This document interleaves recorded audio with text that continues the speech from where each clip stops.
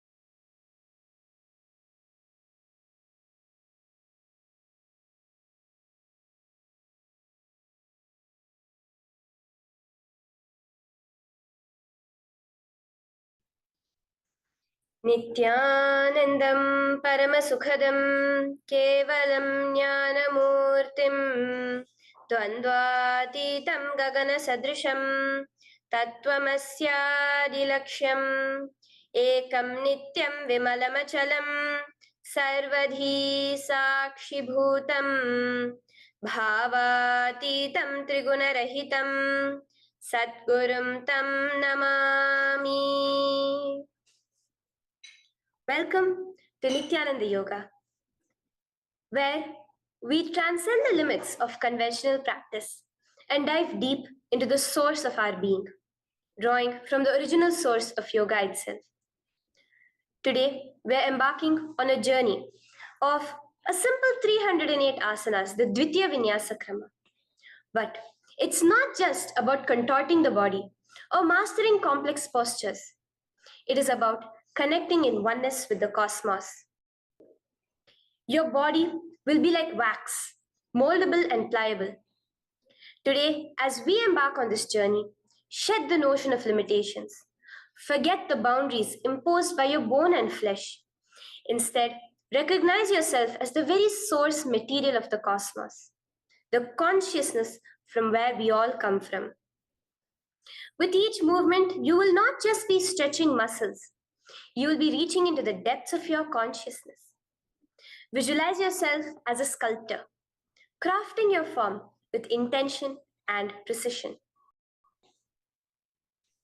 Want to grow 4 inches taller by the end of this session? Believe it, for your body is a wax waiting to be molded as per your intention. There is only one enemy towards this that we have built within each one of us, that is the parasites of negativity. Every muscle you have built in the moment of anger, of anxiety, of pain, of incompletion becomes the boundary of your consciousness. Today, we embark on a journey to detoxify ourselves, make us experience our original nature as divine.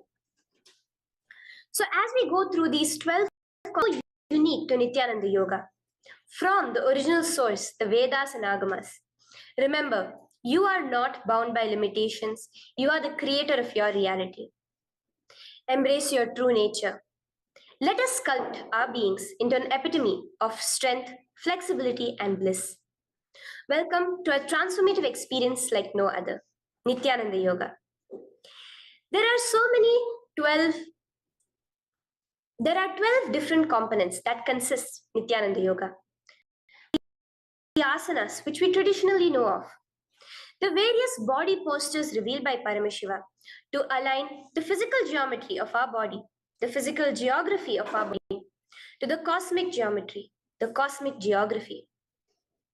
As Paramashiva says, Sthiram Sukham Asanam, that body posture which is steady, comfortable, because it's in its original nature of Paramashivatva.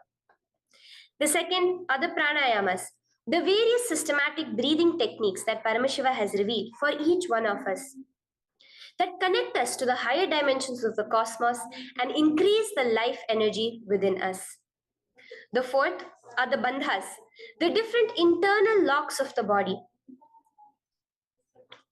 The third are the mudras, the various hand gestures and body movements to seal that life energy within ourselves. The very word mudra means seals. You will be able to seal the space of oneness within you with Paramashiva.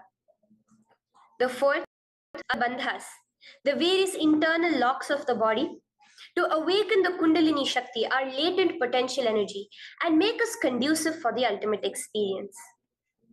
The fifth are the karanas, the beautiful dance movements of the body, revealed by Paramashiva to put you in the space of ultimate bliss, and which engage all the different parts of your body.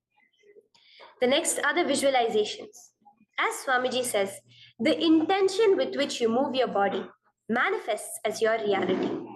As you hold the visualization within you of the various gods and goddesses of Kailasa, of the various beings of this universe, you manifest the powers of those beings within you. The next are the japas, the various powerful energy vibrations of the cosmos that you will be subtly repeating in your throat center that will cause your very DNA to be bound to the cosmos, to your consciousness with the highest frequency possible. The next are the pramanas, the chanting of the sacred mantras, the original source scripture of Hinduism that reveal the science of Nithyananda yoga, because as Swamiji says, yoga has a source and it is Hinduism. These original verses will manifest the vision Paramashiva had when he created yoga in each and every one of us. There are weights, which is an optional component, helps us to enhance our experience of Nithyananda yoga as revealed from the source scriptures of Hinduism. The next are the mandalas, the cosmic geometrical representation. The Shri Chakra, the Shri Yantra, which is the direct geometrical representation of the cosmos. When you keep that in front of you and gaze at it throughout your Nithyananda yoga, your body will fluidly just align itself to the cosmos. We have the Abharana, the Rudraksha, which we keep on our body, which acts as an energy battery, sucking in, storing the energy that we produce during this Nithyananda yoga and releasing it to us throughout the day to fuel our entire day with consciousness. The last but not the least are the Aushadas, the various sacred herbs that you can apply to, which can be infused with the thought current of Paramashvatva to manifest it within you. With this understanding, let us get right into the practice of Nithyananda Yoga, which starts with invoking the presence of Paramashiva himself, the will of Paramashiva, to witness our Nithyananda Yoga today, with the chanting of the Shiva Mula Mantra.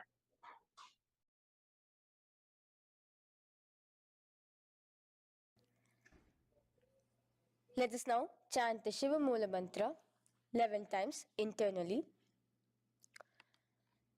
Om Ham Hom Shivaya Namaha. Om Ham Hom Shivaya Namaha. Om Ham Hom Shivaya Namaha. Om Ham Hom Shivaya Namaha. Om Ham Hom Shivaya Namaha. Om Ham Hom Shivaya Namaha. Om Ham Hom Shivaya Namaha. Om Ham Hom Shivaya Namaha. Om Ham Hom Shivaya Namaha. Om Ham Hom Shivaya Namaha. Om Ham Hom Shivaya Namaha. The next step of this ritual of yoga, as Swamiji reveals, yoga is a ritual, a methodology to connect yourself with the divine. As every ritual in Hinduism goes, we cleanse the three elements of our body, of the world, and of the ultimate with the Tattvachamanam.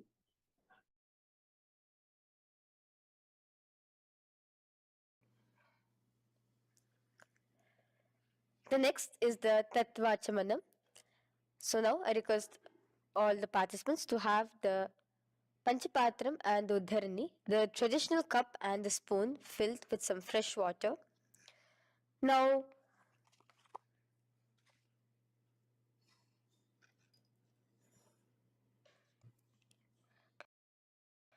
keeping your right hand in the shape of a cow's ear, the Gokarna Mudra, pour an Uddharani of water from the Panchapatram and chanting mantras internally, drink the water that flows through the base of the palm.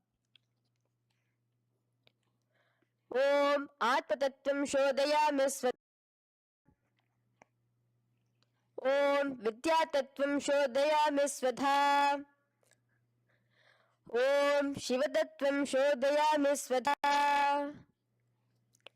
Wash your right hand with water from the Panchapatram. Now, chanting the following mantra internally, wipe the upper and lower lips twice using the base of the right hand thumb, moving the hand from right to the left of the lips. Om Ham Hridayaya Namaha. Wash your right hand with water from the Panchapatram. Now, with the tips of right hand index, middle, and ring finger, touch above the upper lips and below the lower lips. Wash your right hand with water from the Panchapatram. Now, with the tips of right hand index finger and thumb joined together, touch your right nostril, left nostril. With the tips of right hand ring finger and thumb joined together, touch your right eye, right ear, left ear. Wash your right hand with water from the Panchapatram. Now, with the base of the right hand thumb and little finger, touch the navel, right chest, left chest. With the right hand, fingertips together, touch the top of the head, right shoulder, left shoulder, and your heart center. With that, we have the Sankalpa. The Sankalpa, the manifestation of our conscious intention. What is it today each one of us want to manifest through Nithyananda Yoga? Hold that in your inner space. Through this conscious intention, which directly happens with the blessings, with the grace of the Supreme Pontiff of Hinduism, Bhagavan Sri Nithyananda Paramashivoham, you will just see your intention manifesting as reality.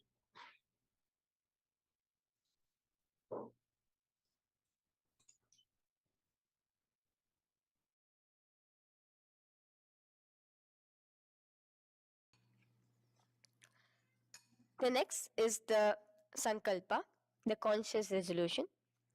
So now I request all participants now with your right hand cover your left palm, which is the Sankalpa Mudra, and keep both the hands on the right thigh. Continue to keep this mudra till the end of the Sankalpa. Om Mamopata Samasta Duritakshayaddvara Bhagavat Shri Nithyananda Paramashiva Prityartham Shri Nithyanandeshwari Paramashiva Shakti Sameta Shri Nithyanandeshwara Paramashiva Prityartham Cha Shubhe Shobhane Muhurte Adhya Brahmanaha Dvitiya Paradhe Shri Shvetavaraha Kalpe Vaivashvatamanmantare Ashtavimshaditame Nityayuge Prathame Pade Jambudvipe Bharatavarshe Bharatakhande Meroho Dakshine Pashve Shakhabde अस्मिन् वर्तमाने व्यवहारिके प्रभवादीनां षष्ट्याः संवत्सराणां मध्ये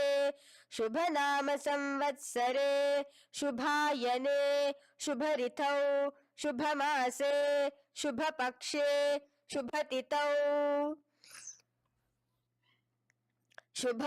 शुभवासरयुक्तायां शुभनक्षत्र शुभयोग शुभकरण एवं गुणविशेषण विशिष्टायाम् अस्यां शुभदितौ श्री कैलासोन्नत द्वादशान्त श्यामला पीठारूढ श्री मीनाक्षी सुंदरेश्वरा भिन्न स्वरूप परशिवपुत्र रत्नकुमार गुरुमन्यतुल्यावतार श्री पार्वती स्तन्यपान लब्ध दिव्य ज्ञान विश्रुत सकल निगमागम सारभूत द्राविड वेद प्रवक्त्रे श्रीमत् परम शिव करुणा समधिगत मुक्तामय चतुरश्रयान गीयमान छत्र चामर श्री चिन्ह काहलादि समवल्यलंकृत ज्ञान विज्ञान चक्रवर्ती सर्वजन संग सद्यो निर्वाण दीक्षा व्याप वर्ग वर्ष विश्रान जीमूत परमत कलभ केसरी शैव सिद्धांत स्थापनाचार्य श्री राजाधिराज पांड्य महाराज क्षपणशाक्यादिमहान्धकारनिवारणज्ञानभानो वीक्षणानर्हारध्वजोच्छेदनपूर्वक श्रीमद् शैव समयकर्त्रे सर्वज्ञपीठारूढ श्रीजगद्गुरो श्रीज्ञानसम्बन्धदेशिकागीश सुन्दर माणिक्यवाचक स्वामिनाम् अवतारभूत श्रीज्ञानसम्बन्ध स्वामी पुनरुद्धृत कलापीत सर्वज्ञपीत त्रिनवद्युत्तर द्विशततम गुरु महासन्निधान अरुणगिरि योगीश्वर परंपरागत अरुणाचल सर्वज्ञपीठ गुरु महासन्निधान कैलास परंपरागत कांची कैलास सर्वज्ञपीठ त्रयष्टुत्तर द्विशततम गुरु महासन्निधान नित्योत्सव नित्य मंगल नित्य कल्याण नित्य रजित कैलास परंपरागत आदि कैलास नित्यानंद पीठ महासंस्थान महासिंहासन पीठ कर्त्रे साक्षात् श्री परम शिव समुद्भूत कैलास परंपरागत वैवस्वत मुनि इक्ष्वाकु हरिश्चंद्र भगीरथ श्रीरामचंद्र सूरसेन इत्यादि अनवच्छिन्न सार्वभौम चक्रवर्ती परंपरागत चतुष्षष्टि योगिनी मंडिता प्रदाय प्रवर्तक मनुधर्म शासन सूर्यवंश प्राप्त सर्वज्ञ पीठ सुरांगी साम्राज्य मोषि चूदामणे साक्षात् श्री परम शिव समुद्भूत कपिल महागुरु पुनरुद्धृत महानिर्वाणि पीठ स्तोत्र सहस्र श्री महामंडलेश्वर साक्षात् श्री परम शिव समुद्भूत श्री महागणपति समारंभ अनवच्छिन्न पीठाधीश्वर गुरु परंपरा प्राप्त अतल पीठ अष्टोत्तर सहस्र श्री अतल पीठाधीश्वर धर्म मुक्ति स्वर्गपुर स्वर्ण पीठ त्रयोविंश गुरु महासन्निधान कैलास परंपरागत आदिपीठ सर्वज्ञ पीठ जगद्गुरु श्री कैलास उद्धारक श्री कैलास परमाचार्य श्रीमत् परमहंस परिव्राजकाचार्य वर्य सच्चिदानंद प्रणव स्वरूप श्रोत्रिय ब्रह्मनिष्ठ श्रीमद् जगद्गुरु श्री भगवत श्री नित्यानंद परम शिव श्री ज्ञान संबंध देशिक परमाचार्य स्वामिनां प्रीत्यर्थम तेषां पादारविन्दयोः भक्ति सिद्ध्यर्थं गुरु कृपा कटाक्ष सिद्ध्यर्थं क्षेम स्थैर्य वीर विजय आयुरारोग्य ऐश्वर्याणाम् अभिवृद्ध्यर्थं धर्मार्थ काम मोक्ष चतुर्विध फल पुरुषार्थ सिद्ध्यर्थं समस्त दुरितोपशान्त्यर्थं समस्त मंगलावाप्यर्थं भगवत् श्री नित्यानंद परम शिव प्रसादेन सकुटुम्बस्य ज्ञान वैराग्य जीवन मुक्ति प्राप्त्यर्थं भगवत् श्री नित्यानंद परम शिव कृपा कटाक्षेन पूर्ण आरोग्य युक्त दृढ़गात्र यौगिक शरीर सिद्ध्यर्थं परम शिव शक्ति आविष्करणार्थं नित्यानंद योगाभ्यासं करिष्ये. Now wash your right hand with water from the Panchapatram. Om Apaupasprisya. Now let's get started with the asanas. Okay? Sit legged position on the ground in Sukhasana. Bring your hands into the Bindu Mudra with your thumbs and index fingers touching each other. Place it on top of your knees. Here we have the Kumbhaka, the pranayama of Samana Kumbhaka. As you inhale and exhale, visualize flames licking up your spine. Do the bandhas, the locks, the Mahamudra bandha, all three of the bandhas, where you are doing the Jalandhara bandha, tucking in your chin to your chest, the Udyana bandha, sucking in your stomach, and the Mula bandha, clenching your perineum. For the first set of asanas, we have the japa Soham, which you'll be repeating in your throat center. As you do Sukhasana, visualize Lord Shiva in your inner space. The next asana is Parvatasana. Now, from the seated position, both your feet to the opposite thighs. Clasp your hands together in front of your heart center in the Anjali Mudra and raise it above your head. Keep your hands as straight as you can. Continue the Samana Kumbhaka and the Japa of Soham. Remain with all the three bandhas, the chin to your chest in Jalandhara bandha, the stomach tucked in Udyana bandha, and the clenched perineum in Mula bandha.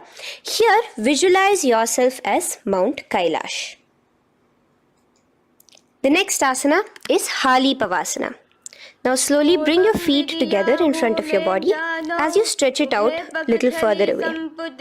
Now bring your hands behind your back and clasp the left hand by your right. Lean forward, placing your forehead on the ground as you continue to engage all the three bandhas. Here, gaze at your nose. Visualize Swamiji, the supreme point of Hinduism, in your inner space.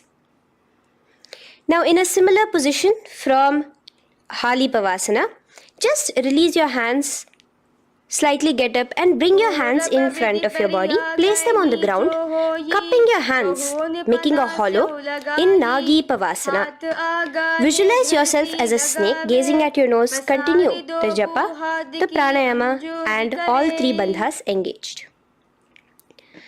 Now, raise up. This is Kokilasana. Hold your big toes with your index and middle finger in the Prana Mudra. Stretch your legs straight out and upwards. Cross it into Padmasana. Bring it to your opposite thighs. Lean forward and down onto your elbows. Again, tuck your chin into your chest, suck in your stomach, and clench the perineum in the Mahamudra Bandha. Visualize yourself as a bird in Kokilasana. The next is Nithyananda. Now, raise up again. Bring one ankle to the top of the opposite knee. Hold the elbows with your hands. Hold the respective elbows with the opposite hands. Again, engage all the three bandhas and rotate your arms in a circular motion. Keep the spine completely straight and gaze towards your nose. Visualize Swamiji, the supreme pontiff of Hinduism, in your inner space. Next is Gajasana. Press your hands onto the ground. You can bring your feet a little back as you raise yourself up, your hips up high. Lower your head and then chest, scooping your body forward again and again.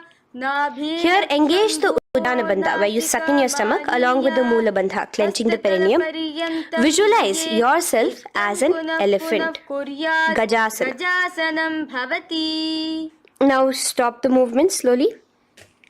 In another dynamic asana, which is Rikshasana, you will start alternatively pressing the heel of one foot onto the ground while lifting the other heel up.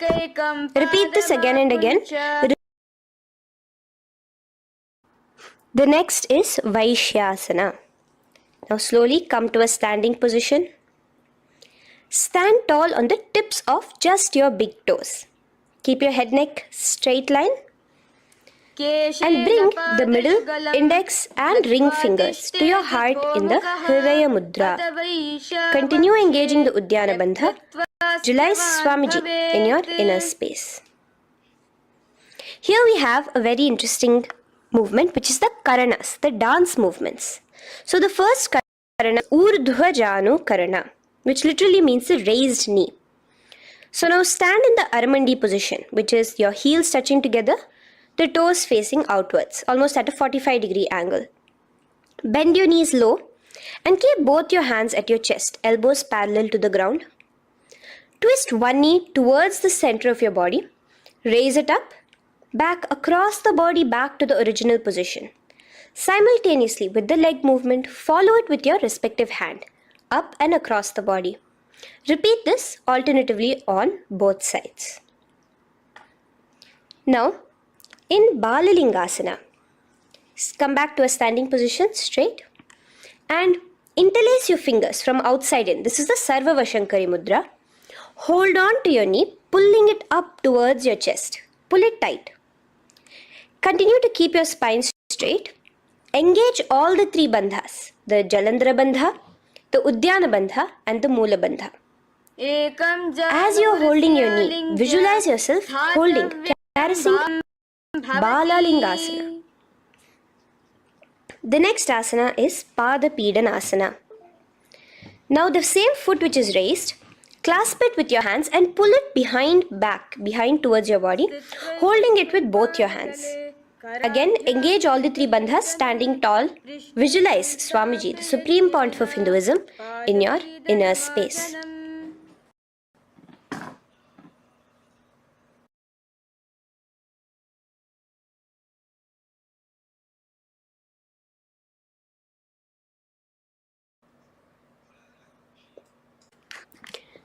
From here, let's enter into Nataraj. Now, the same foot you're already holding behind your back, twist the same hand of that leg inwards and pull the leg back. Extend the opposite hand forward with the index and thumbs together, again in the Bindu Mudra. Now, pull the foot back and up while leaning forward in Natarajasana. Hold your balance here.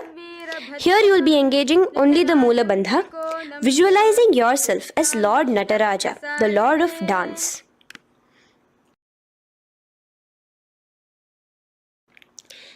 Now again let's repeat Balalingasana on the other side with the other leg. Pull it up towards your chest with the hands Sarvashankari Mudra. Engage all the three bandhas as you visualize yourself holding and caressing a baby. Now pull your foot back into Pada Asana on the other side. And with all the three bandhas engaged, visualize Swamiji in your inner space. And lean forward, now hands stretched in the Bindu Mudra into Natarajasana. Balance there as you visualize yourself as Lord Nataraja. Now come back to a standing position, release your leg, gain your balance as we enter into the Ardha Rechita Karana. Now again bring yourself to the Aramandi position, heels together, toes pointed outwards and knees bent. Now from this position, bring your right foot onto the tips of the toes behind the left heel. The heel should be up. Bring your left hand towards your chest, parallel to the ground again, and extend the right arm out and wide like a pendulum. Bring it back towards your chest. Now while your arm is swinging, remember to move your fingers one by one inwards towards the palm and then outwards. Now place the right hand over the nose. Uncross your ankles. Let's do this on the other side also. Cross the left ankle behind and stretch the left hand out like a pendulum.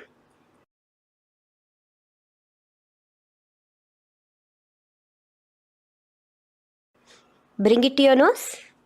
Uncross the ankles. Now let us enter into the skeleton dance. It's a very powerful meditation. It cleanses the muscle memory. Any patterns which are there within your muscle memory can be completely wiped out through this skeleton dance. Just 2 simple steps. Now stand straight, visualize yourself as a skeleton. You can close your eyes. Just visualize yourself as pure bones. There are no muscles, no veins, no nerves, tissues, organs, nothing. Just bones, a skeleton form. And shake your body intensely. As a skeleton, you are moving yourself intensely. Just shake it all out.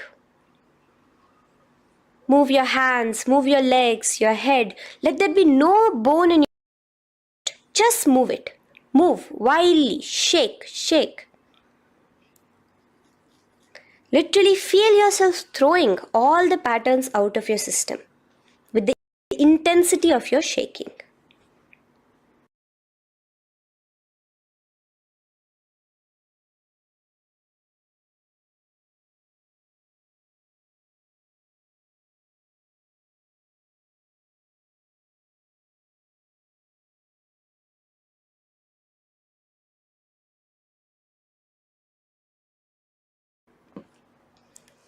Now slowly calm down.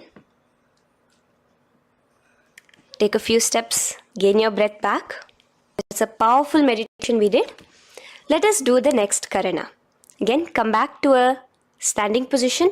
Do the aramandi. Your toes outwards, knees bent with your feet together. Now here, raise your hands above your head. Keep your palms completely straight and cross the wrists with the palms facing forward and the back of the hands outward. Now from the crossed wrists, uncross the wrists, spreading your arms out wide while you turn your hip towards the side. Turn by the waist sideways.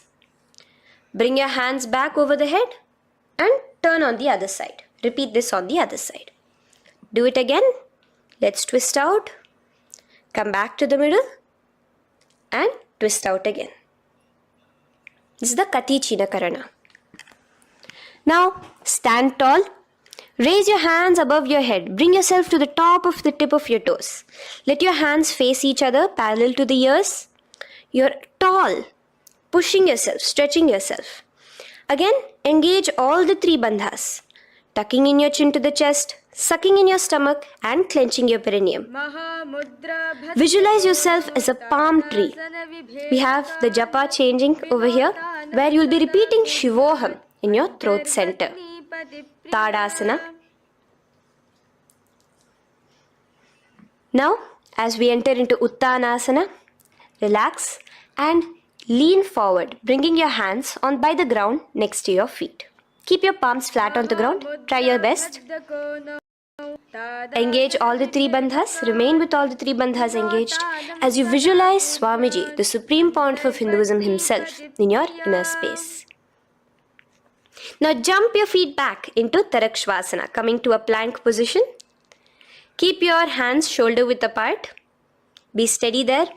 Chuck in your chin to your chest in the Jalandhara Bandha as well as engaging the Moola Bandha. Now rotate your head while in the Jalandhara Bandha from shoulder to shoulder, side to side. This is Tarakshvasana. Visualize Swamiji, the supreme point in your inner space. Yes. Now lay flat onto the ground in Bhujangasana. Lower your entire body down. Now point your toes backwards. Keep your hands by the side of your chest and push yourself off the ground. Remember to use the strength of your hold yourself up. Open your mouth wide. Inhale through the hollow of your throat and exhale through your nose. This is the Bhujangani Mudra. In Bhujangasana, you will visualize yourself as a cobra. Now come back into a plank position. So you can tuck in your toes and plank position. In Shashasana, alternate bringing one knee towards your chest, back and forth. So you'll bring one knee front, push it back and bring the... Repeat this again and again. Do the Sahaja Kumbhaka. Simple breathing in, breathing out. Engage the Moola Bandha, clenching your perineum. Visualize Swamiji, the supreme pontiff of Hinduism. Okay. Now place your legs back into the plank position as we enter into Rathasana. Again, bring one foot between your hands and alternate jumping one foot back and bringing the other foot forward simultaneously. Again and again. Continue the Sahaja Kumbhaka and the Moola Bandha engaged as you visualize yourself as a chariot, a Ratha, in Rathasana. Now, into Veerabhadrasana. Remain one leg in between your hands. So as you jump, one leg comes between your hands. Stop in that position. One leg stretched back. And raise yourself up into a standing position. So the front foot will be pointing forwards and bent at a 90-degree angle. The knee will be bent at a 90-degree angle. The other leg, which is extended back, the foot will be pointed sideways at a 45-degree angle. Now raise your palms, hands up, parallel beside your ears. Do the Uddiyana Bandha along with the Moola Bandha, pulling in your stomach in. Gaze towards your third eye as you visualize yourself as Lord Veerabhadra. Now relax down, Switch your legs around and let us do Virabhadrasana on the other side. Stretch your hands up, gaze towards your third eye, suck in your stomach in the and visualize yourself as Lord Virabhadra. Okay, bring your feet together now. Let us move into Vrikshasana. Now stand tall, gain your balance here slowly. Bring one foot towards the inner thigh. Bring your palms together, raise them up above your head in the Anjali Mudra. Keep your elbows as straight as you can. Again, continue the Udyana Bandha, sucking in your stomach. Gaze forward, hold your balance, visualize yourself as a tree, the stability of a tree in Vrikshasana. Now, slowly bring your hands down. Now the foot which is in your inner thigh, bring it towards the opposite, to the root of the opposite thigh. Bring your hands in the Namaskar Mudra in front of your heart center together and visualize yourself here as Lord Garuda, just engaging the Mula Bandha alone here. This is Garudasana. Now let us repeat Vrikshasana on the other side. Slowly put your foot down. Bring the other foot to the inner thigh. Raise your hands above your head. Suck in your stomach in the Udyana Bandha and visualize yourself as a tree. Let's repeat Garudasana on the other side. Slowly bring the foot to the opposite thigh and lower your hands to be in front of your heart center. Release the Udyana Bandha, just engaging the Mula Bandha, clenching your perineum. Visualize yourself as Lord Garuda, the eagle vehicle of Lord Mahavishnu. Okay, bring both your feet to the ground now and spread them far apart from each other. Now keep one leg toes pointing forward and the other set of toes pointing sideways. Straighten your arms out parallel towards the ground. Bring towards the front foot beside your foot while the other arm extends towards the sky. Visualize yourself as a triangle in Trikonasana. Now raise up and let's repeat Trikonasana on the other side. Switch the position of your legs around and go forward. The other arm raised towards the sky. Visualize yourself as a triangle. Now come back to a standing position. Bring your feet together. We are having another Karana, the Nikuttaka Karana. Bring yourself to the Aramandi position. Feet together, knees out wide. Here now bring your hands towards your chest, but keep both your palms parallel towards each other. Bring your right foot onto the toes with the heels up. And simultaneously bringing the right hand towards the top. Now drop the right foot, simultaneously lifting the left foot onto the toes and switch the hands position. Now the left hand is on the top and the right hand is on the bottom. Repeat and let us do this repeatedly. Okay, relax now, come back to a straight position and sit down onto your toes. Sit on your heels with your toes on the ground, knees raised up off the ground, together in front of you in Angushtasana. Bring your hands together in the Namaskara Mudra in front of your heart center. We have a very interesting pranayama over here, which is the Bhramari Kumbhaka, where you will be subtly buzzing like a bee as you do this asana. The japa we will be entering into is Sadashivoham. In Angushtasana, engage the Mula Bandha as you visualize Swamiji, the Supreme Pontiff of Hinduism, in your inner space. Now in the same position, slowly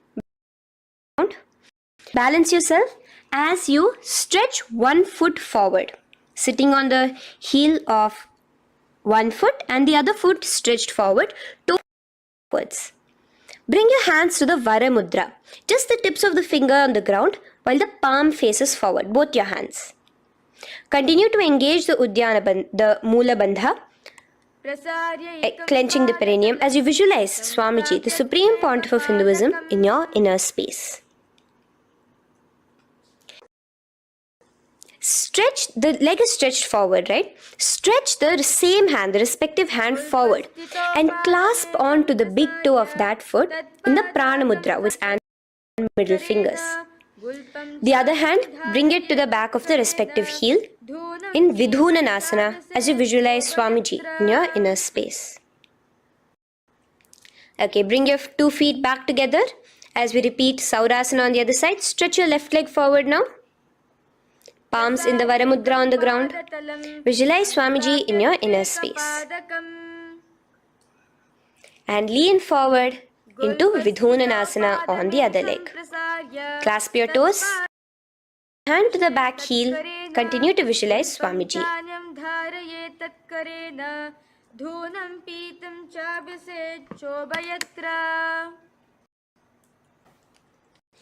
Now bring your 2 feet back together as you continue to sit on the heels, getting a nice toe workout here.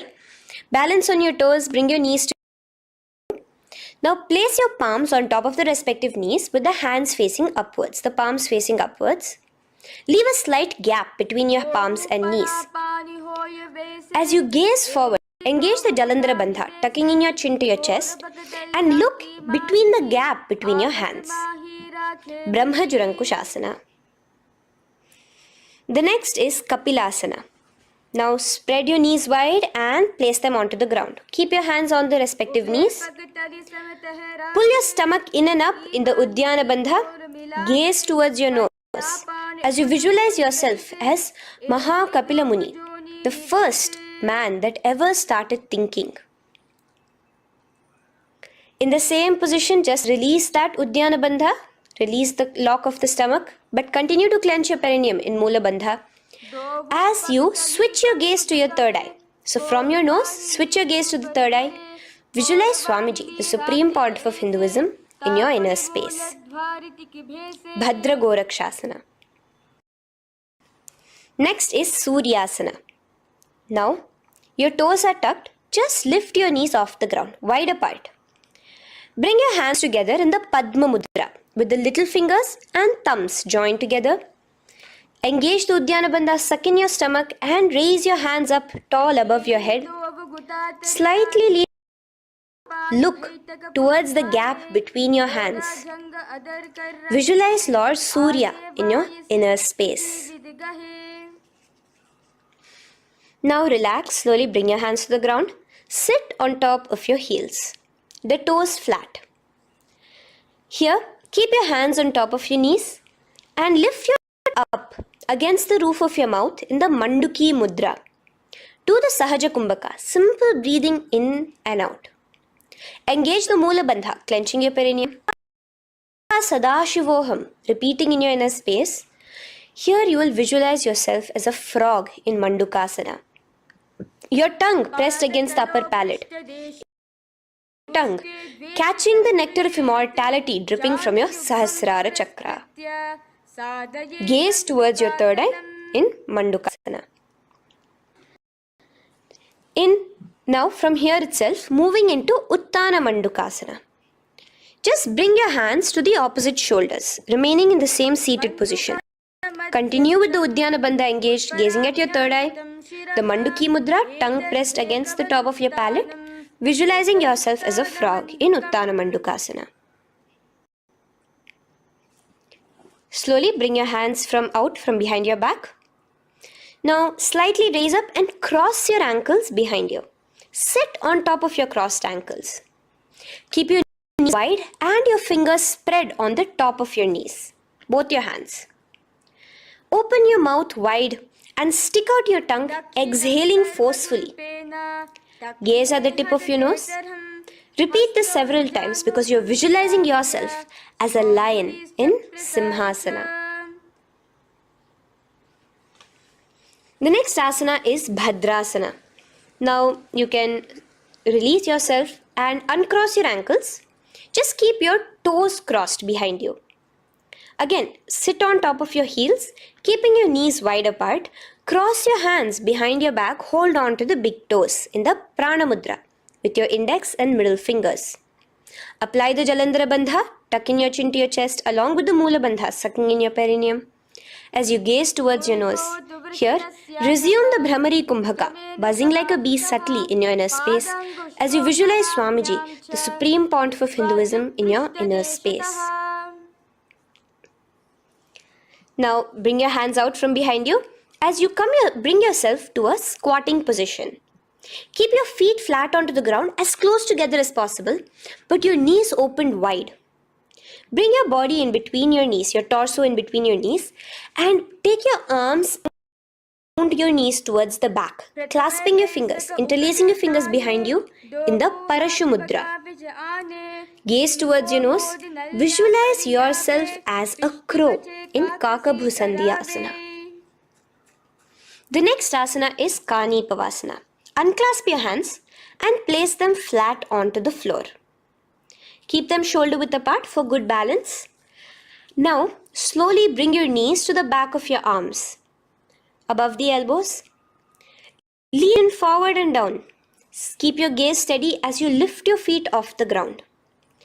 In Kani Pavasana, visualize Swamiji, the supreme pontiff of Hinduism, in your inner space. Now in the same position, slowly lower your head to the ground and stretch your legs up high, forming a tripod between your two hands and your head in Kapali Asana. Gaze at your nose, continue the Brahmari Kumbhaka, continue engaging the Mula Bandha and the Japa of Sadashivoham in your inner space.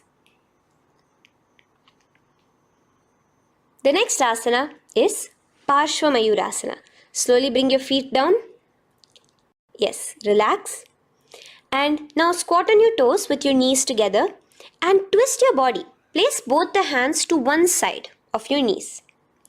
Now bring one of your elbows to the knee and the other of your elbows towards the hip. Lean onto your arms, balance, extending your legs out to the side. Gaze towards your third eye, visualizing yourself as a peacock. In Parshva Mayurasana, as you do the pranayama, the Rechaka Kumbhaka, let your exhalations be prolonged and your inhalations be slightly shorter. Now relax, bring your feet to the ground and bring your body to the other side. You repeat Parshva Mayurasana on the other side. Lean forward, stretch your legs, gaze at your third eye. Visualize yourself as a peacock. Now let's do Bhairaganathasana. Now come again to a plank position. Place your hands down, stretch your legs back and bring one foot around your shoulder to be placed in between both your palms. Gaze at your third eye. Just engage the Mula Bandha, clenching your perineum. Here, this is Bhairaganathasana. Visualize yourself as Lord Kala Bhairava. Slowly bring your foot out and bring the other foot in between your palms, remaining in the plank position. Continue to visualize yourself as Lord Kala Bhairava in Bhairaganathasana on the other side. The next asana is Unmukha Pithasana. Now from the same plank position, bring your forearms onto the ground. Be steady as you walk your feet closer towards yourself, forming like a slight mountain. In Unmukha Pithasana, gaze at your third eye. Continue the Rechaka Kumbhaka. Visualize Swamiji in your inner space. The next asana is Vashishta. Now, just raise yourself onto one of your hands. So, release your forearms off the ground and raise yourself onto your right arm. Keep your body completely parallel to the ground as you raise your left arm straight above your head. Visualize yourself as Rishi Vashishta as you do the Vashishtasana. Gaze towards the hand on the top. Now slowly bring that hand down. As you switch the hands, bringing your right hand up towards the sky. Completely straight on your toes as you visualize yourself as Rishi Vashishta, the Guru of Bhagavan Sri Rama.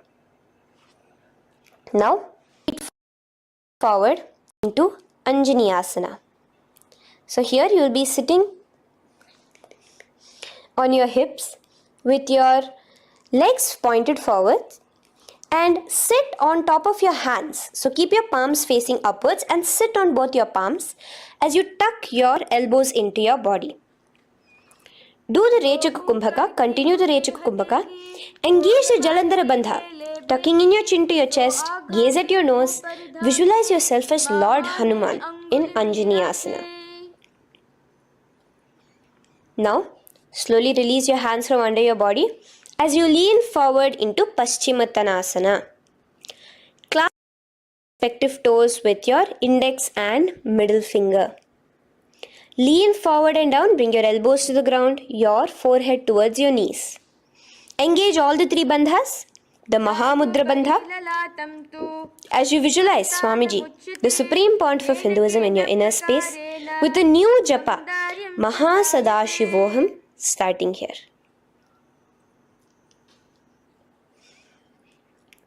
The next is Ugrasana. Now, you can raise up and clasp your hands behind your neck in the Parashamudra. Interlace both fingers. Lean forward and down, bringing your forehead to your knees and your elbows onto the ground. Again, engage all the three bandhas in the Mahamudra Bandha as you visualize Devi Kali in your inner space in Ugrasana. The next is Marichi Asana. So raise up and keep one leg pointed forward while you towards the groin, the knee pointed upwards. Place the foot flat on the ground. Now lean forward, bring both your hands, wrap your arms around the raised knee, clasping your hands behind the back together. Bring your chest to the thigh with your head towards the knee.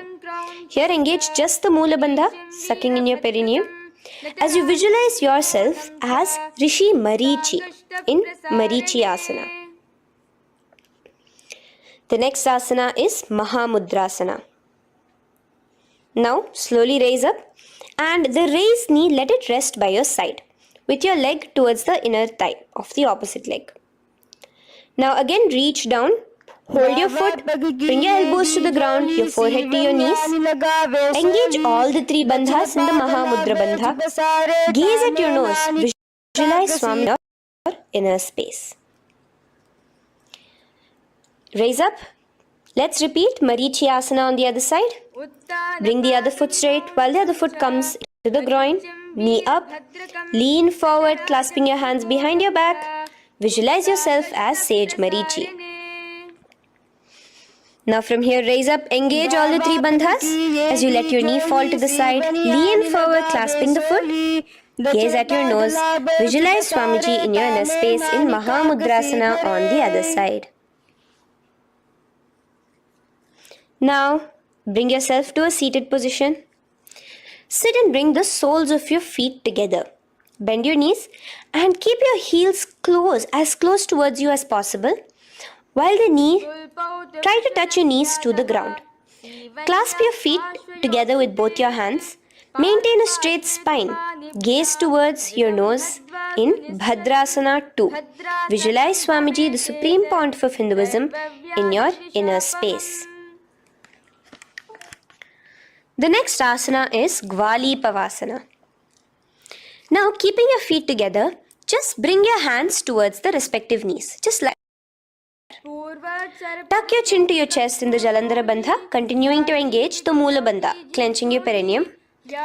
As you gaze at your nose, visualize Swamiji, the supreme Hinduism, in your inner space.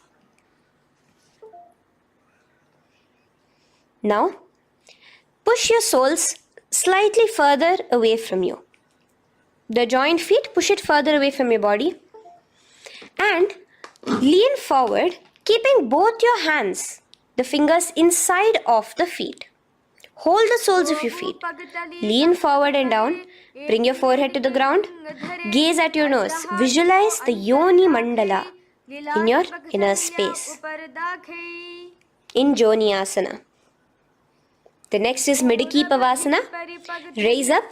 Stretch your arms out wide beside your body as you lean forward, your arms going over your knees. Bring your forehead to your feet. Continue to gaze at your nose. Visualize Swamiji, the supreme point of Hinduism, on the face.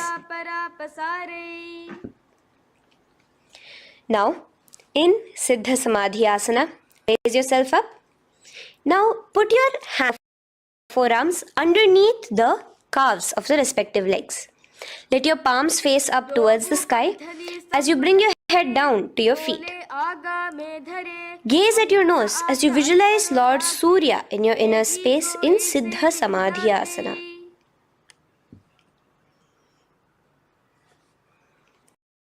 The next asana is Chinaki Pavasana. Raise up now. Bring both your feet together in front of you. Bring your feet back close to your body. Now place your hands underneath both the feet and pull your feet open like a book facing towards the sky. Both your feet. Press your elbows onto your thighs near the knees and gaze towards your nose, visualizing Swamiji in your inner space in Chinaki Pavasana. Giving yourself a nice stretch. Now, release your feet. Bring your hands to the respective knees. Gently push down on your knees, pushing it towards the ground. Suck in your stomach in the Uddiyana Bandha. Gaze at your third eye in your inner space. This is Charapata Chokasana. The next asana is Bhairava. Now, continuing to remain with your feet together, you can use the help of your hands to bring your toes onto the ground with your heels pointed upwards. Just yourself and try to do it. Continue to remain with the Uddiyana Bandha engaged, your stomach sucked in. Bring your hands to the Bindu Mudra with the index and thumbs together on top of the knees. Gaze at your third eye. Visualize yourself as Lord Kala Bhairava in Bhairavasana. The next is Samanasana. So slowly you can bring your feet out from underneath. Take now one foot towards your chest, holding with both your hands as the other foot rests by the. Pull the sole onto your chest. Gaze at your third eye. Visualize yourself holding breath in the Mooladhara Chakra, the Chaturdala, the four petals.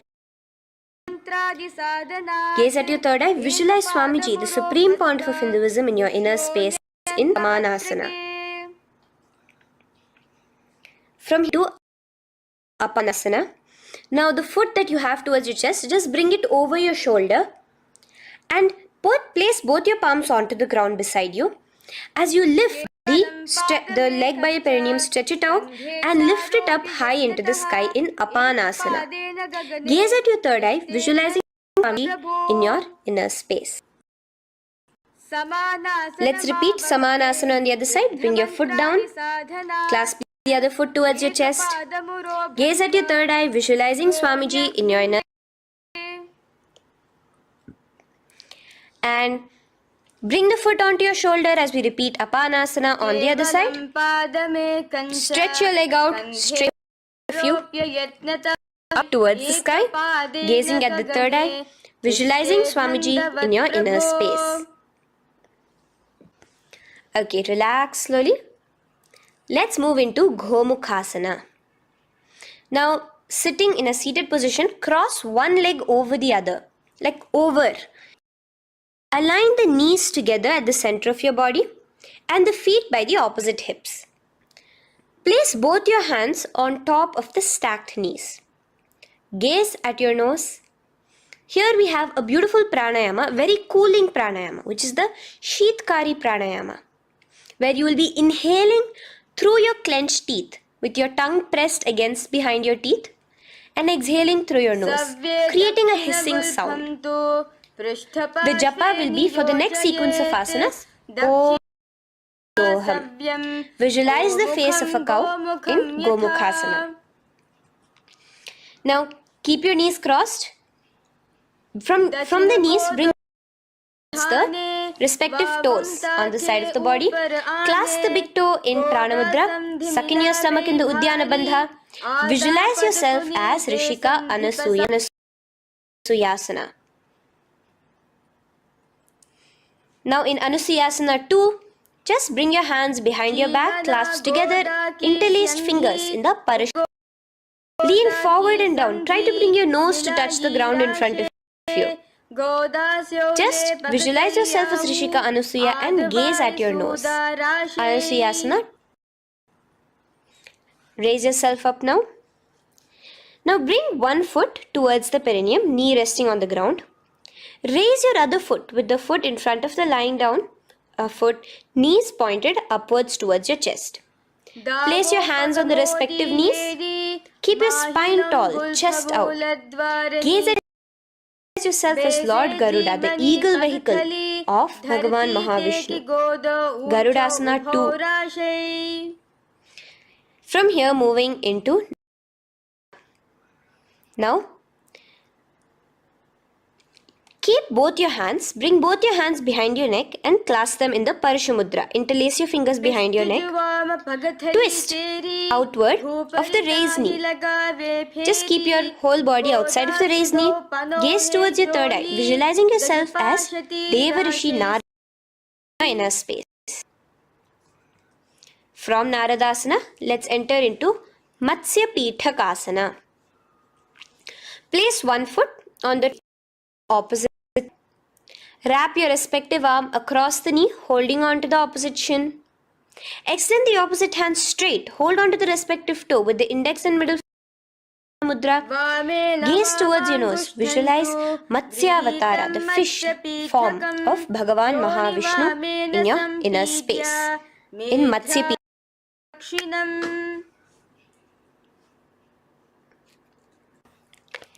From there, let's repeat the Gomukhasana and the rest of the asanas on the other side too.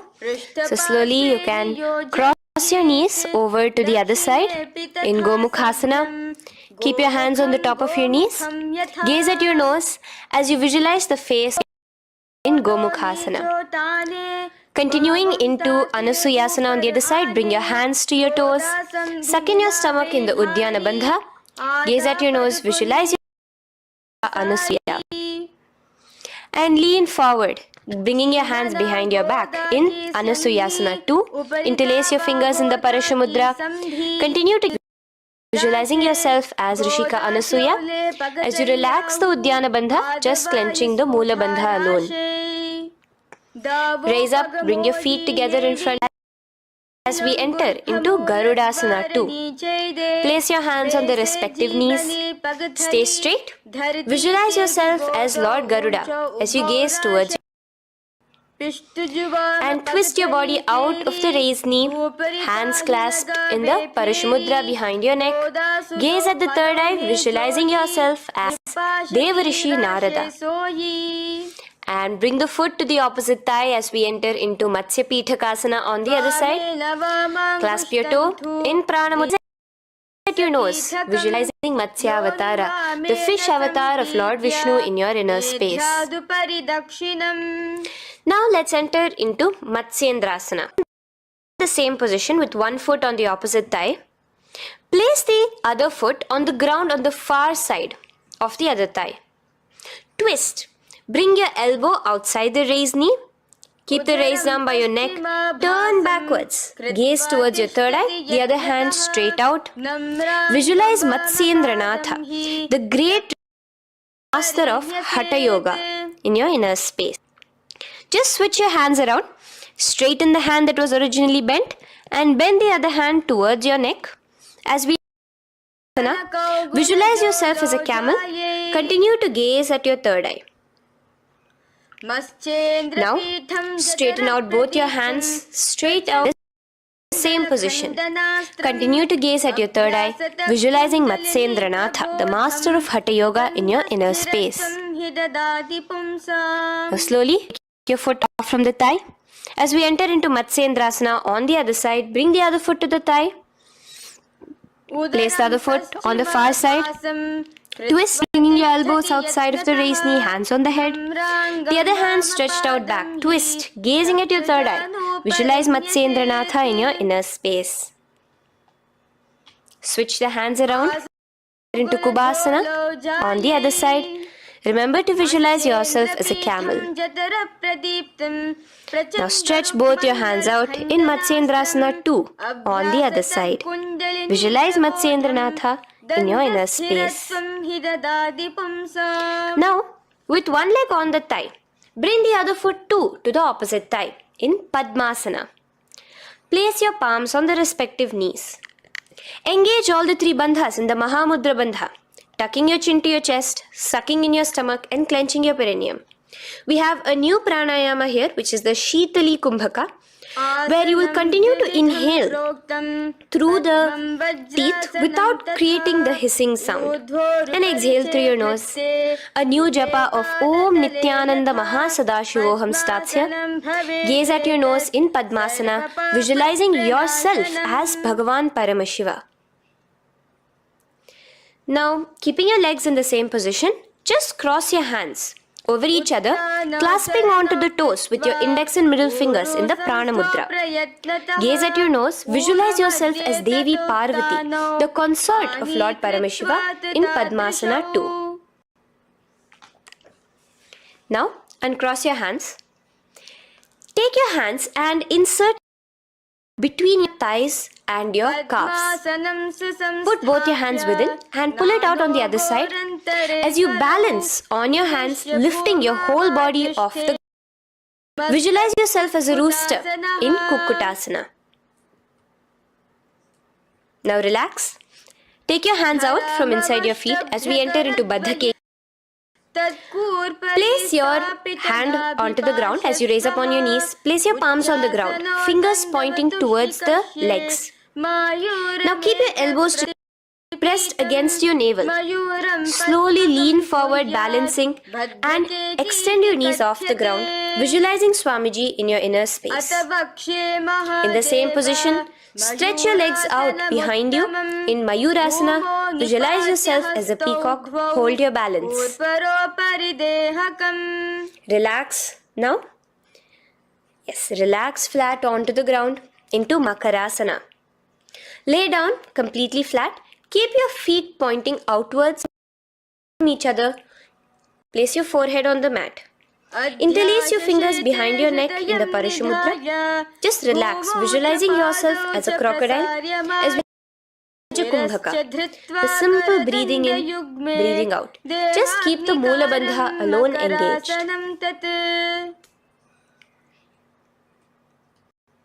The next asana is Shalabhasana. Now lay on your stomach and place your hands on the ground beside the chest. From the laying, raise your legs up. Use your core strength to bring your thighs off the ground. Visualizing yourself as a locust in Shalabhasana.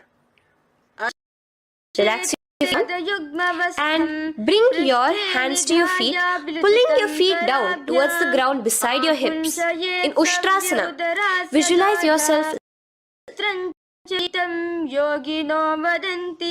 Now slowly kick your legs back. Rise your hand is clasping your feet. Pull your feet to the sky, lifting your chest and thighs off the ground. In Dhanurasana, gaze at your third eye. Visualize yourself as Paramashiva's bow. Relax slowly and come up to a sitting position.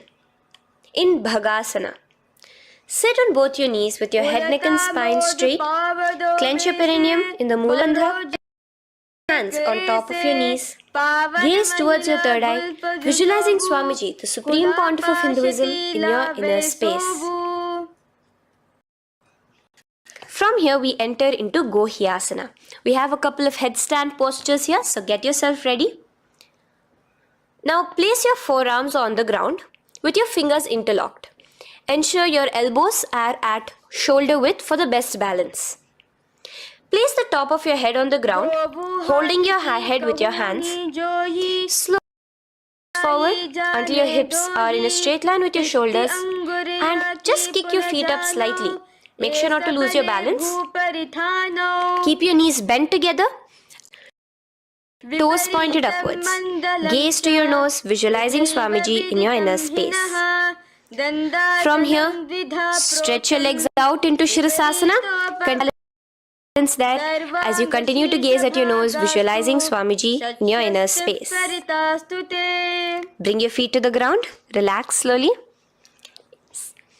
Is Podhyasana. So come to a seated position.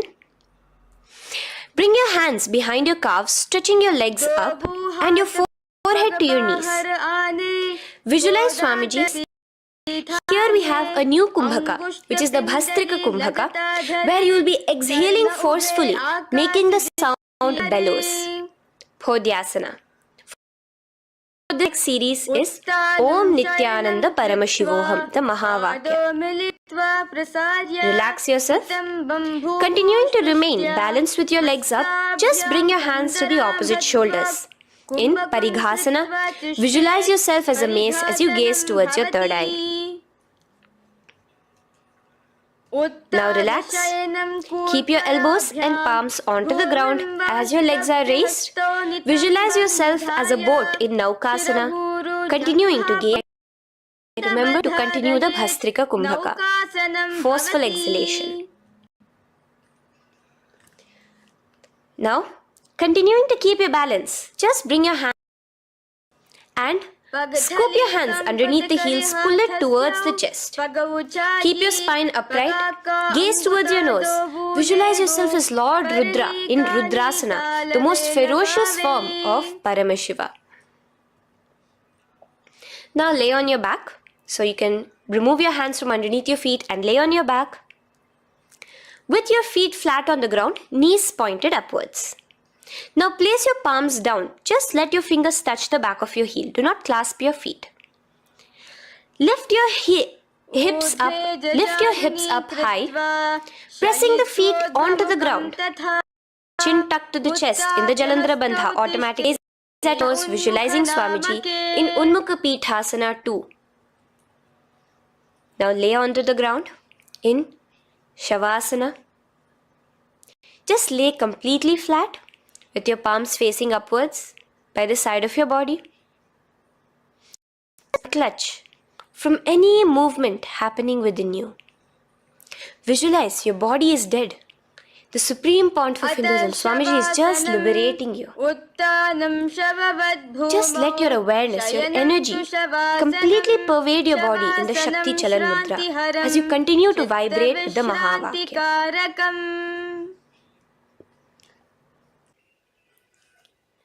Roll over to one side and come to a seated position. Feel the life entering your body back. In a seated position, let us get continued with the sequence. We have 200 asanas more to go, starting with Yathasanishtasana. In Yathasanishtasana, sit in any posture you are completely comfortable in, bringing your hands into the Bindu Mudra with the thumbs and index touching. Start off with the Samana Kumbhaka. As you're inhaling and exhaling, flicking up your spine. Clench your perineum in the Moola Bandha with the japa Om Nithyananda Paramashivoham for the remaining of the sequence in your inner space. From here, moving into Samasana, where you bring your feet to a cross-legged position. Keep your hands on your knees with the thumbs and index touching in the Bindu Mudra. Just inhale and exhale as you visualize Swamiji in your inner space. The next is Muktasana. Press your left foot against your genital region. Place the right foot on top of your left. Keep your hands facing downwards on top of your knees. Sit straight, gazing towards your nose. Visualize yourself as a sage liberated by Swamiji himself. Now, continue to remain in the same position as we go into Siddhasana, where your gaze will the nose to your third eye. Continuing to visualize Swamiji in your inner space, ensure the Moola Bandha, the perineum, is locked. In Siddhyasana now, continuing the same position. Engage all the three bandhas, sucking in your stomach, bringing your chin to your chest in the Mahamudra Bandha. Switch the gaze to the ground in front of you from your third eye. Visualize Swamiji in your inner space. Now, relax the Uddiyana Bandha and Jalandhara Bandha. Just keep the Moola Bandha, the perineum, alone clenched as we enter Rudrasana 2. Your legs will remain in the same position, just your hands alone, from resting on your knees, will turn around to the Bindu Mudra, the thumbs and index touching. Third eye, visualize yourself as Lord Rudra, the fierce dimension of Paramashiva.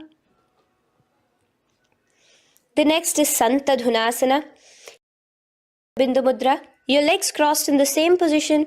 As you switch your gaze from your third eye to your nose, visualizing Swamiji, his tranquility, unshakable nature. Now, relax the Bindu Mudra, keep your legs in the same position, and bring your hands to your navel, cupping one palm over the other in the Samputa Mudra. It looks sort of like a lotus bud. Continue to visualize Swamiji in your inner space in Siddhasana 2. The next asana is Bandha Yoni Asana. Maintaining one heel over the other in the same position of the legs, bring your hands to your face in the Shanmukhi Mudra. Now, bring your little fingers beneath the bottom lip of both hands. Your ring fingers above your upper lip. Your middle fingers closing your nose, your nostrils. Your index finger covering your eyes. And your thumbs pressed into your ears. This is Bandha Yoni Asana, visualizing Swamiji in your inner space.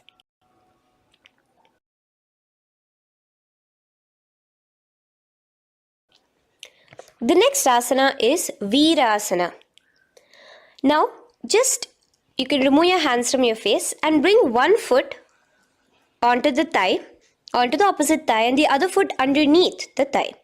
Keep your hands in the Bindu Mudra, thumb and index fingers together on the top of your knees as you embody the space and state of bravery, Veera, in Virasana.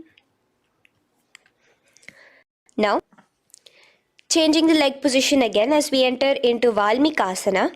Keep your left heel on the right side of the generative organ, toes under the thigh. Keep your right foot on top of the left leg, toes by the knee. Again, bring your hands into the Bindu Mudra on top of the knees. Gaze towards your third eye. Visualize Rishi Valmiki, the poet, the first poet and author of Ramayanam. The next asana is Joni Mudrasana. So you're going to remain here as you switch your gaze to your nose, visualizing the Yoni Mandala, a beautiful formation, divine cosmic geometry, representing Devi, Shakti, a symbol of the creative energy of the universe in Joni Mudrasana. In the same position, switch your gaze to your third eye, continuing to visualize the Yoni Mandala in your inner space. Now, let's move into Bhadrasana 3. So bring your feet, the soles of your feet together, uncross them and bring them together in front of your body. Hold it with both your hands, pulling it against you. Push your knees down towards the ground. As you gaze at your nose, suck your stomach in the Udyana Bandha. Visualize Lord Veerabhadra in your inner space. Bhadrasana 3. In the same position, we are entering into Aghorasana, where your left hand will rest on top of the left knee, while your right hand comes towards your face. Now, do the Khechari Mudra, where you are bringing your tongue towards the upper palate, gazing towards your third eye. Now, with your right hand, cover your mouth, close the left nostril with your index finger, inhale through the right nostril. Close both the nostrils, hold your breath and exhale through the left nostril in the Abhyantara Kumbhaka. Repeat this on the other side. Visualize yourself as an Aghori, completely dedicated to Paramashiva in Aghorasana. The next asana is Kaneri Pavasana. So you can distance your feet a little away from your body. As you lean, place your elbows onto the soles of your feet and rest your chin on your palms. Gaze at your nose, suck your stomach in Udyana Bandha. With the Retaka Kumbhaka, where your exhalations are prolonged than your inhalations, visualizing yourself as a female elephant drinking water in Kaneri Pavasana. The next asana is Parasana. So now, Come to a seated position, raise yourself up and keep your knees raised. Bring your hands underneath your knees, between your calves and thighs, and clasp them together. Interlace your fingers in the Parashamudra in front of your navel. Lift your feet off the mat. Visualize Swamiji, the Supreme in inner space, as you gaze at your nose in Parasana. The next asana we'll be moving to is Gopi Chandasana. Now take your from in between the feet as you let your feet rest on the ground. Take your hands out from underneath your calves. Interlace your fingers around the feet with the sole and raise it up towards your chest. Rest your knee on top of your feet. Gaze at your nose. Embody the state and space of a king in Gopi. The next asana is Udarasana. So now just quickly release your legs, bring your hands underneath your calves and hold on to your feet again from inside out. Both your feet together. Bring your feet up to your chin, resting your chin on top of the interlaced fingers. Bring your feet to your chest, gaze at your nose, visualizing your body, the supreme point of Hinduism, free from any defects in Udarasana. Now, in the same position, just lift your legs up towards your head. Let the top of your hands come towards the top of your head, your forehead. And this is Vishishtasana. Visualize yourself excelling in everything in this posture. Now, slowly relax. Keep your hands underneath your shins as you take your hands up to the shoulder, pulling your hand and interlacing your fingers behind your neck. In Bhujasana, visualize yourself as a cobra. The next asana is Kalyanasana. So in the same seated posture, bring your hands around from behind your neck, remove them, put them around your back, interlacing the fingers behind you. Gaze at your nose. Visualize yourself as a beautiful, auspicious goddess in Kalyanasana.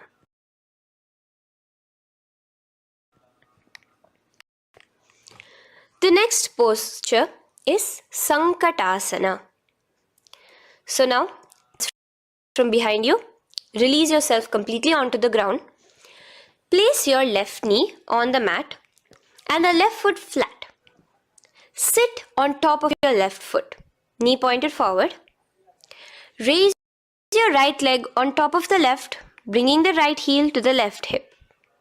Place your hands on the opposite. Here, do the Ujjayi Pranayama. As you inhale and exhale, make the sound of an ocean. Visualize yourself as a swan, a beautiful swan in Sankatasana. The next is Dhenukasana. Just in the same position, slide left hip. Keep your right knee on top of the left. Place both your hands on your right thigh. Visualize a cow in your inner space as you suck your stomach in bandha. Dhenukasana. Now slowly uncross your legs as we move into Matsyendrasana. Place the right foot on the left thigh, the left foot on the right knee.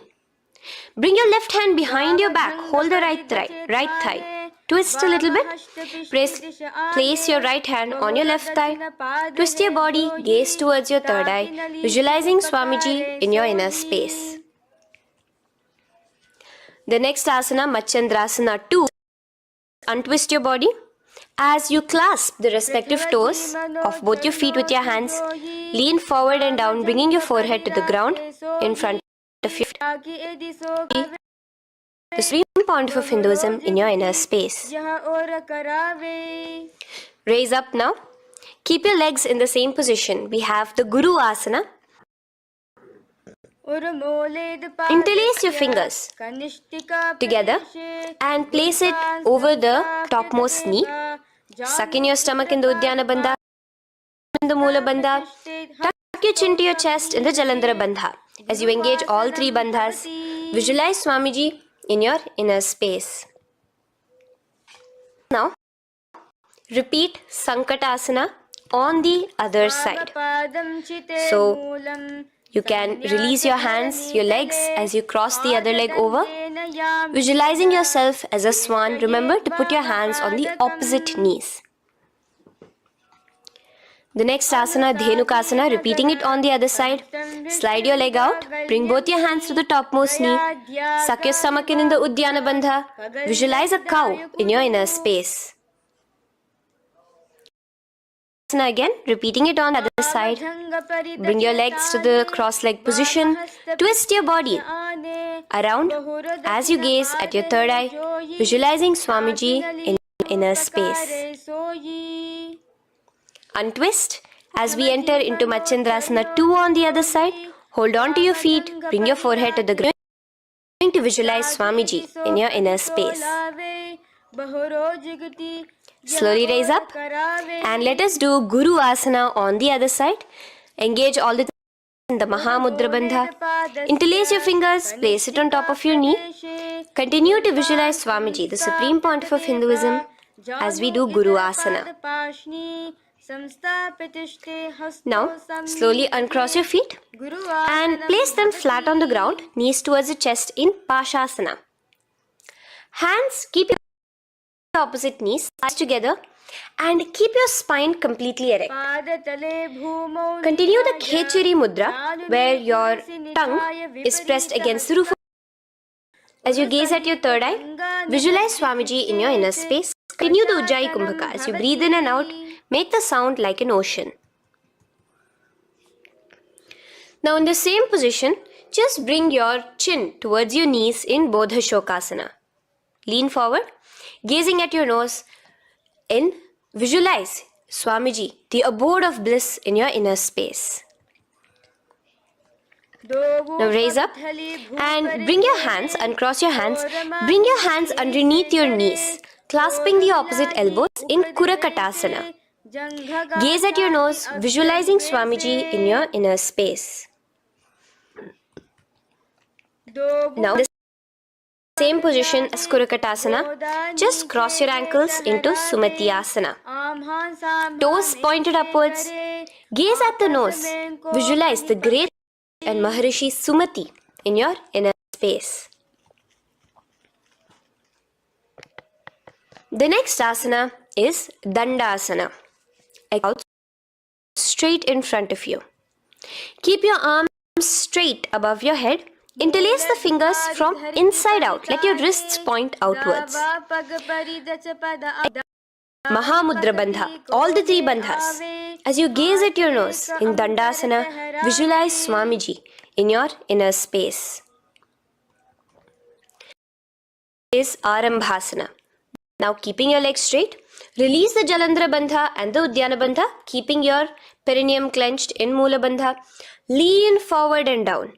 Hold your big toes in the Prana Mudra with your index and middle fingers. Head to your knees. Do here the Nadi Shodhana Pranayama. Inhale through the left nostril, hold and exhale through the right. Visualize Swamiji in your inner space. The next is Bhyasana. So, body up and bring your hands underneath your knees, extending your knees slightly up. Keep your heels a bit apart from each other and clasp your feet. Bring your down, wrapping your hands around your legs. Gaze towards your third eye, visualizing Swamiji in your inner space. So from here, enter into Jalandhari Pavasana. So you can actually remain in the same position with your hands underneath your calves and just bring the soles of your feet together. Might to your body close. Place your head on top of your feet with the palms facing upwards on the ground. Gaze at your nose. Visualize Swamiji in your inner space. Now slowly bring your hands out from underneath and come to a seated position. Stretch your legs out as we enter into Urdhva Paschima. You have a new Kumbhaka, the Pratyahara Kumbhaka, where you will feel your breath coming from your Mooladhara Chakra up to the Brahmarandra above the Sahasrara. Pratyahara Kumbhaka. In Urdhva Paschimottanasana, extend your legs out, lift one foot behind your neck, and lean forward and down towards your rising Swami inner space. Now, slowly, keeping your leg behind your neck, lay onto your back as we enter into Anantasana. Hold the foot from the top with the opposite hand. Visualize yourself as infinite, endless, eternal. Gaze at your nose in Anantasana. Just now, in the same position, roll onto your elbow of the hand holding the foot. Gaze at your nose, feeling in complete control like Swamiji in Ankushasana. Slowly remove the leg from behind your neck. Take a moment to stretch, relax. Lay on your back. Bring your knees towards your chest. Bring your hands around, encircling the thighs and the calves with your arms.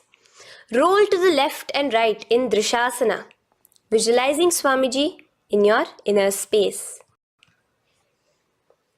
The next asana is Urdhva Paschimottanasana. On the other side, let us repeat it. Position and bring the other foot behind your neck. Lean forward and down, clasping your foot. Repeating side, lay on your back. Bring the opposite hand to the foot. Gaze at your nose.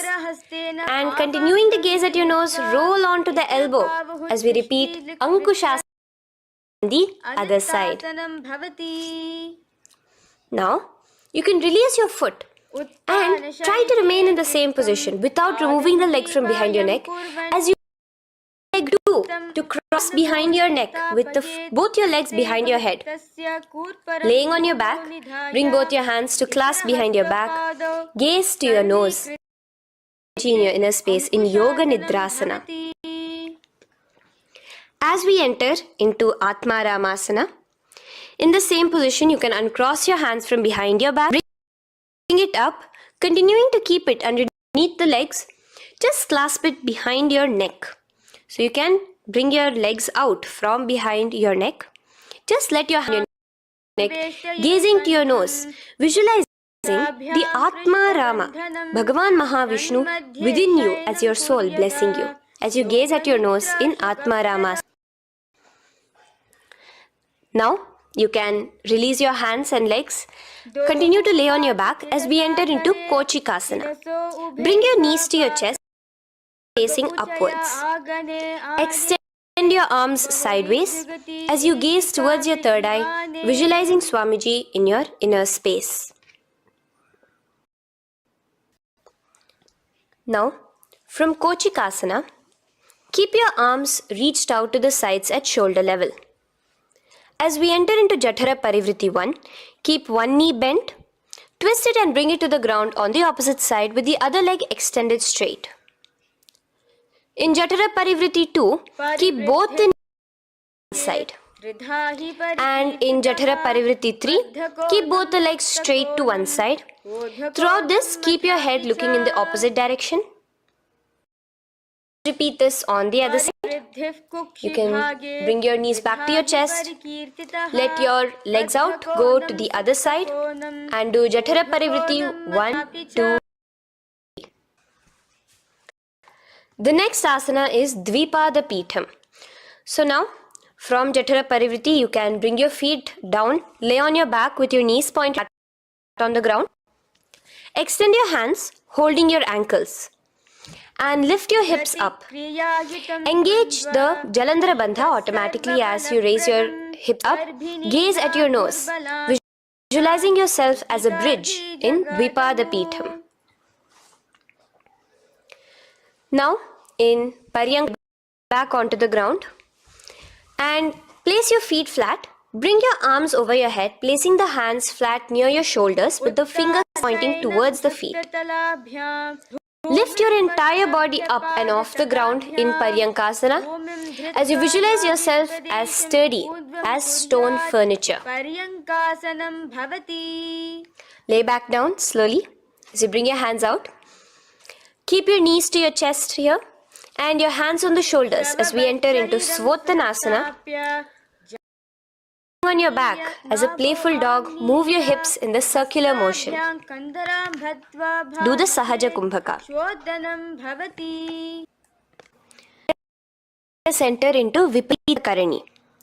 First, bringing your arms out from behind your shoulders.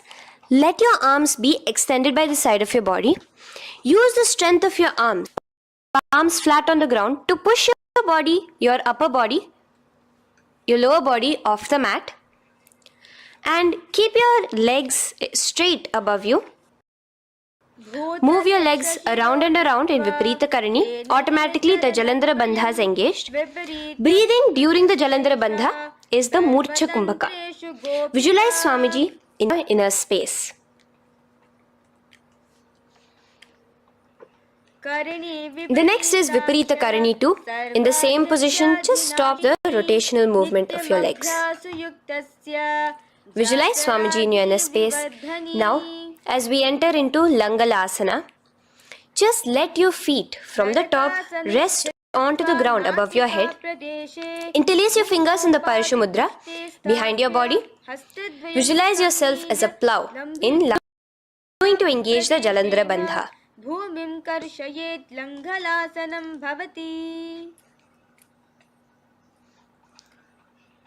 Now, in Shaita Paschimottanasana, bring your hands out from behind your body and hold on to the toes above your head. Keep your legs and hands completely straight. Visualize Paramashiva as Shaita Paschimottanasana is one of the 84 different asanas directly revealed by Paramashiva himself. Continue Murcha Kumbhaka, inhaling and exhaling with the Jalandhara bandha. Clasping your toes now, spread your feet wide apart from Supta Konasana. Visualize Swamiji in your inner space. Bring your feet back together as we enter into Chakrasana. Clasp your ankles, keeping your legs and hands completely straight above your head. Visualize yourself as a chakra, a wheel in Chakorasana. Rest your back onto the ground. Keep your legs raised up in Supta Prasarita Padangushtasana.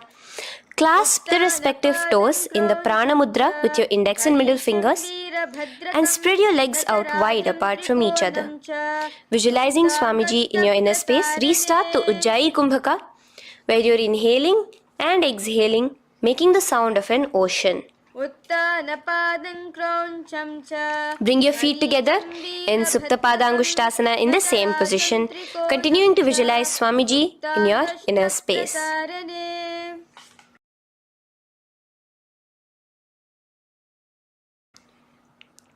Now, bring your feet, release your feet and bring them into Padmasana.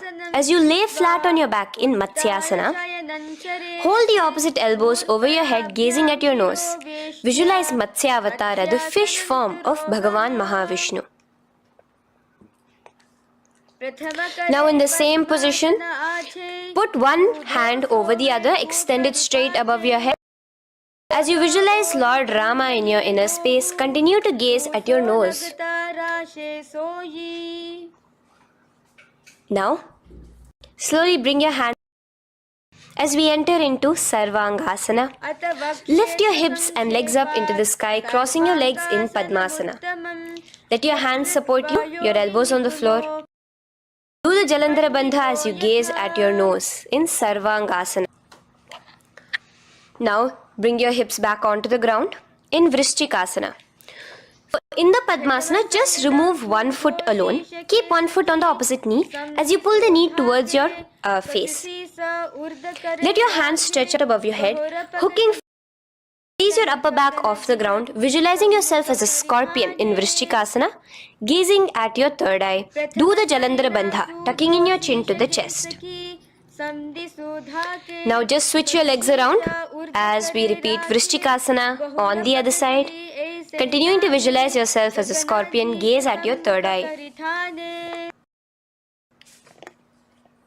The next asana is Vrishapada Kshepasana. So come now to a complete flat position on your mat. Come down, lying down position and interlace your fingers around your neck. Now raise both your feet off the ground. Extend one leg straight and the other knee to the chest in a bicep. Alternate between extending and raising the knee again and again, bringing your opposite elbows to the respective knees.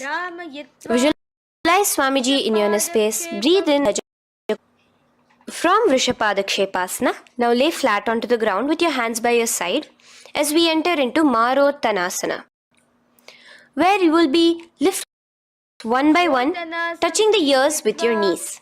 Visualize Swamiji in your inner space. The next asana is Vrikasana. Now what you'll be doing is laying on your back. Bring the soles of your feet flat onto the ground. Stand up and lay back down. Visualize yourself as a wolf in Vrikasana.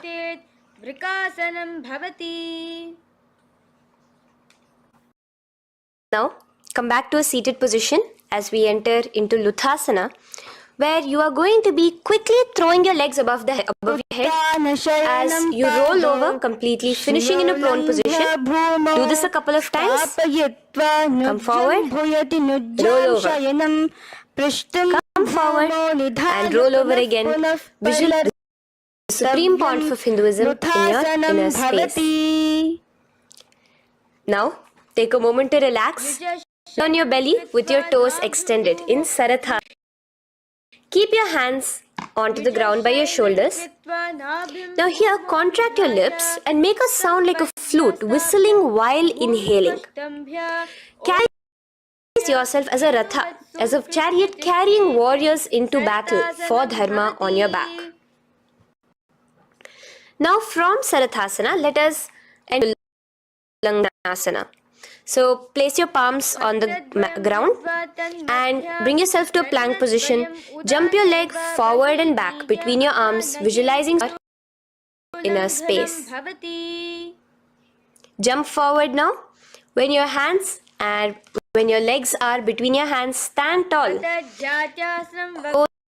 Close your hands, walk back and forth. Visualize yourself as a wise 60-year-old elephant in Jatyasana. Now come to a standing position. The next is a beautiful karana, the Lolitika karana. So keep your knees bent, feet pointed, Aramandi position. Bend your elbows, keeping your hands at the chest level. Now swiftly move your arms across the body, bringing it back to the center and tilt your head back. Chest up towards the sky, move your head in all the directions. Now stand back straight as we enter into Sarpa. So stand erect like a rod with your arms by your side, hands touching the thighs. Visualize Devi, Kundalini, raising up and curling upwards around your body in Sarpasana. The next asana is Ushtrasadanasana. Lean forward and down, standing on top of your palms. Begin to move and walk like a camel, visualizing yourself as a camel. In the same position, continuing to walk around, switch your visualization to visualizing yourself as a horse as you start to walk around like a horse in Ashvasana. Now raise up tall as we enter into Kapottanipasana. Interlace your fingers behind the back, pulling them down towards your calves. Open up your chest. Keep your hands in the Parashamudra. Visualize yourself as a soaring bird diving down in Kapottanipasana. Now stand tall as we enter into another karana here, the Tala Pushpaputam karana. Bring yourself to the Aramandi with your hands in the Namaskara mudra. Simultaneously now, open up your palms while raising one heel off the ground, slightly lowering the waist and shoulder of the heel you have raised. Offering a bouquet of flowers to Paramashiva as you come back to a standing position and repeat this on the other side. Let's do this a few times, offering flowers to. Now, come to a standing position. Stand straight and bring your hands together in the Namaskara Mudra. Slightly lean forward. Visualize yourself as a rhinoceros. Your hand is the horn as you gaze at your nose in Khadgasana. The next asana is Uttanottanam. So come to a standing position and sit down all the way as low as you can to the ground and stand up. Sit down, stand up, and again sit down, stand up.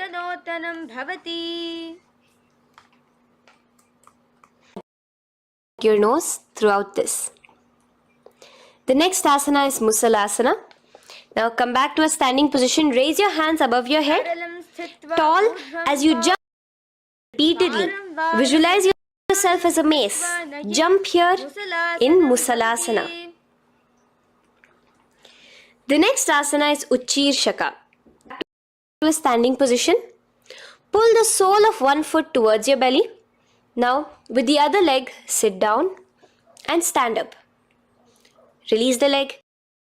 Pull it towards your belly. Sit down and stand up in Uchchirshaka as you visualize Swamiji in your inner space, gazing at your nose. The next is a Karana, which will be entering into the Parshvajanu Karana. So again, bringing yourself to the Aramandi position. Bend and lift one knee to pointing the toes downwards.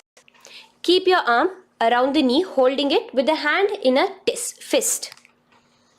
Let the other hand hang down, twisted, fingers pointing inwards. This is the Parshvajanu Karana. Now slowly release as we enter into Tandavasana. Stretch one leg out straight in front of you as you alternate between sitting and standing. Visualize yourself fiercely dancing as Paramashiva. Raise the foot to the inner thigh of the opposite side. As we enter into Brahmanasana, let your hand be resting by the sides. Keep your standing leg erect like a rod. Visualize yourself being blessed by Lord Brahma. Now, you can bring the foot, the left, around the right knee and rotate it, tucking the left toes on the other side of the right calf. Simultaneously, cross your left arm below the right, bring your palms together in the Namaskara Mudra. Visualize yourself as Lord Garuda in Garudasana 3. Now slowly uncross your legs and hands as we enter into Ekapadasana, coming to a standing position. On the right leg, bring your left foot to the opposite thigh with your hands relaxed by the knees. Now take a hold of the raised foot with your hand in the Prana Mudra. Stretch your leg out wide and rotate your body quickly on the standing leg. Visualize yourself as the North Pole star in Dhruvasana. From here now, in the foot which is in your hand, just slowly, once you finish the rotating movement, in Trivikramasana, bring it up towards the back of your neck. Stand as tall as you can and alternate between sitting and standing. Visualize Bhagavan Mahavishnu in your inner space. Now you can take the leg out from behind your neck and stand straight. As we repeat the Parshvajanu Karana on the other side, bring your knee up to your chest, clasp your knee in a fist while the other hand comes to the opposite thigh.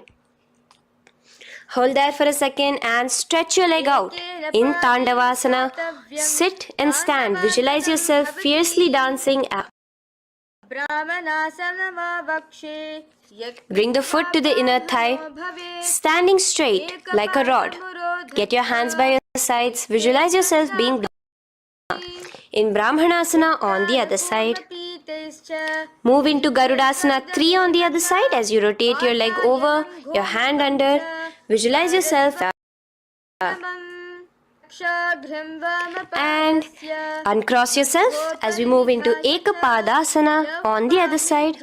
Bring your foot to the inner thigh, and stand straight. Clasp your toes, stretch it out as we go into Dhruvasana on the other side. Visualize yourself as a pole star rotating quickly. Come back to a standing position and bring your foot behind your neck. In Trivikramasana, sit and stand. Visualize Vishnu, Bhagavan Mahavishnu in your inner. Now, stand tall. As we do the Samanakha Karana, stand with your feet close together, toes towards. Keep both the hands to the side of the body. Take a moment to breathe in and breathe out and relax. Now, slowly relax and from the standing position, slowly bend forward, bringing both your hands underneath your knees. Just squat it down fully, interlace the fingers together in the Parashamudra. Bring that interlaced fingers in front of your navel. In Guna, visualize the great sage Gorakhnatha, the founder of the Natha Yoga Hindu Sampradaya. As you do the Jiva Chala Kumbhaka, the Moola Bandha. The next asana is Kanchyasana. So now just slowly on each other from your navel, and now bring your hands from the opposite side inwards underneath your calves and wrap your hands around your back. Hold them together in the Parashamudra. Keep your body, your upper body upright, visualizing the supreme point of Hinduism in your inner space. The next is Bhairu Asana. So slowly unclench your hands and bring them out from underneath your legs. Keep your feet and knees together and in a squatting position, bring your hands behind your back, clasping them together, remaining in the Parashamudra. As you gaze at your navel center, visualize Bhairava, the Lord of Time, in your inner space. The next asana is Varahasana. Now to gain your balance, you can lightly spread your legs apart and bring your hands to the back of your behind you in the Anjali Mudra, palms together. Visualize a boar, one of the 10 incarnations, the Varaha Avatara of Mahavishnu, gazing at your nose. Now slowly relax, bring your hands out from behind you as we move into Asana. With your hands in the Prana Mudra, with your index and middle fingers, clasp the respective big toes and come to a half squat position. Are at your knee level. Visualize Swamiji in your inner space as you do this asana, Pripithasana. Slowly let go of your and place your palms flat on the ground in front of you with the fingers wide for balance. We're going to be balancing here in Bakasana. Place your knees on the back of your arms. Focus your eyes on one spot as you raise your feet off the ground, balancing here. Visualize yourself as a crow. The next asana is Asana. So now come to a kneeling position. So from there itself, you can directly put your head onto the ground or else come to a kneeling position and the ground. Palms spread for support. Raise your body onto your head, bringing your legs into the Padmasana. Gaze at your nose. Visualize Swamiji in your inner space. Come down now. Uncrossing your legs as you come down. Sit onto your knees, keeping the toes flat. Now, let your heels come outside of the hips. Keep your hands on your knees. In Guptasana, sit straight. Keep your gaze on your nose. Visualize your sacred secret seat with Paramashiva and your Guru, Swamiji himself. Now we are going to be kicking up into a... So get ready, place your palms on the ground, fingers wide for support. Do take support of a wall if you need it. And lift your body up straight above your hands. Visualize you are a tree in Vrikshasana 2 with deep roots into the ground. Breathe in and breathe out slowly. In the same position as we move into Shibhu Asana to the third eye. Hold it there for a few seconds. And relax. Bring your feet back to the ground. Now, lay flat onto the ground in a plank position And slowly lower your body towards the ground and push yourself up again. In Matsyasana 2, go down and come up, visualizing yourself.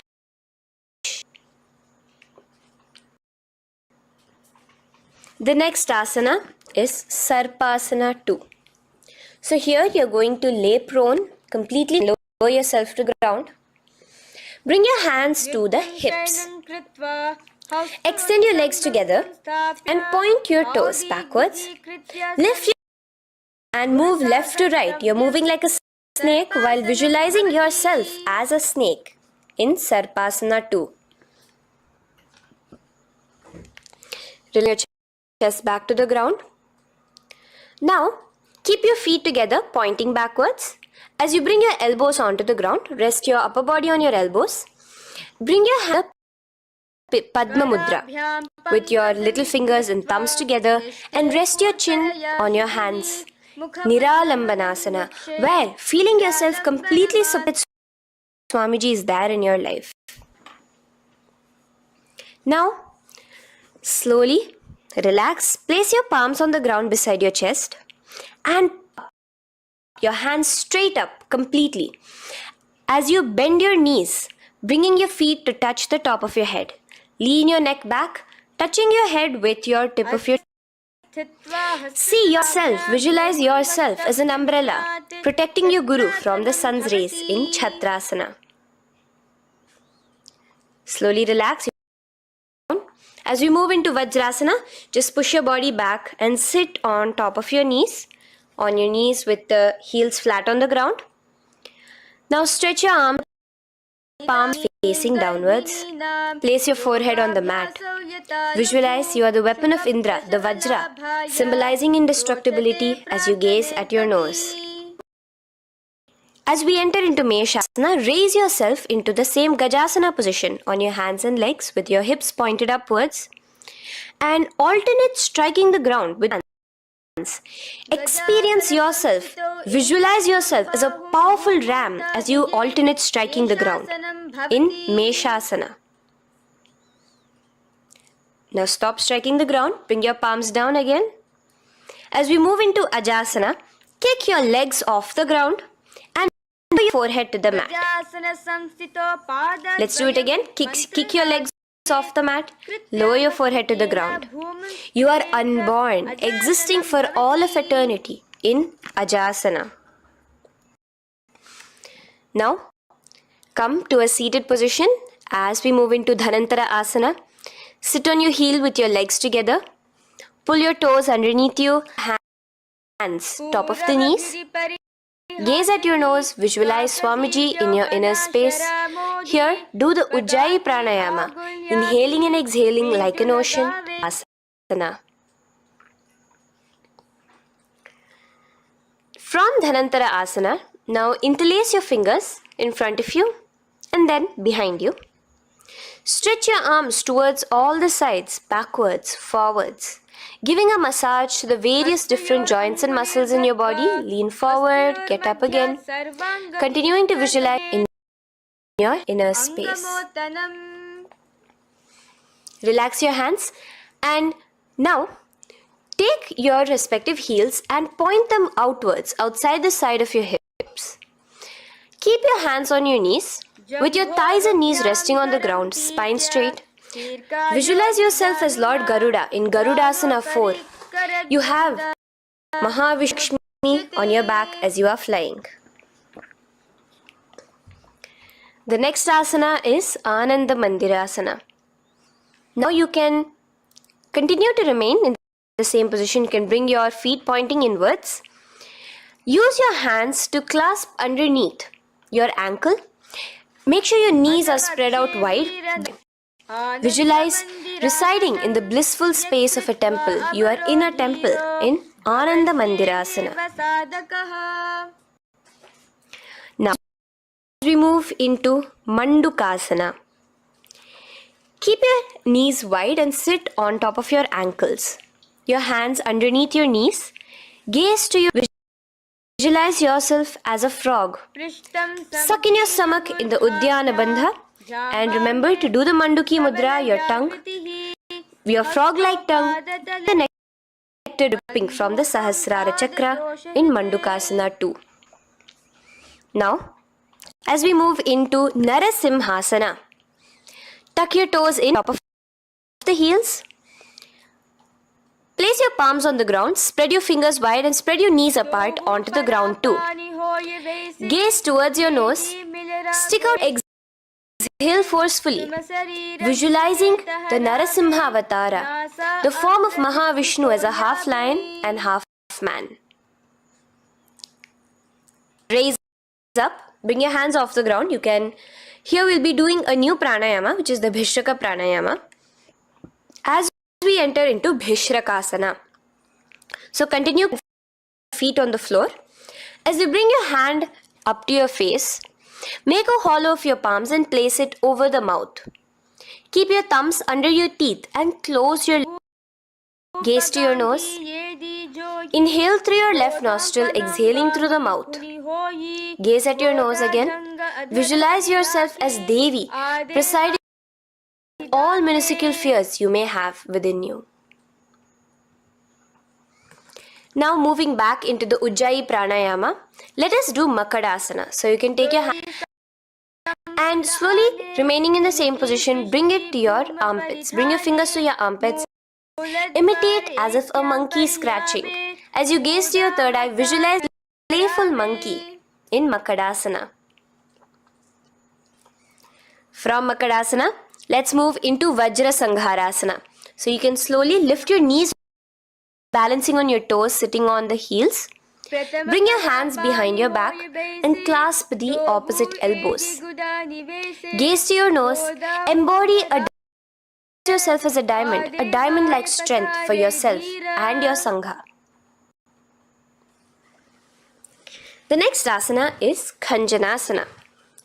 So your hands rest on top of the heels with your knees on the ground. Keep the toes down, ankles crossed behind. Place your palms on the mat to your side. Suck your stomach in as you gaze at your nose in Khanjanasana. Now, you can uncross your ankles and just sit with your toes flat. Keep your knees wide on the floor. Rest your hands on the knees. Just relax the Uddiyana Bandha, just sucking in your perineum in the Mula Bandha.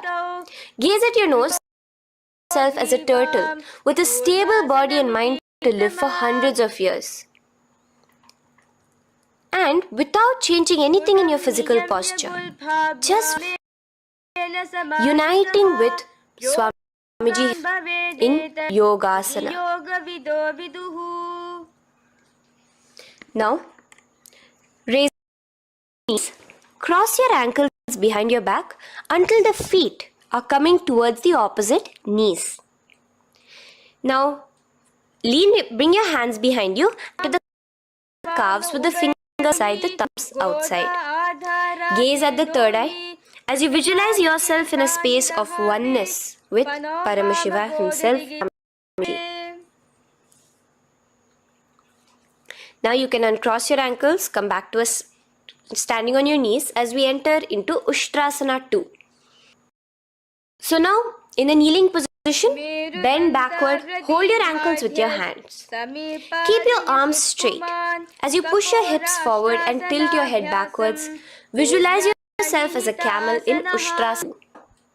Slowly, in the same position, lower yourself onto your back in Jatyasana 2 as you are lowering yourself as a blooming lotus. Bring your head, the back of your head onto the mat. Gaze to your nose. Now, let's move into Viratasana. So, try your best to do this without the support of your hands, but you can use your hand support if needed as you raise up from Jatyasana and back down. Raise up, back down. As you gaze at your nose, raise up and go back down. Visualize Swamiji in your inner space. Now from Viratasana, raise your hips up higher, bringing your forearms onto the mat behind you in a short back bend posture. Hold the back of your heels in Kapotasana. Visualize yourself as a beautiful dove, a kapota, as we move on from Kapotasana into Varasana. So stand upright on your knees with the toes tucked. Hold your arms with the opposite hands.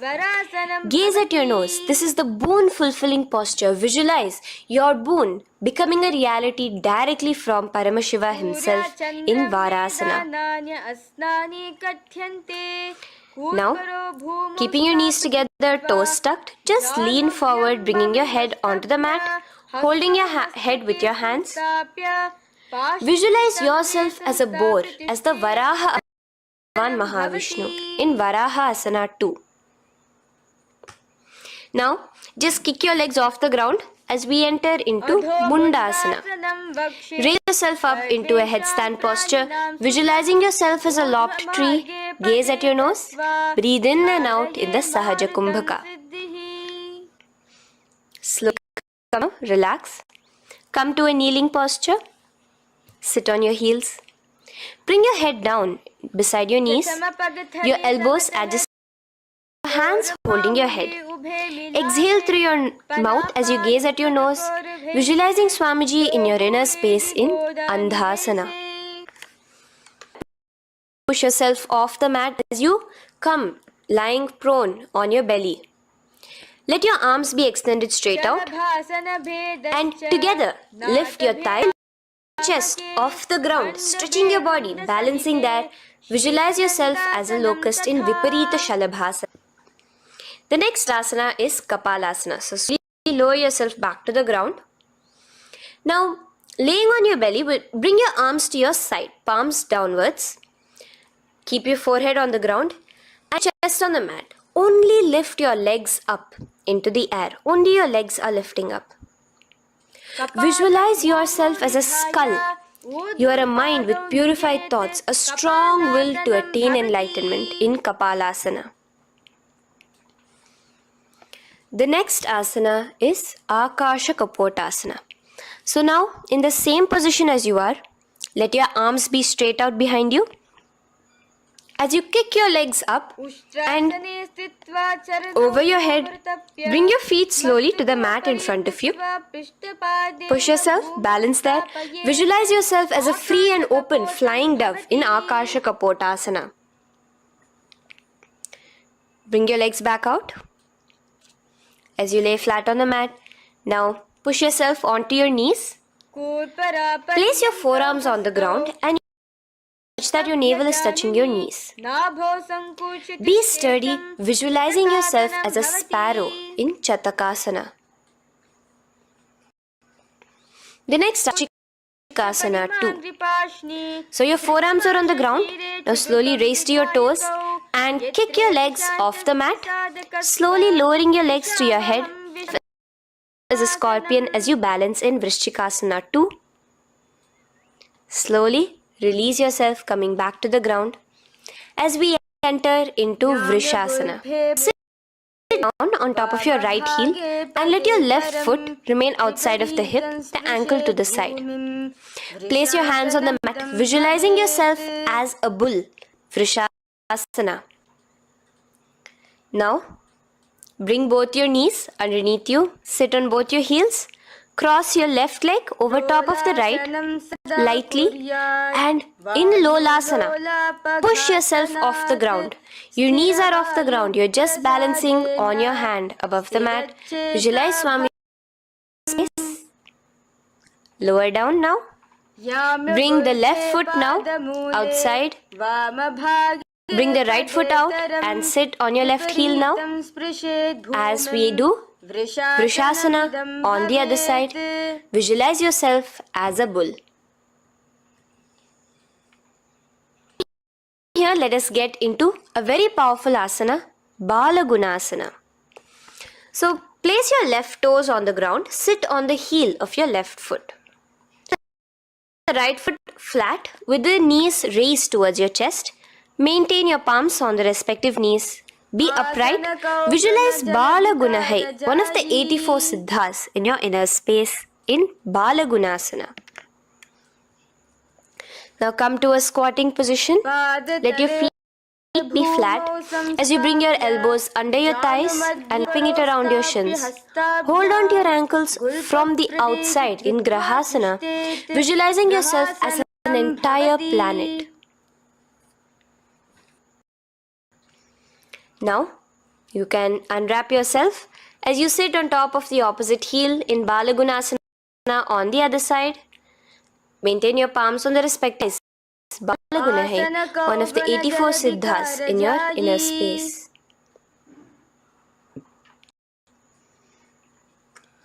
Now, You just speak the toes with the heels up and knees off the mat, knees pointing forward.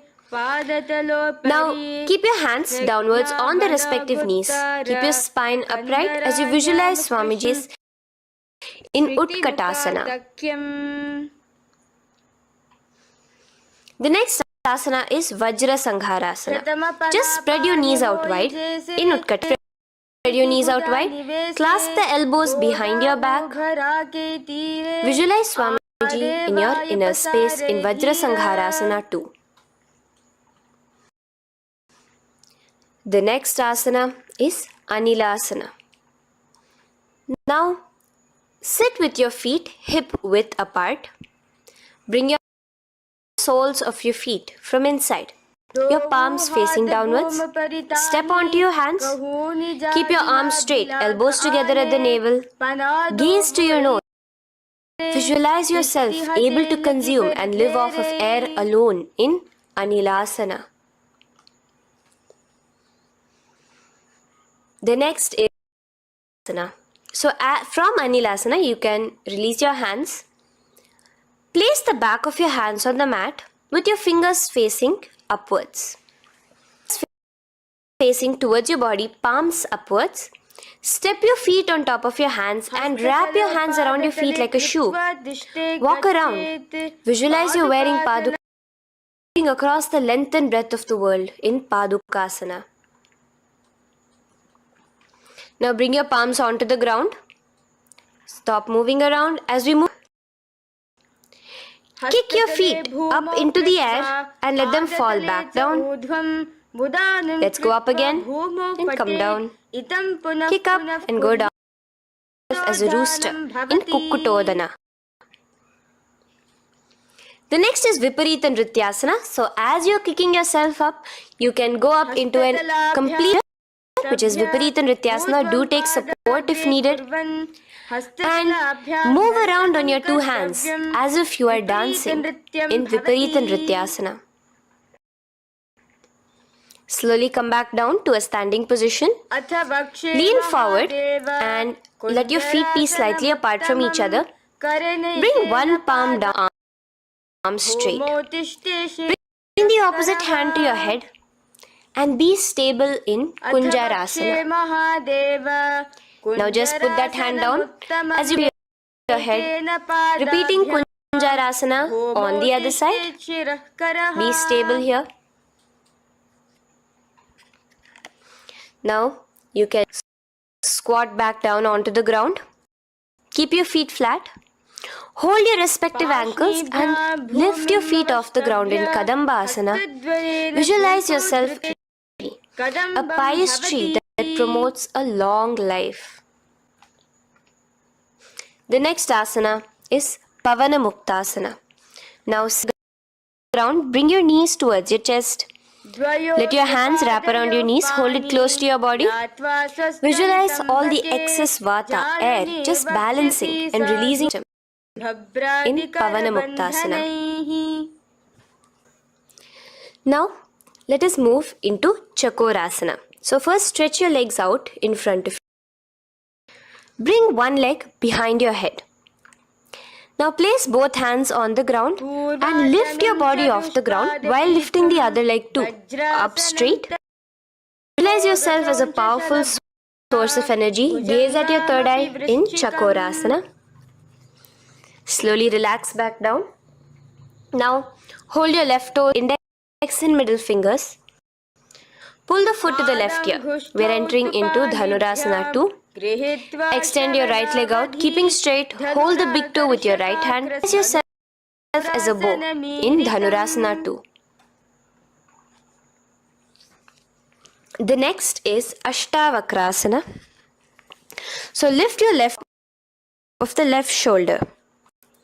After releasing your hands, bring the right foot across and hook it on top of the left foot. Lean forward and down, keep your palm.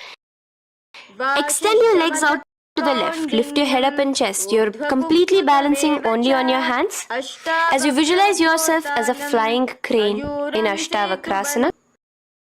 Now slowly relax down. From here, bring your right foot to the left thigh and your left foot flat onto the ground. Knees raised up. Have your left shoulder underneath the respective leg and place your hands flat on the ground. Gaze towards your third eye. Visualize you are immortal to exist solely from prana alone in pranasana. From here, moving into Parshva Matsyendrasana. Place your right foot at the root of the left thigh. Then the left leg by the side of the right knee. Hold the left leg by the right hand. Twist your. Remain steady here, gazing at the third eye.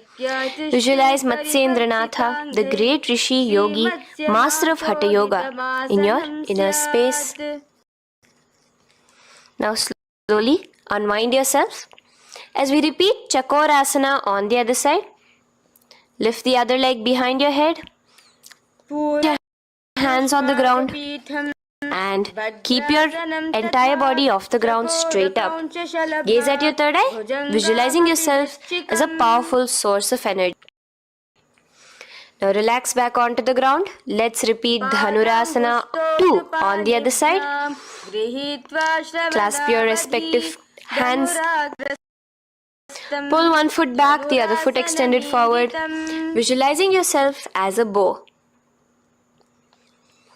Release your feet as you cross them over the shoulder in Ashtavakrasana on the other side. Raise off the ground. Visualize yourself as a flying crane. The next asana, we'll be repeating Pranasana on the other side. Bring the right foot to the left thigh. Bring your hands onto the ground with the knee raised. Gaze at your third eye, visualizing yourself able to live off just prana, just air alone. And relax as we do Parshva Matsyendrasana on the other side. Twist yourself, visualizing gaze towards your third eye. And from there, let us enter into Ardha Paschimottanasana.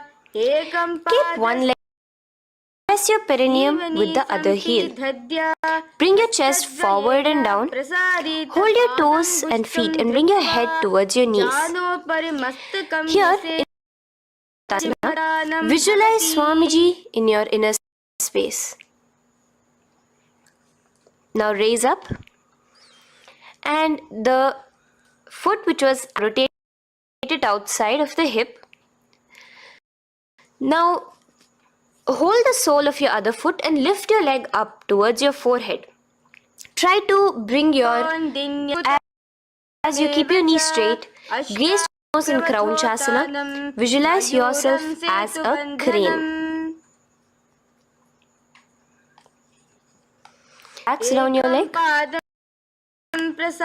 Now the leg which is now straight, you can bring it to the inner thigh as you straighten out the other leg. As we repeat, Ardha Paschimottanasana on the other side. Lean forward down, clasping your foot. Bring your forehead to your knee. Visualize Swamiji in your inner space. Slowly raise up. Place your right ankle outside of the hip now. Hold the sole of the left foot, lifting the leg up towards your forehead. Stretch your gaze at the tip of your nose. Visualize yourself as a crane in Kraunchasana on the other side. Now from here, the soles between the thighs and calves. So once you have relaxed yourself, bring your soles between the thighs and calves. Keep your spine straight, palms resting on your knees. Visualize a swastika, embodying peace, wealth, fortune, and prosperity as you gaze at your nose in swastikasana. Now, without changing anything about your position, just take your hands alone. Cover the respective heels with your hands in Gorakshasana. As you tuck your chin to your chest in Jalandhara, gaze at your nose. Visualize the great Rishi Gorakshana, the founder of the Natha Yoga Hindu order. Now release. Continue to keep the Mula Bandha engaged throughout the whole sequence. As you raise one foot to the opposite thigh, bring your hands to your face in the Shanmukhi Mudra, closing your eyes with your index finger, nose with the middle finger, ears with the thumbs. Gaze at your third eye as you meditate on Swamiji himself, the Supreme Pontiff of Hinduism. Now release the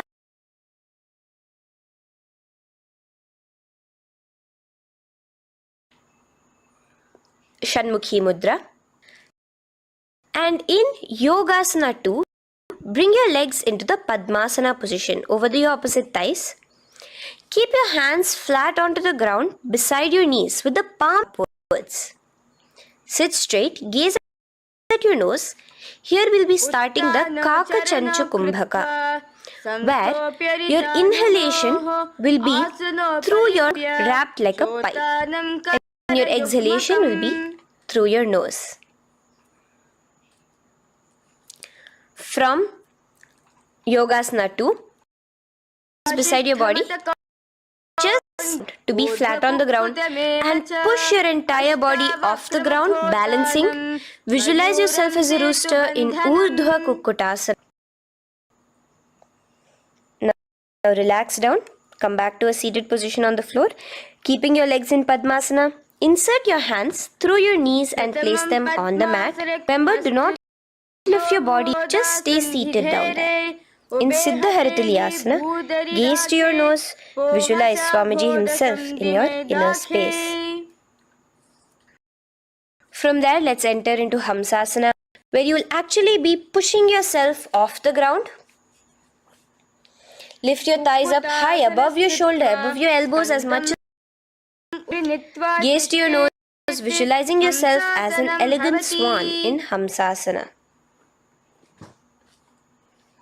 Now release yourself. Now, do not take your hands out from between your thighs and calves. Just go onto your knees and reach your hands behind your body with your fingers interlaced in the Parashu Mudra. Bring your forehead to the floor as you gaze at your nose. Visualize yourself as Lord Paramashiva's bow in Karmukasana. Slowly come back to the seated position. As we move into Kurmasana 2, keeping your hands in between your thighs and calves, bend your elbows, hold your respective shoulders with your hands. Visualize yourself as a turtle, a stable body and mind to live for hundreds of years. Same position, just engage the Jalandhara Bandha, tucking your chin to your chest as we move into Granthi Bhedasana, gazing at your nose. Rejoice, knowing you are in Parakrit knot posture.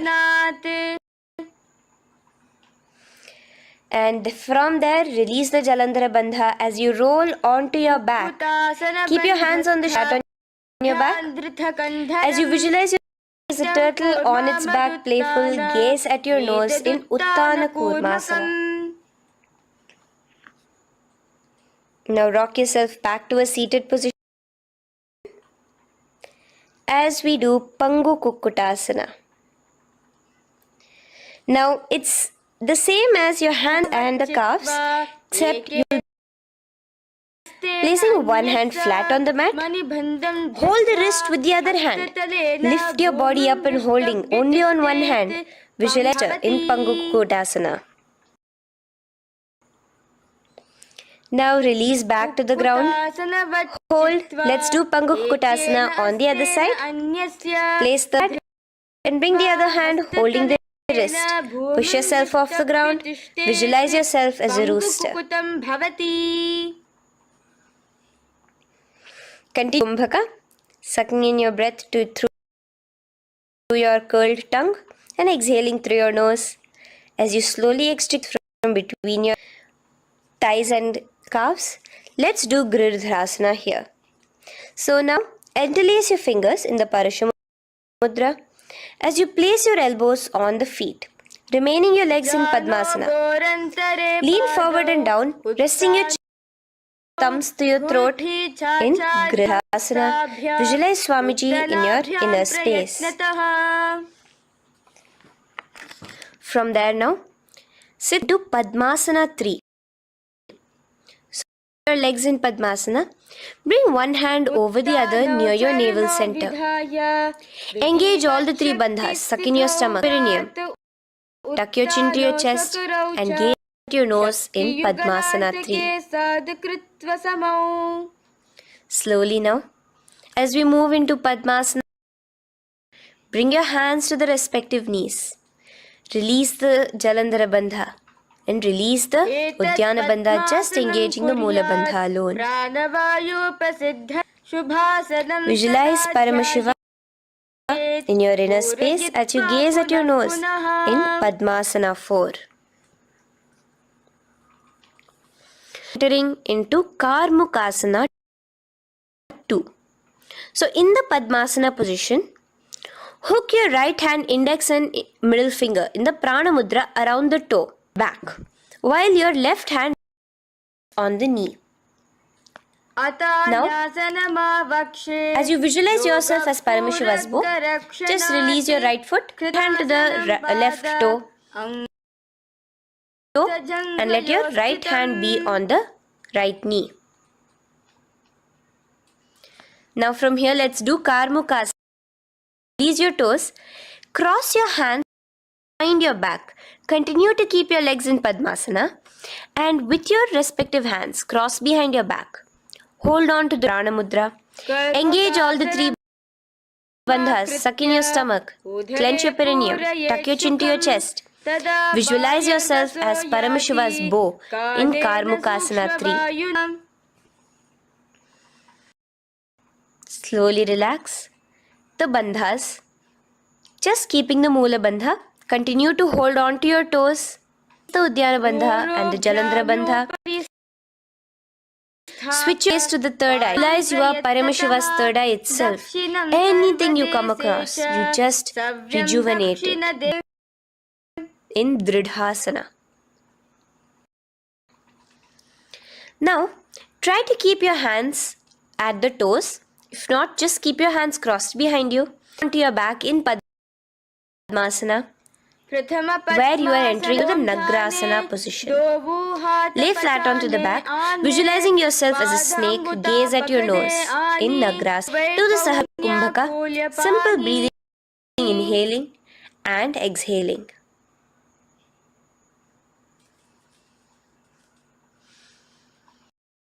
Knees to your chest. Let your hands wrap around. Slowly uncross your Padmasana and bring your knees to your chest. Bring your hands to the Parashamudra, the fingers top of your knees. As you pull your chin up to your knees, visualize yourself as a ball in Kandukasana. Now relax. Onto the ground, the knees pointed upwards in Urdhva Pavanasana. As you interlace your fingers, bring the interlaced fingers behind your head. Lay in Urdhva Pavanasana. The next asana is Marakata Pithasana. Now, from head, take your hands out and clasp onto your, just step lightly onto your palms. As you push your hips up into the sky, automatically enter Bandha. Visualize ape in Marakata Pithasana. In the same position now, bring your hands to your hips as we enter into Uttanashiki Pitakasana. Rest on your elbows as you stretch your legs out straight. Gaze at the nose. Visualize Swamiji in your inner space.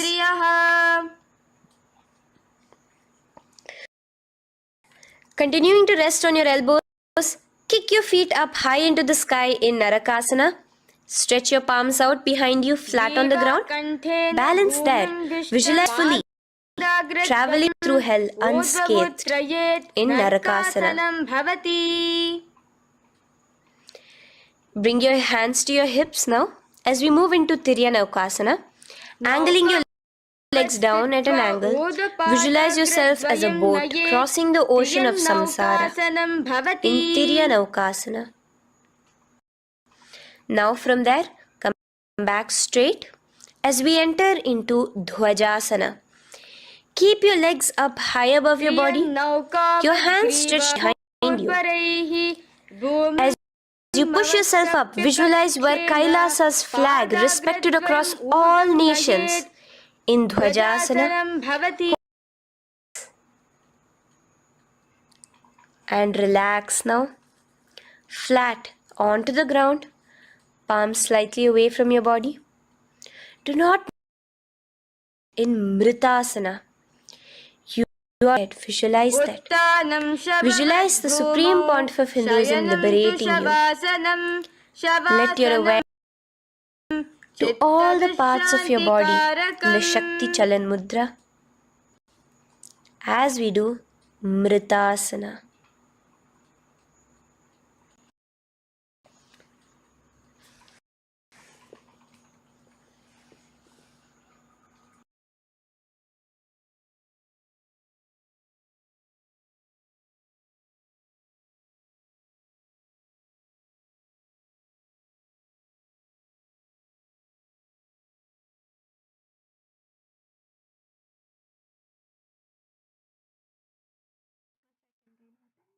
Om Purnamadah Purnamidam Purnat Purnamudachyate Purnasya Purnamadaya Purnamevavashishyate. Om Shanti Shanti Shanti Harihi Om Tat Sat. Sarvam Bhagavat Shri Nithyananda Paramashiva Padukarpanamastu. Om Nityam.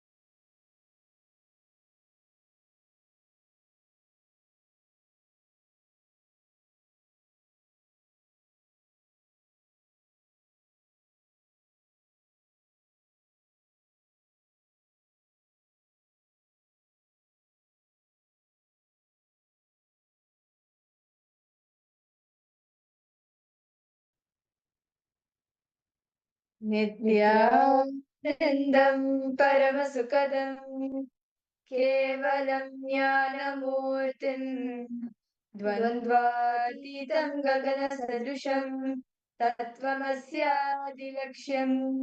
Ekam Nityam Vimalamachalam Sarvadi Sakshi Bhutam Bhavatitam Trigunarahitam Sadgurum Tam Namami. Nithyananda, we welcome your participants, welcome all the participants for another new day of the Paramashivoham program. Participants all will be entering into a very interesting topic today. No, it's about the scientist named Albert Einstein, right? Well, he's a one who discovered, like he's known for the formula which he has created, E is equal to mc square. But he also shares one thing. Where science ends, there starts spirituality.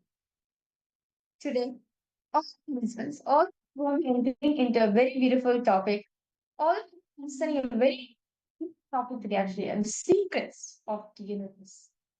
How did the universe come into existence?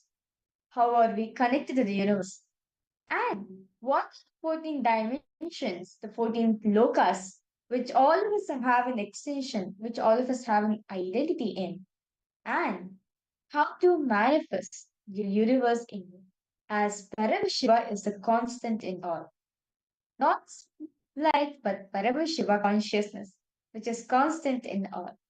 So today, all participants are going to be understanding the deep secrets of Hinduism, where Swamiji will be elaborating on the universe.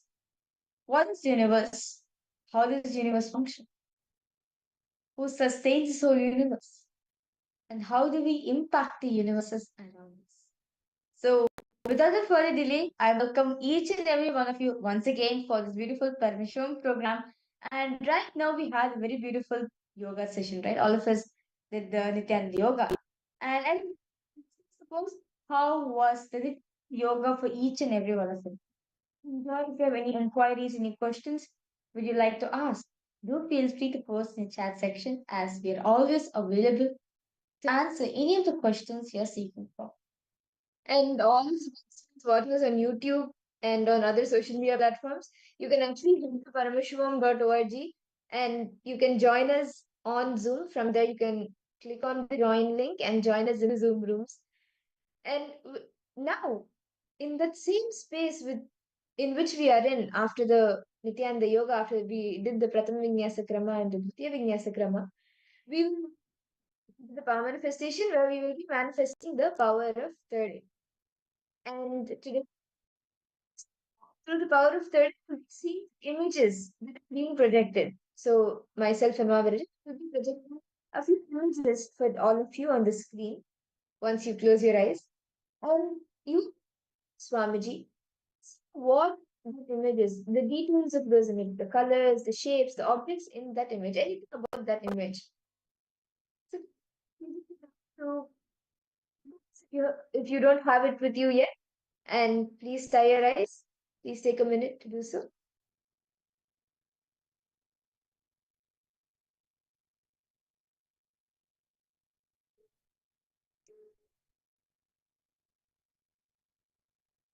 As we are getting ready for this beautiful power manifestation, let's now listen to the Paramashiva's own words, the Shastra Pramana, on how the Paramashiva says to manifest his power.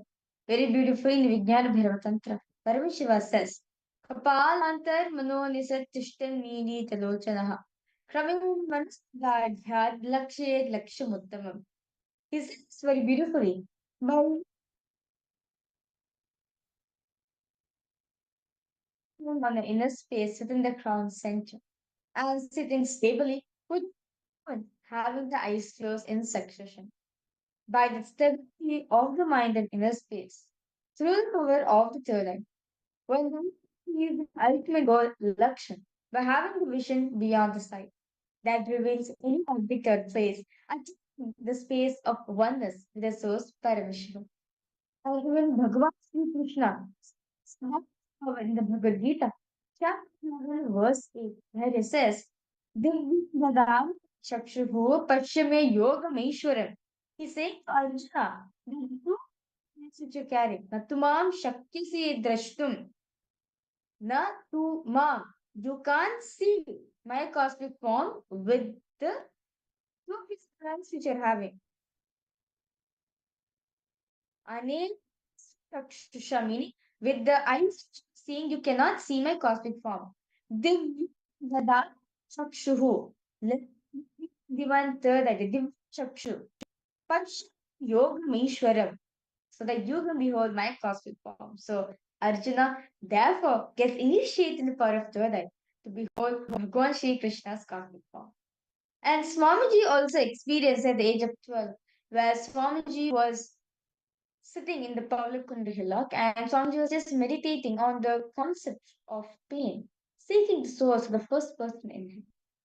And as a realization came on Swamiji, that Swamiji was everything around him, about him. 60-degree vision, Swami was able to feel all of that as him. Not just that, he was able to feel everything was part of him. He felt his presence in each and every single thing. And with all sudden right now to manifest this Shakti. So actually, the power manifestation, see, actually, it is this very experience, the same experience that Krishna gave to Arjuna. When Swami experienced that he was 12 years old, now you will be experiencing it as your own Sakshi Pramana, as your own experience. So, Session, can I request each of you to please tie your eyes?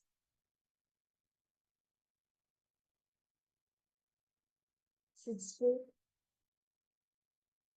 Chant Mahavakya intensely, connect with Swamiji. Bring your awareness to the third eye.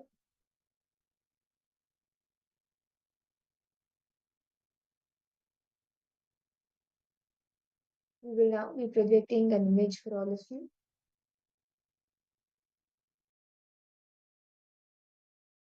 The image has now been projected. Start seeing through your third eye. What's the image that is being projected?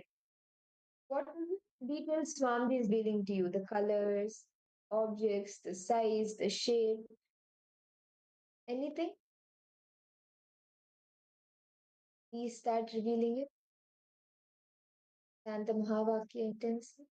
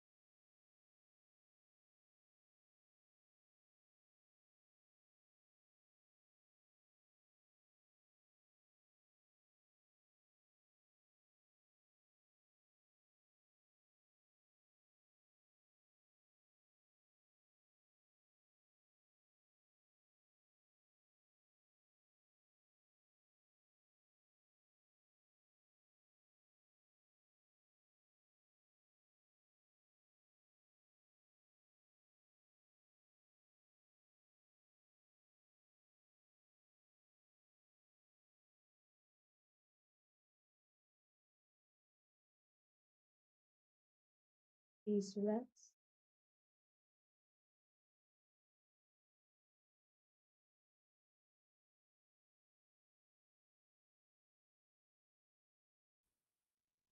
Now, open your eyes. And some detailing out in the chat. What were you able to see? What Swamiji revealed to you as the details of the image? What image was being predicted to all of you? Can I request each of you to post?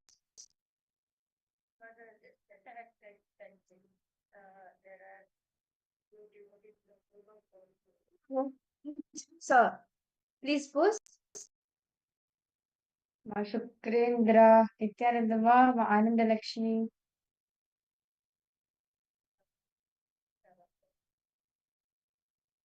Okay. Yes, Nithyananda.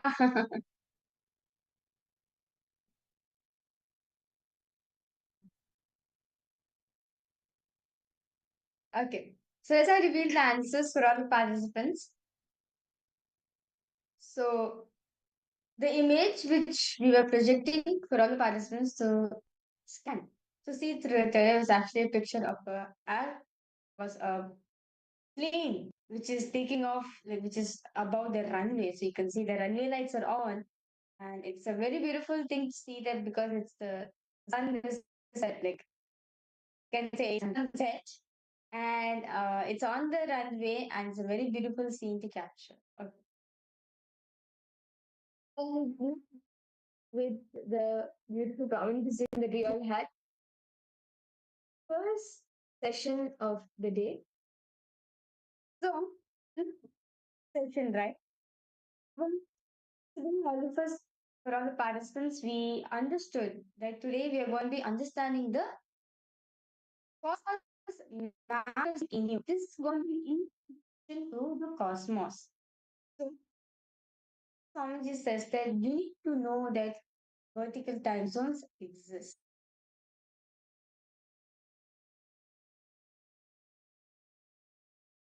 It's us, the manifestation of you, and you change. You can understand the universe the way you want it to be. So you need to be understanding, knowing your identity, knowing your identity in the in the vertical time zone. Let us listen to this story directly revealed by Swamiji himself.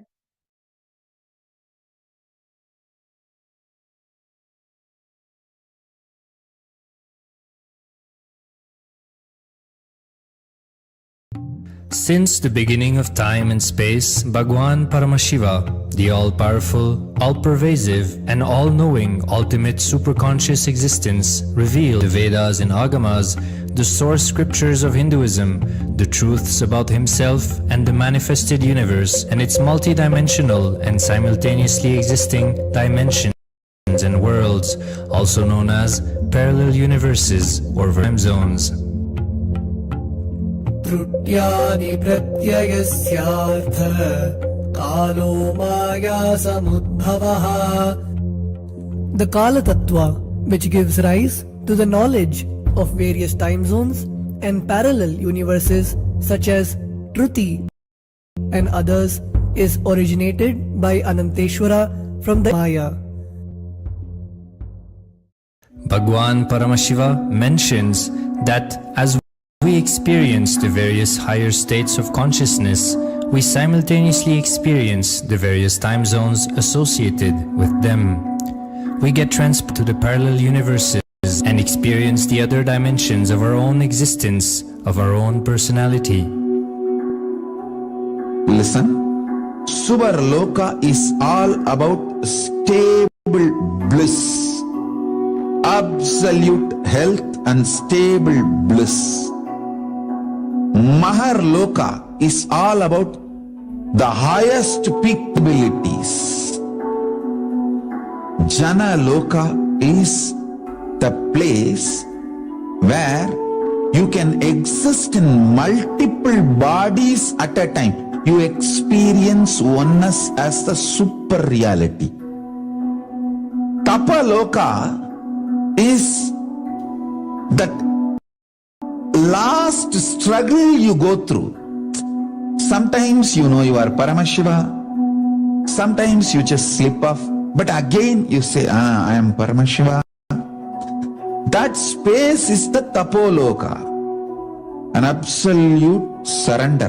Whether I am remembering, I am manifesting Paramashivatva, or I am deluded, I surrender both to Paramashiva. When you take that decision, you are lifted to Brahmaloka. You move to the Brahmaloka. The deep surrender lifts you to Brahmaloka. Then from there you move to Parandama and Kailasa, then Mahakailasa itself. The key to unlock these parallel universes hidden in the spine of the human body. Human beings, only human beings on this planet Earth are empowered, hardwired, capable of migrating to parallel universe. Understand?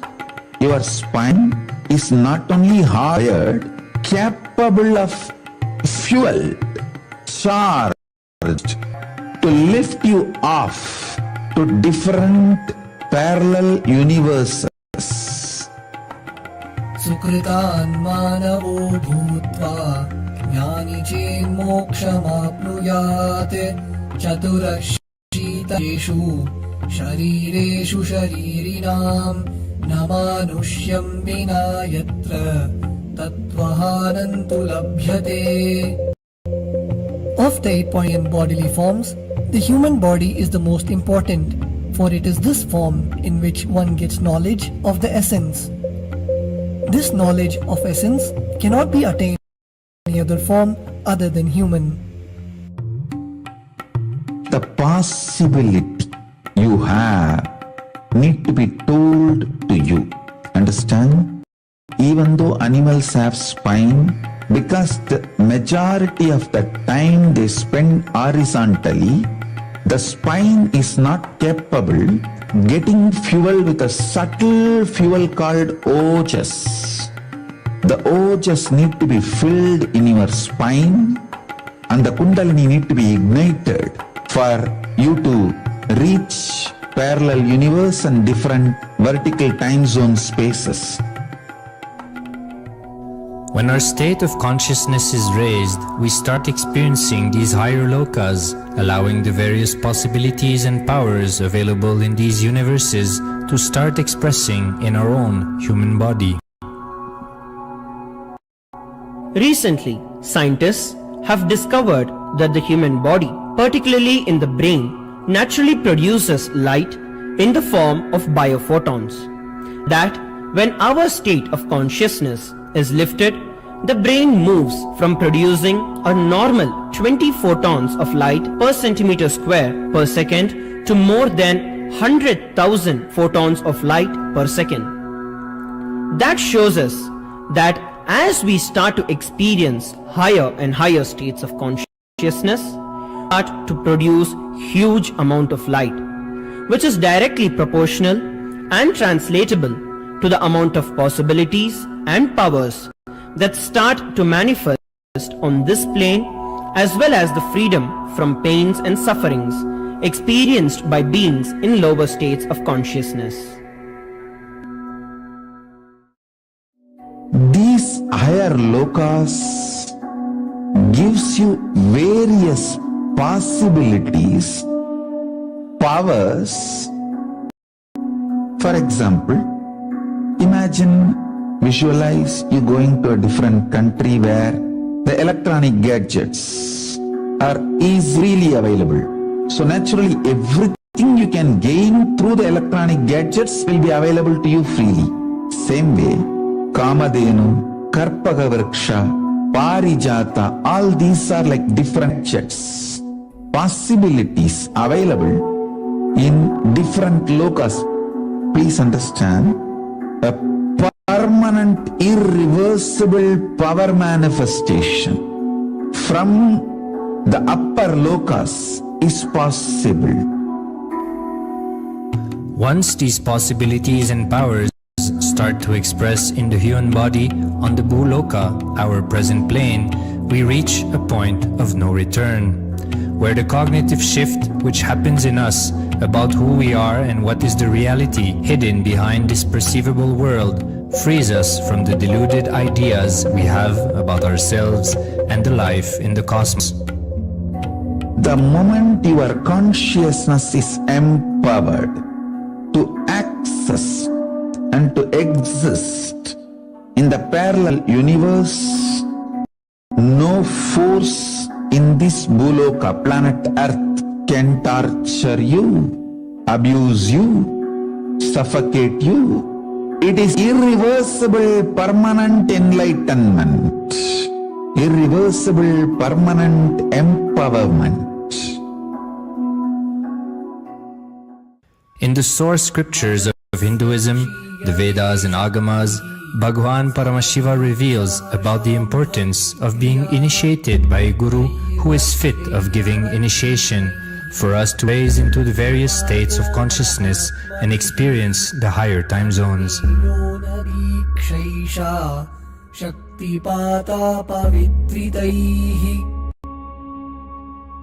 The potency of Anavamala, which veils the innate and essential nature of the soul, is set into the decaying phase by this specific activity. Such specific activity is characteristically called Diksha. The intimate communion between the one and the blessing one is very rare and difficult to occur. The Supreme Pontiff of Hinduism, Jagat Guru Mahasannidhanam, His Holiness Bhagwan Nithyananda Paramashivoham, is the 1008th incarnation of Paramashiva as per Hinduism, living amidst us today. Starting out at a young age and enduring years of intense, he persevered with the single-pointed vision of experiencing the ultimate oneness with Paramashiva, known as Paramadvaita. He traversed the length and breadth of India, led by his gurus into yoga, tantra, and other Eastern metaphysical sciences. After having many profound spiritual experiences, he finally received the ultimate experience of Paramashivoham, I am Paramashiva, from his guru Arunagiri Yogeshwara, an incarnation of Paramashiva himself in the holy town of Tiruvannamalai in South India.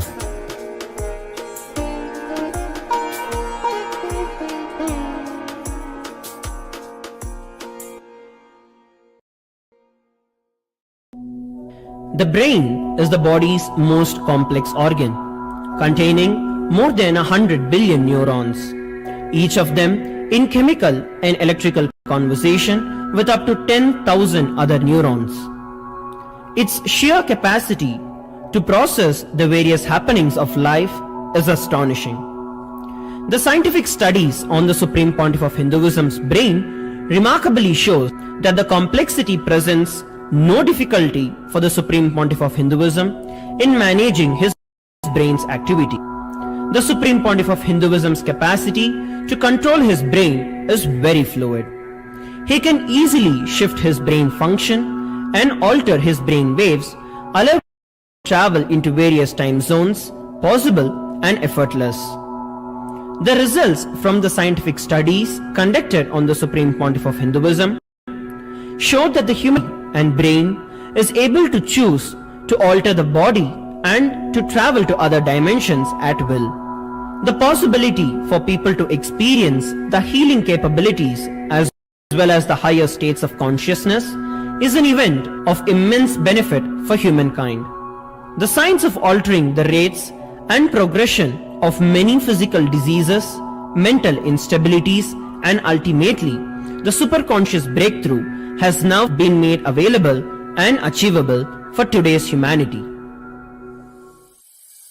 Pontiff of Hinduism is a bridge between the visible and the invisible. He is also a bridge between the age-old world of mysticism and the modern world of science and discovery. As brain research continues on a widespread basis, and as we appropriately bring the phenomena of mysticism into the realm of science for further study, we are taking strides on the path of physical and mental health as well as superconsciousness. I'm going to empower, enlighten, enlighten each and every one of you with the fuel and energy of the parallel universe. It can make you tireless forever. It can just kill the boredom once and for all in your life. It can just make you manifest third eye power right now. You may experience intense levitation right now. You may experience absolute flexibility of the body and complete detoxification, a complete healing right now. There can be multi possibilities. I'll infuse this intense supernal effulgence DNA, Tejas, Ojas, Kundalini Shakti into your spine to consciously lift you to Maha Kailasa.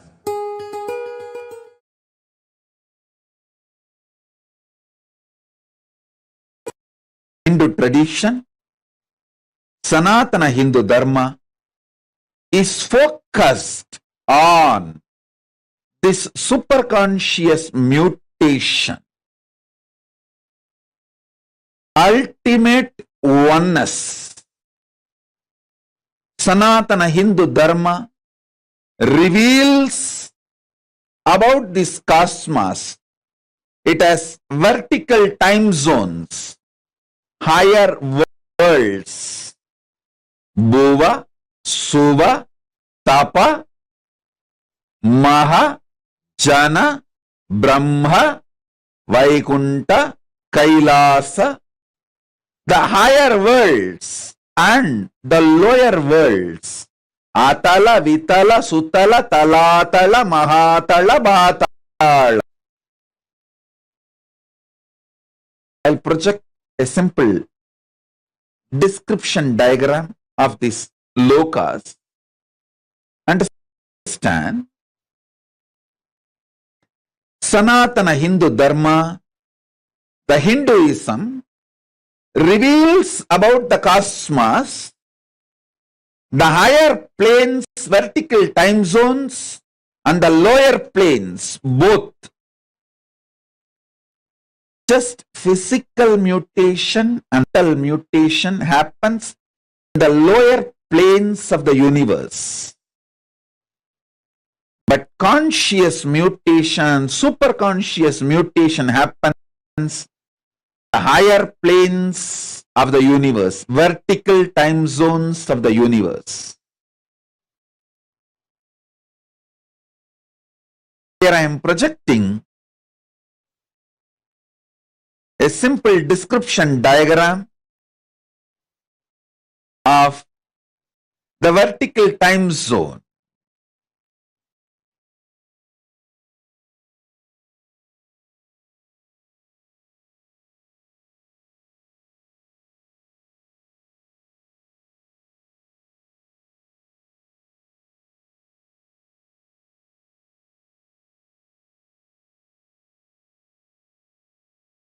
To understand, this is the rough description of revealed by Hinduism,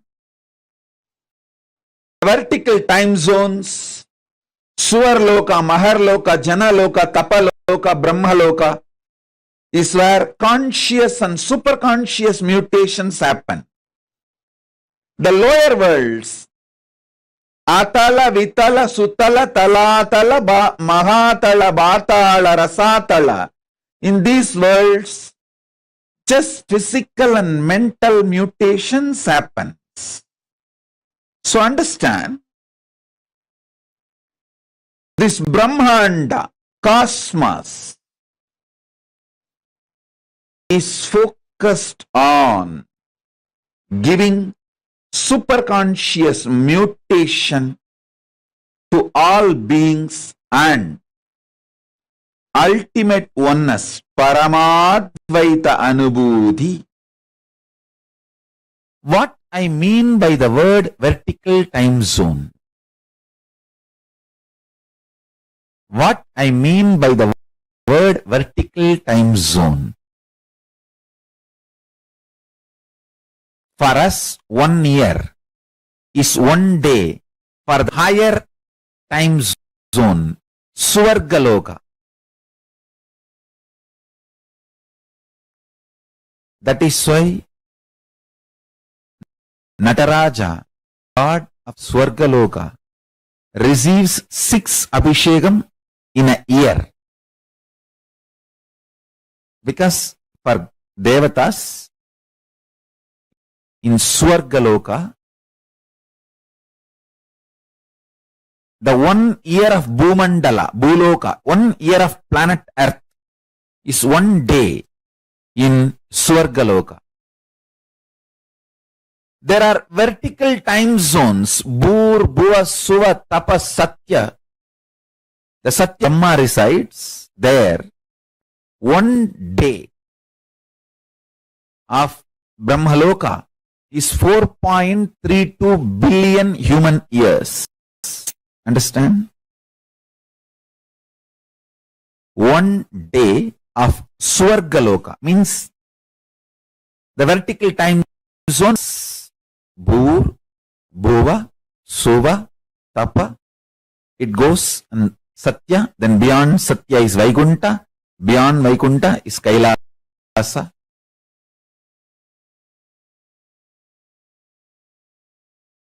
Below Atala, Vitala, Sutala, Talatala, Batala. Understand? I am not giving you some superstitious theories. No. I'll give you precise understanding and experience of these vertical time zones. And understanding about these vertical time zones as a direct utility for your day-to-day life. It can bring tremendous physical health, mental health, psychological wellness, a very powerful way of existing, and above all, life of Paramashivoham. You can exist embodying the space of Paramashiva, state space of Paramashiva, and manifest powers of Paramashiva. Understand? The idea you carry about you is very important because that is the foundation from which your life. Knowledge about the vertical time zone, especially experientially,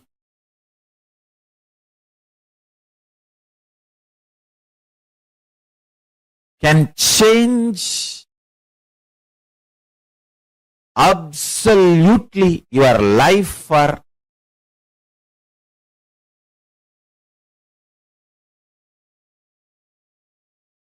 best,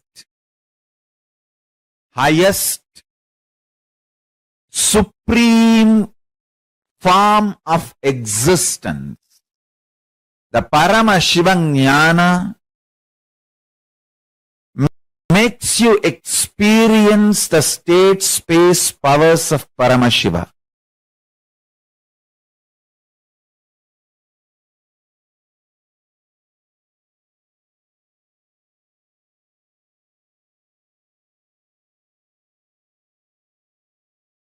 The vertical time zones where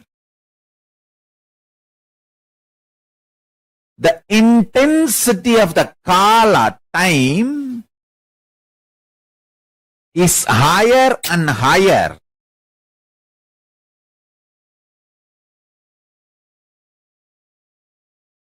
Understand, last few satsangs I was explaining about these minds. Matter, mind which experiences matter, intelligence, buddhi, which makes decision, consciousness, pure space of Paramashiva. This four component put together is your reality. In horizontal time, all these four are equally felt. I can roughly compare like a 25%, 25%, 25%, 25%. 25% matter, 25%. That's the way you experience the. If the intensity of the consciousness increases, for example, the consciousness becomes 30%. So, its influence on the buddhi, intelligence also increases. So, intelligence becomes 30%. Then naturally the mind's intensity drops. The matter's intensity drops. So, this two becomes 20-20 and this two becomes 30-30. So the whole thing tilts, means you enter into the vertical time zones. 100% only pure consciousness and zero intelligence and zero mind and zero matter. That is Kailasa. Because you don't need buddhi, you don't need mind, you don't need matter for your existence. You exist as a pure space, pure consciousness. That is Kailasa. And same way, you neither feel conscious, almost 99.99999% only matter, less than 0.0000001% mind, then lesser than that 0.00001%, 0.00001% intelligence, and lesser than that 0.0000001% is consciousness, patala. That is what is called eternal hell, lowest in the vertical time zone. Understand? Highest peak point of the vertical time zone is Kailasa, where 100% consciousness, pure consciousness, Paramashivatva. No need for intelligence or mind or matter.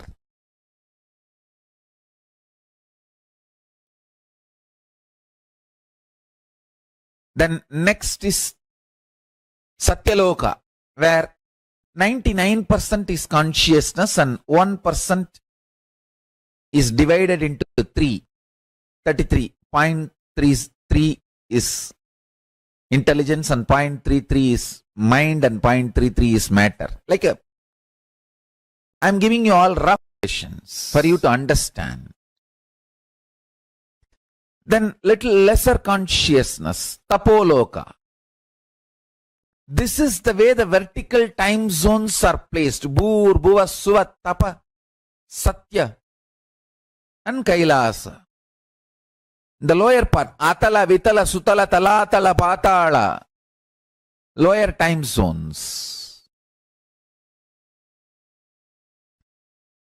Understand, all the tapas, all the purification methods in Hindu tradition is to raise you to the higher vertical time zones. That's all.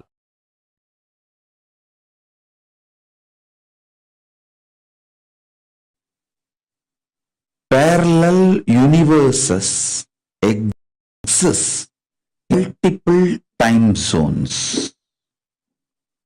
The vertical time zones.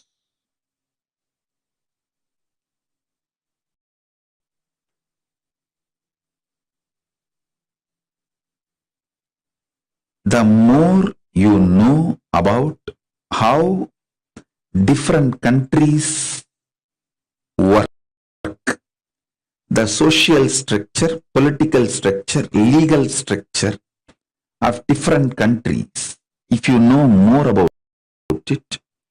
You have the freedom to choose. You can make your life more luxurious, comfortable. That's the reason people migrate.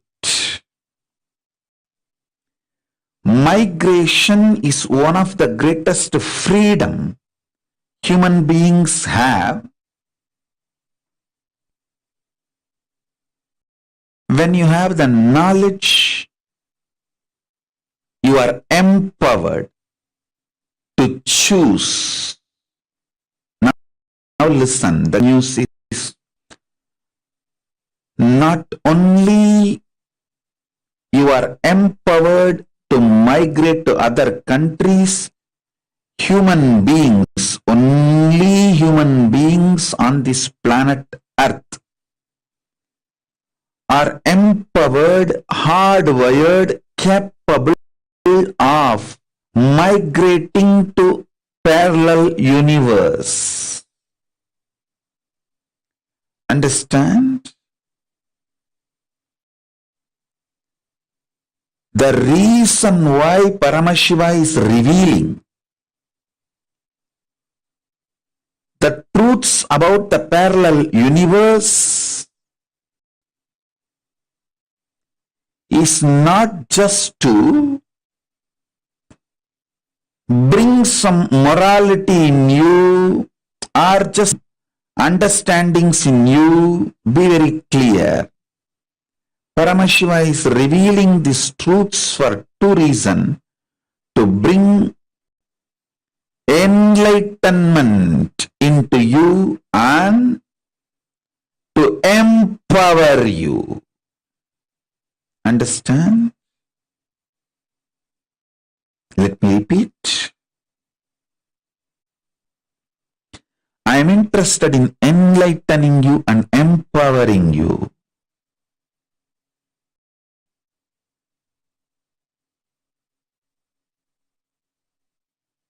Even if I give you one glimpse of the parallel universe, you will have irreversible enlightenment.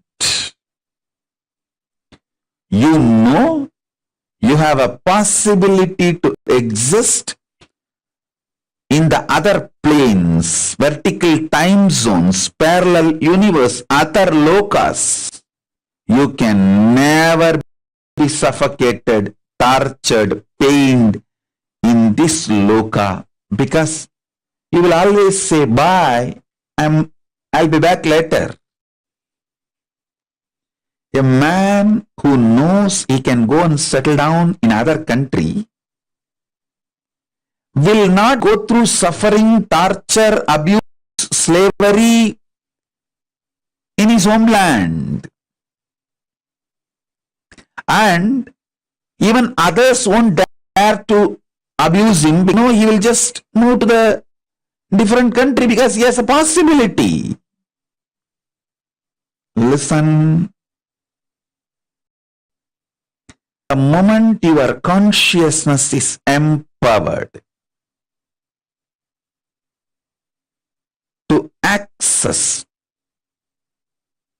and to exist in the parallel universe, in other lokas, in the vertical time zones, no force in this Bhuloka, planet Earth, can torture you, abuse you, suffocate you. It is irreversible, permanent enlightenment. Irreversible, permanent empowerment. If you understand and start facing yourself in the parallel universe, parallel multiverses, first thing will happen to you is you will understand the whole cosmology and cosmos logical. The logic of the cosmos. Logic of the cosmos is natural law of life, dharma. Listen. If you understand the logic of Dharma,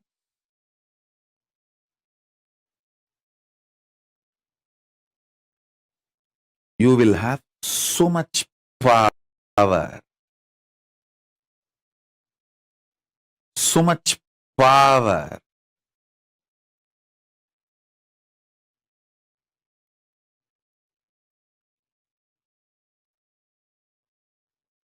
Your DNA will be just empowered, fully awakened. Listen, fully awakened.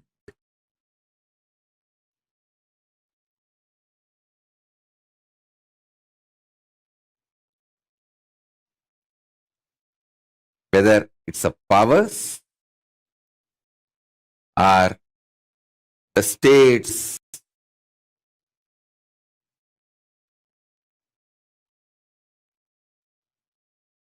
listen intensely.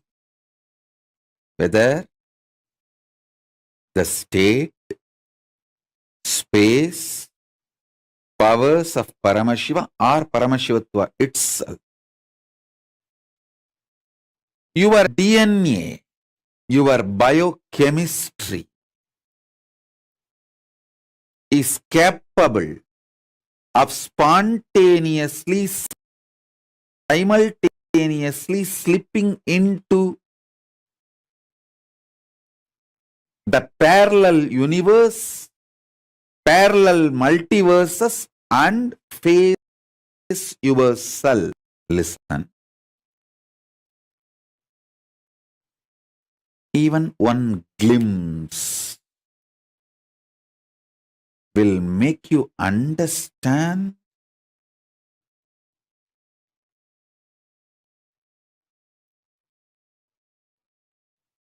the magnitude of Hinduism.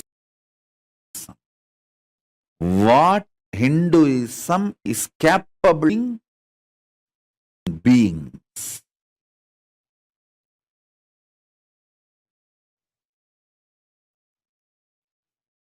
Understand the logic of a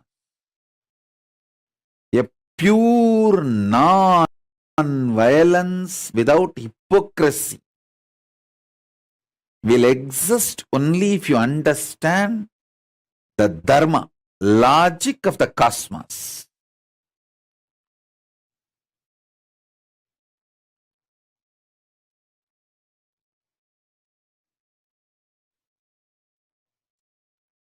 You will become so life positive. Not only all competitions will disappear, you will become a powerful being, shares everything.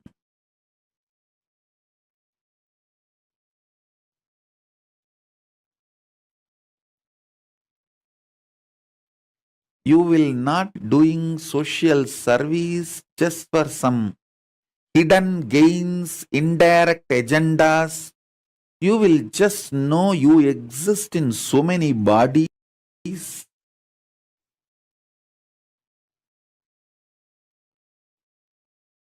You enjoy life in so many ways. It is like spontaneous sharing.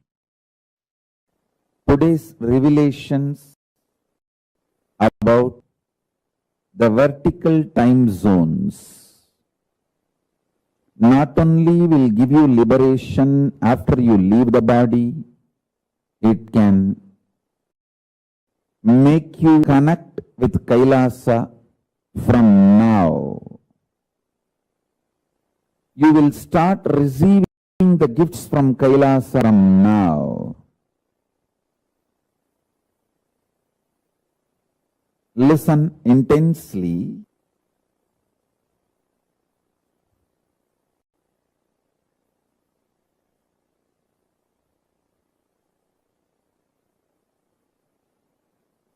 The conscious conclusions you arrive forms the basis of your life. The conscious conclusions you arrive is the source of your future. From the conscious conclusions you have, your future manifests. Now focus on, because these statements are too important. If you die without this introduction, when you go to the first loka, second time zone, second vertical time zone or third vertical time zone, you will feel shy. You will have a cultural shock. It's like somebody from Indian village comes to New York. Due to a cultural shock, he will not talk to anyone. He will just move to a corner into a shell. He will escape from life. People asked me, when I came to US, that was the first time I got into the flight in my life. I have not even seen the flight from distance. The first time I got into the flight is the flight for US, United States. And as you all know that I am from a village, but I never had a cultural shock. I just started going around and speaking in English, giving satsangs, classes, programs. The day one, I landed in US. I went to Chicago to pay respect to Vivekananda. The same stage, the auditorium in which Vivekananda spoke, I went there and offered my respects. Second day, my ASP, Ananda's program. First time I am doing it in English. Before that I have spoken in my own bottled English. But first time in outside India in my own English. People asked me, can we get a translator, Swamiji? I said no. I'll have to learn. Let me learn. All of you listen. Now initiation time. So no moments. Every word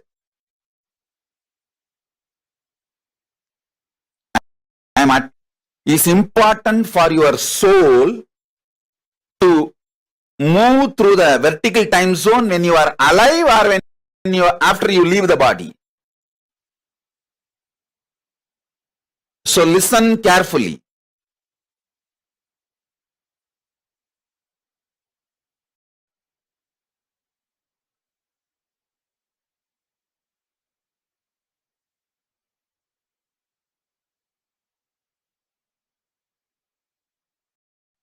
Listen.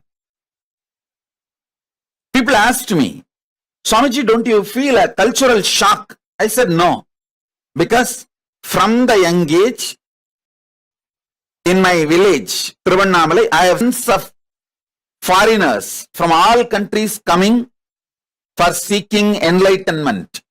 My gurus always had people from all over the world coming to them for enlightenment. So I was always near my gurus and saw all of that. Saw many of them. So how my gurus used to teach, I have seen. My gurus have already trained me to teach for the whole world, to be Jagat Guru. So I did not have a cultural shock. Now I am trying to train you not to have cultural shock when you go to Kailasa. See now, whatever I am telling you, if you internalize, you will not have a cultural shock, or you won't feel shy, you won't feel inadequate. Not enough when you go to the vertical time zones. With consciousness as a fuel, you can straight shoot up to the different time zones. move to different time zones. See, if you go to the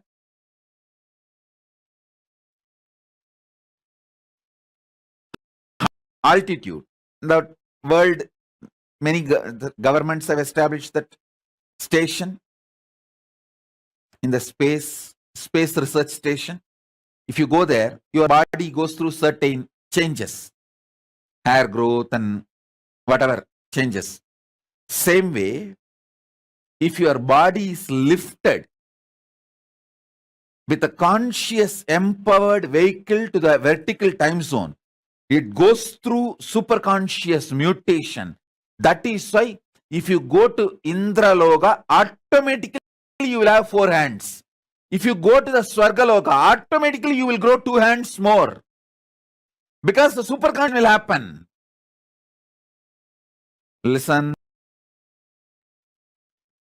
If you go to the space station, automatically your body goes through certain changes. Same way, if you go to the Swargaloka, automatically your body goes through certain changes. Because superconscious mutation happens.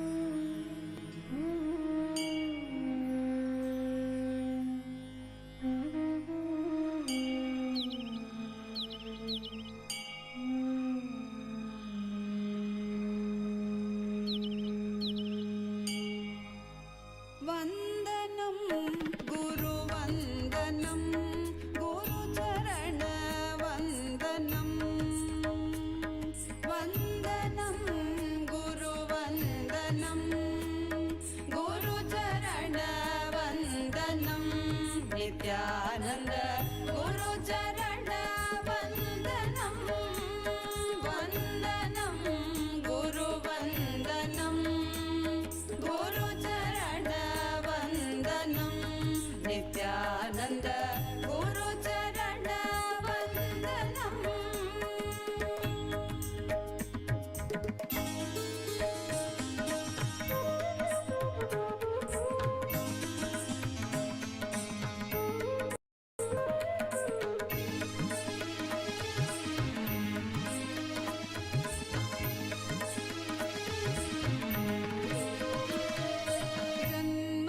जन्मसार्थककरं गुरुदर्शनं वन्दनं गुरुवन्दनं गुरुचरणवन्दनं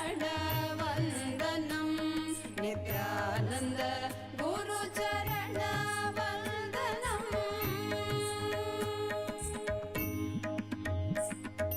पद सद सद ग पद पद परि ग प ग प ग सरि ग रि ग प ग पद पद सरि ग रि रि रि सद सा पद सद सद ग पद पद परि ग प ग प ग संकट कवच मधुरानुभवानन्दं गुरुस्मरणं नित्यानन्दरूपं नित्यानन्दरूपं नित्यानन्दरूपं नित्यानन्दरूपं नित्यानन्दरूपं नित्यानन्दरूपं नित्यानन्दरूपं नित्यानन्दरूपं नित्यानन्दरूपं नित्यानन्दरूपं वन्दनं गुरुवन्दनं गुरुचरणवन्दनं वन्दनं गुरुवन्दनं गुरुचरणवन्दनं नित्यानन्द गुरुचरणवन्दनं वन्दनं गुरुवन्दनं गुरुचरणवन्दनं नित्यानन्द गुरुचरणवन्दनं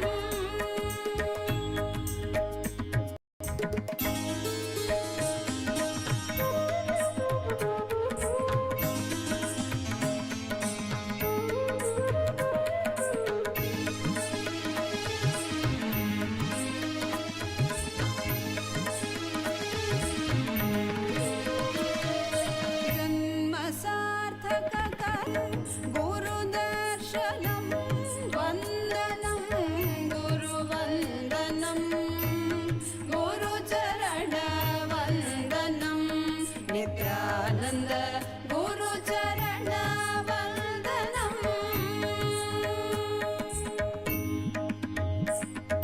पद सद सद ग पद पद परि ग प ग प ग सरि ग रि ग प ग पद पद सरि ग रि रि रि सद सा पद सद सद ग पद पद परि ग प ग प ग संकट कवच मधुरानुभवानन्दं गुरुस्मरणं नित्यानन्दरूपं नित्यानन्दरूपं नित्यानन्दरूपं नित्यानन्दरूपं नित्यानन्दरूपं नित्यानन्दरूपं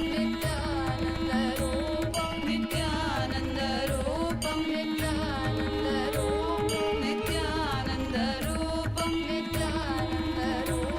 नित्यानन्दरूपं नित्यानन्दरूपं वन्दनं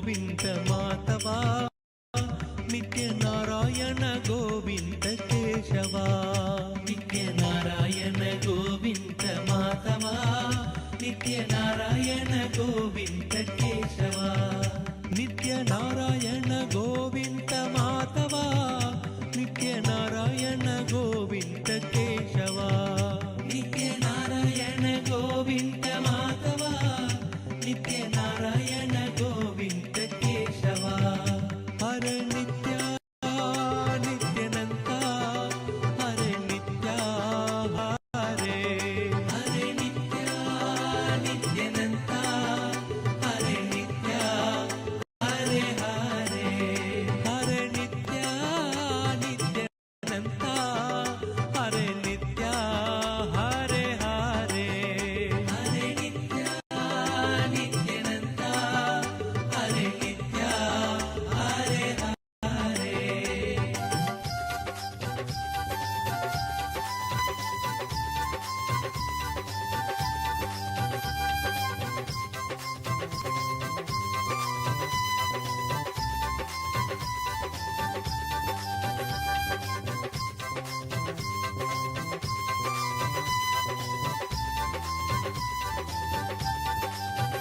ನಿತ್ಯ ನಾರಾಯಣ ಗೋವಿಂದ ಮಾಧವ ನಿತ್ಯ ನಾರಾಯಣ ಗೋವಿಂದ ಕೇಶವ ನಿತ್ಯ ನಾರಾಯಣ ಗೋವಿಂದ ಮಾಧವ ನಿತ್ಯ ನಾರಾಯಣ ಗೋವಿಂದ ಕೇಶವ ನಿತ್ಯ ನಾರಾಯಣ ಗೋವಿಂದ ಮಾಧವ ನಿತ್ಯ ನಾರಾಯಣ ಗೋವಿಂದ ಕೇಶವ ನಿತ್ಯ ನಾರಾಯಣ ಗೋವಿಂದ ಮಾಧವ ನಿತ್ಯ ನಾರಾಯಣ ಗೋವಿಂದ ಕೇಶವ ಹರೆ ನಿತ್ಯ ನಿತ್ಯನಂತ ಹರೆ ನಿತ್ಯ ಹರೆ ಹರೆ ಹರೆ ನಿತ್ಯ ನಿತ್ಯನಂತ ಹರೆ ನಿತ್ಯ ಹರೆ ಹರೆ ಹರೆ ನಿತ್ಯ ನಿತ್ಯನಂತ ಹರೆ ನಿತ್ಯ ಹರೆ ಹರೆ ಹರೆ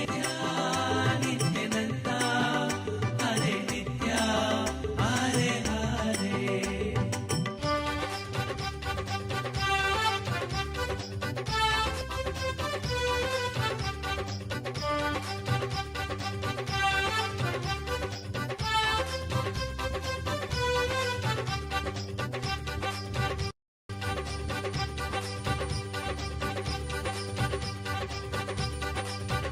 ನಿತ್ಯ ನಾರಾಯಣ ಗೋವಿಂದ ಮಾಧವ ನಿತ್ಯ ನಾರಾಯಣ ಗೋವಿಂದ ಕೇಶವ ನಿತ್ಯ ನಾರಾಯಣ ಗೋವಿಂದ ಮಾಧವ ನಿತ್ಯ ನಾರಾಯಣ ಗೋವಿಂದ ಕೇಶವ ನಿತ್ಯ ನಾರಾಯಣ ಗೋವಿಂದ ಮಾಧವ ನಿತ್ಯ ನಾರಾಯಣ ಗೋವಿಂದ ಕೇಶವ ನಿತ್ಯ ನಾರಾಯಣ ಗೋವಿಂದ ಮಾಧವ ನಿತ್ಯ ನಾರಾಯಣ ಗೋವಿಂದ ಕೇಶವ ನಿತ್ಯ ನಾರಾಯಣ ಗೋವಿಂದ ಮಾಧವ ನಿತ್ಯ ನಾರಾಯಣ ಗೋವಿಂದ ಕೇಶವ ನಿತ್ಯ Narayana Govinda Madhava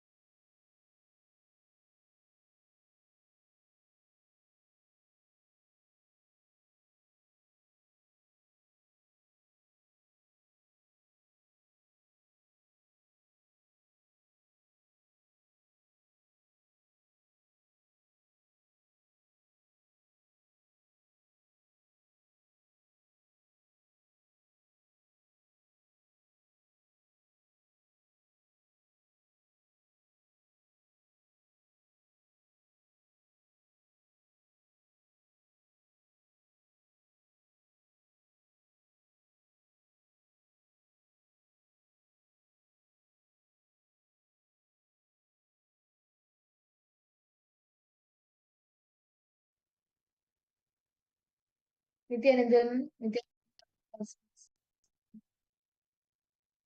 we all just had a wonderful session where we understood about the different vertical time zones and the parallel universes. Understanding of what clicked with you the most was Nityananda, Lingodbhavanaya, Nityananda, Lingodbhavanaya.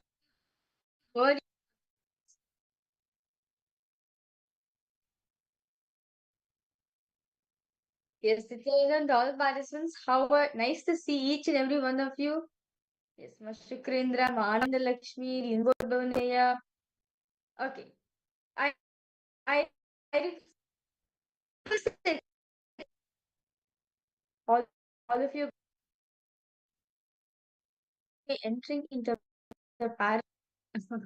All of you going to meeting your, I would say, sorry, because all participants suppose, how was the session for each and every one of you? Makari, Nityananda ma, nice to see you. For all the participants who are not on camera, can I request each of you to come on? Yes. In this session, when Swamiji spoke, right, the fact was the vertical time zones. Participants. How many parallel universe do we have? How many? How many do we have? Makari, how, how many would you like?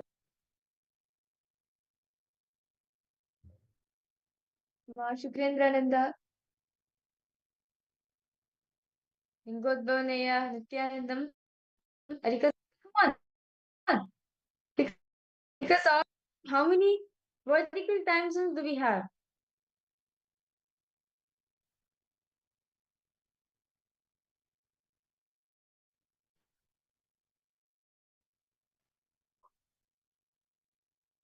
Okay.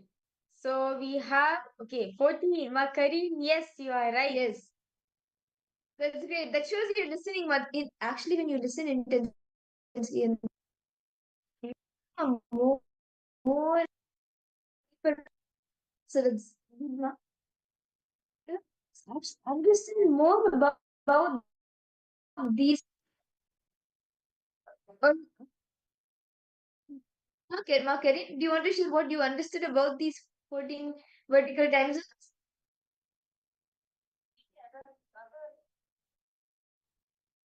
Lingotumanaya, I hope now it is better, yeah? Yes, Nityanandamaya, is this better?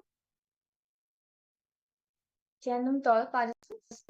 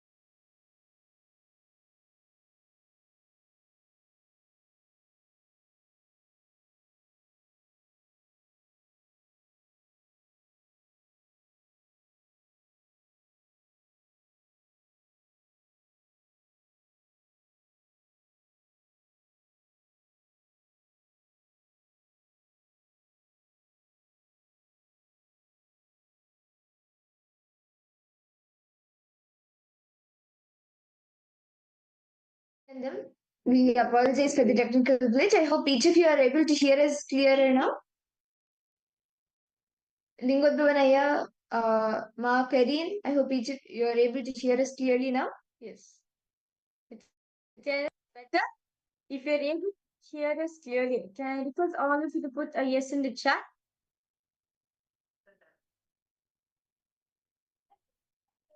Okay, yes, thank you so much, Aya. Okay. From the 14 locals, from like the 14 vertical time zones that are there, what's your favorite place that you got? Actually, now we will be understanding it more deeper also.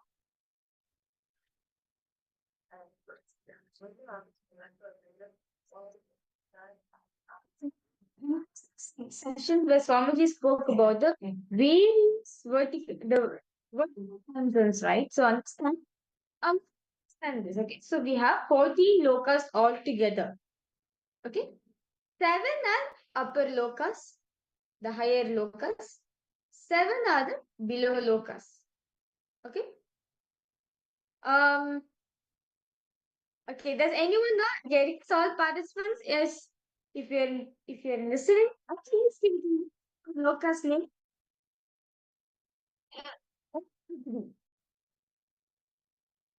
His name you can tell.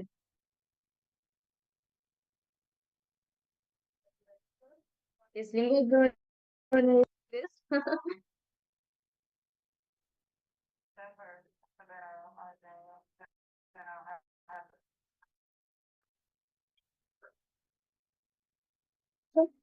Participants suppose in lokas. Okay. Tapoloka. What's this?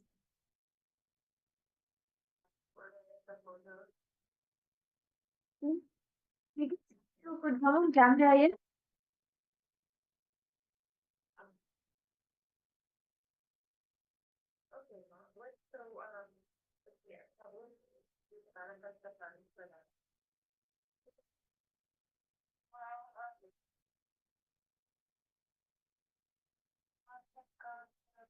Okay, Ma Karin, why don't you pose? Ma Anand Lakshmi, Ma Shukendrananda. Which are 3 lokas which you remember? Any 3 lokas? We have a lot actually. I'm just asking for 3 loka. Okay, Tabo loka, yeah, you have posted then lokas.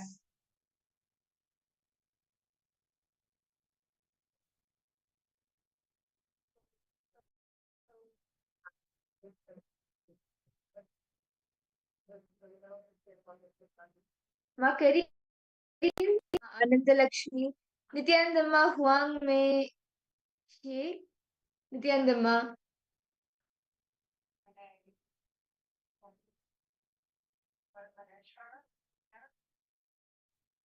Ma Karin, try ma.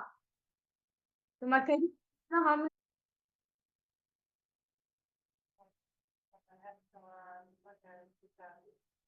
Okay.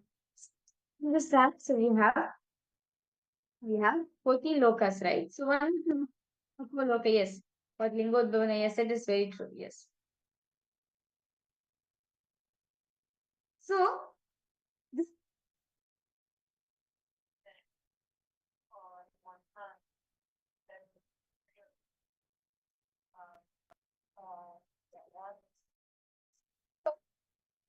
okay, so if you see the 14 lokas, right? So the 7, so totally up above 7, below 7. 6, Bhu, Bhuva, Maha, Tapa, Satya, Vaikuntha, Tripura, Kailasa, Mahakailasa. Okay. Lokasa, Atala, Vitala, Sutala, Talatala, Rasatala, Mahatala, Patala. Yes? Okay. Are you catching?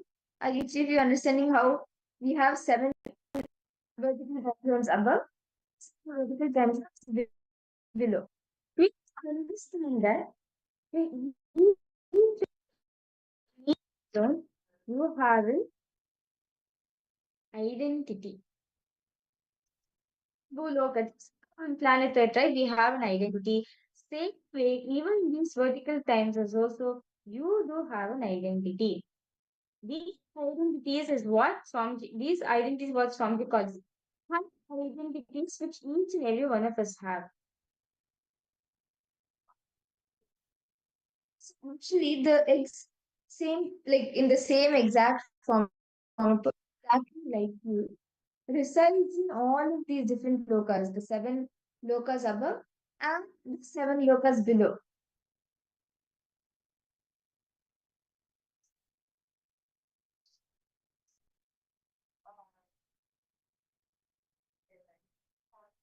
Which of you understanding this?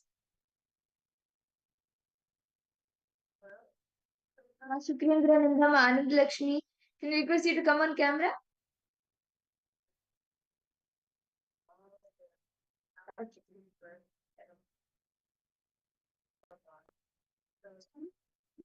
Yeah. Say how in each of these 14 lokas, the 14 um, vertical time zones, you exist the same, like, a same being looking exactly like you exists.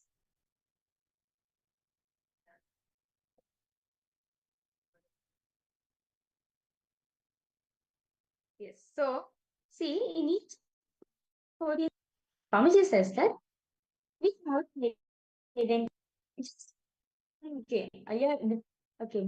Bhuloka, Nvodvanaya, supposedly okay. Identity card, right? You have an identity card in Bhuloka, we have. Okay, yes. Nithyananda Chandrasekhar, is this better? I hope you're able to hear.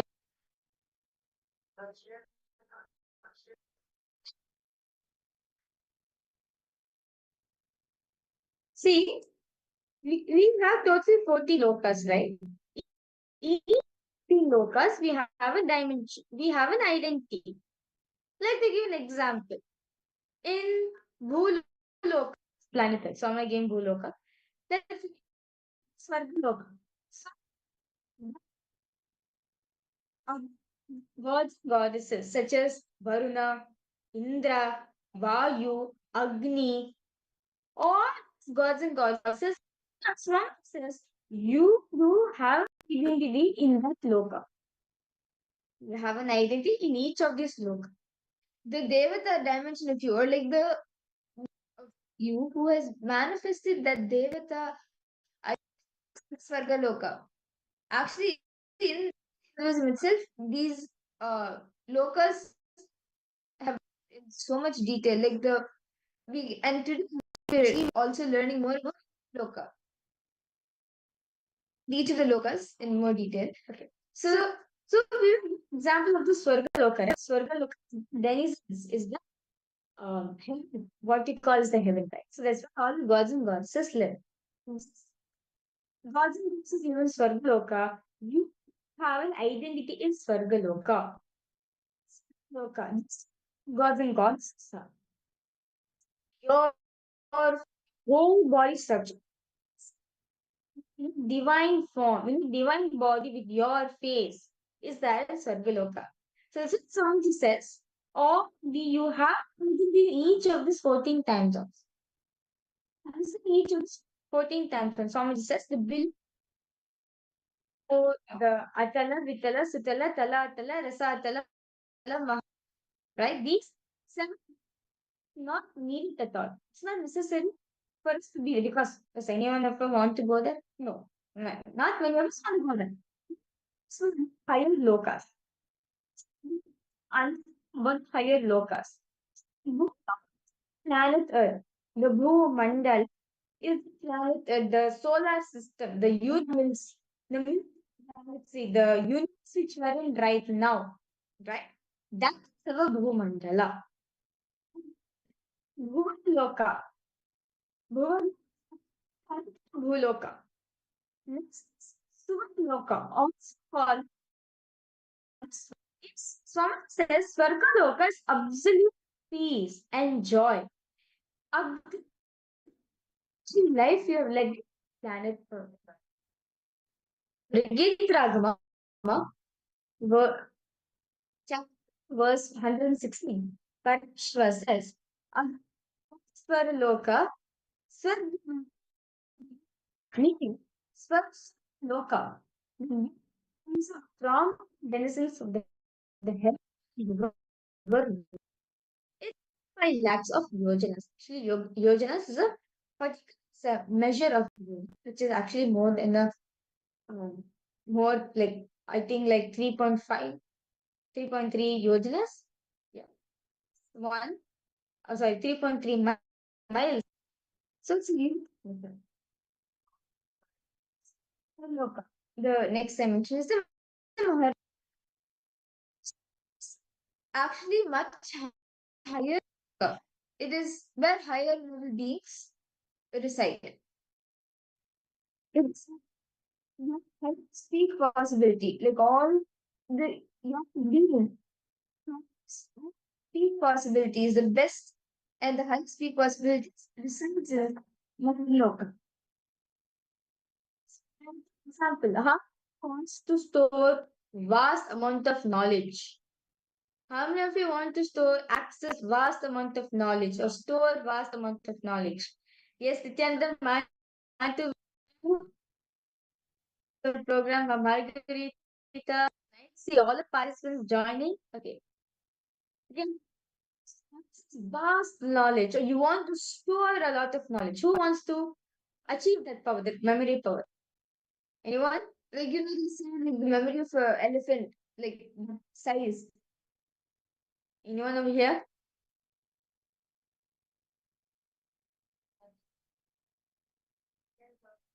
You, you can just post this in the chat too, so that's also fine. How do you again this story vast amount of knowledge? Or Matthew Viskazaya, anyone? Margarita, yes, Nityananda. Okay.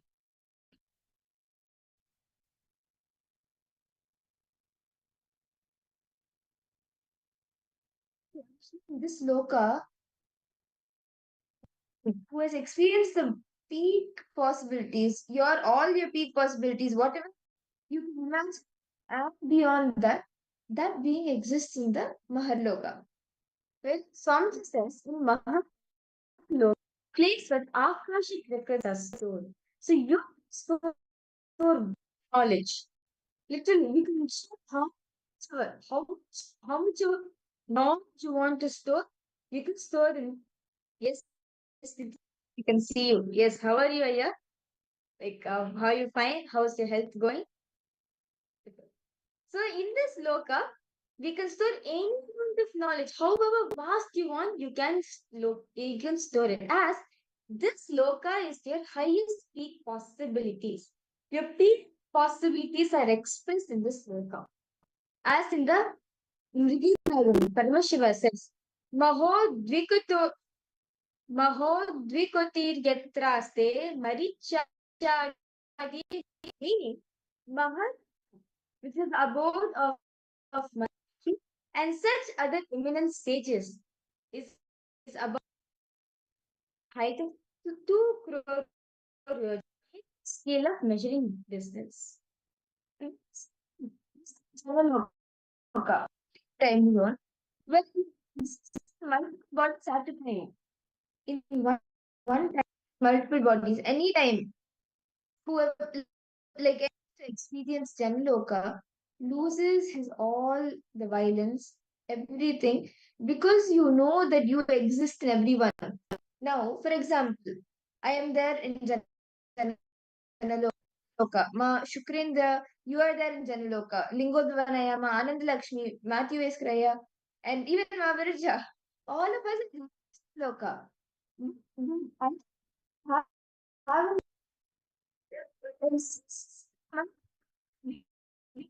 how clear because at Paramashiva, each one have the same, none of us have the same consciousness, are bound by the same consciousness. So we exist in multiple bodies. There is no difference. So, how many of you are facing issues with your friends? Like friends. How many of you facing problem in that? Anyone? Like you want to build a good relationship, but you're not able to build a good relationship. Any problems with relating with people or your friends or your create how to say how to say, like you group like someone's against you or something. Okay, Matthew was you for you. Yes, for me he says the in general you much at the time. Like for example, my body, like my face, with my mother's body. My face in so many of your so like in so many different bodies. So I exist in so many places at a time. So by connecting the body and general actually change the person. You can actually change the person's perception about you.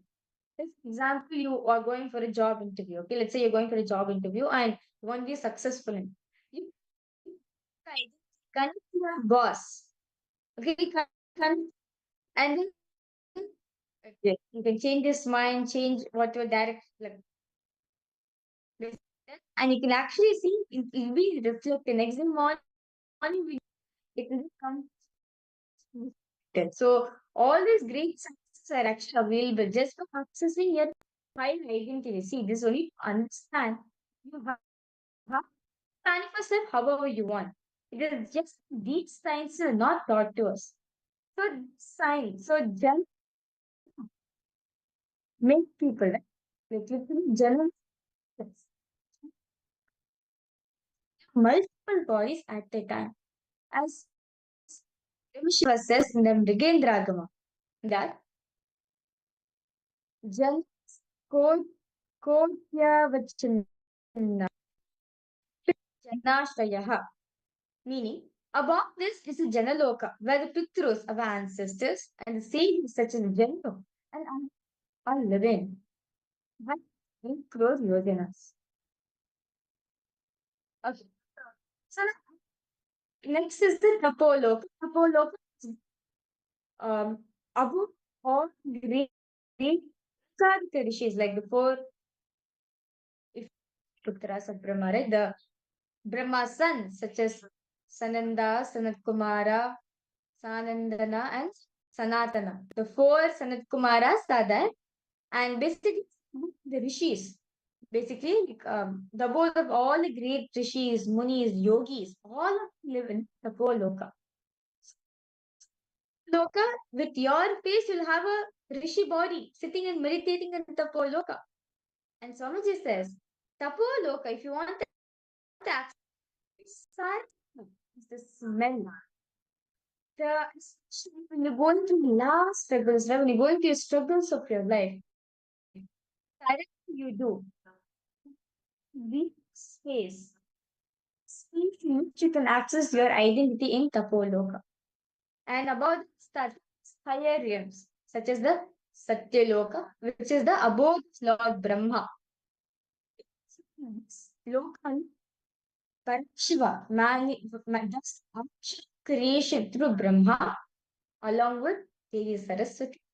Then about the Vaikuntha, which is above the Parandhama, where Paramashiva does the sustenance aspect of the whole universe, along with Mahalakshmi. Like the Kshimasagar, the milk ocean, right? As Parandhama sleeps, Parandhama rests. The Vaikuntha is the abode of of above that is Sripuram, which is the abode of Devi Paramashiva Shakti, as Rajarajeshwari is existing there.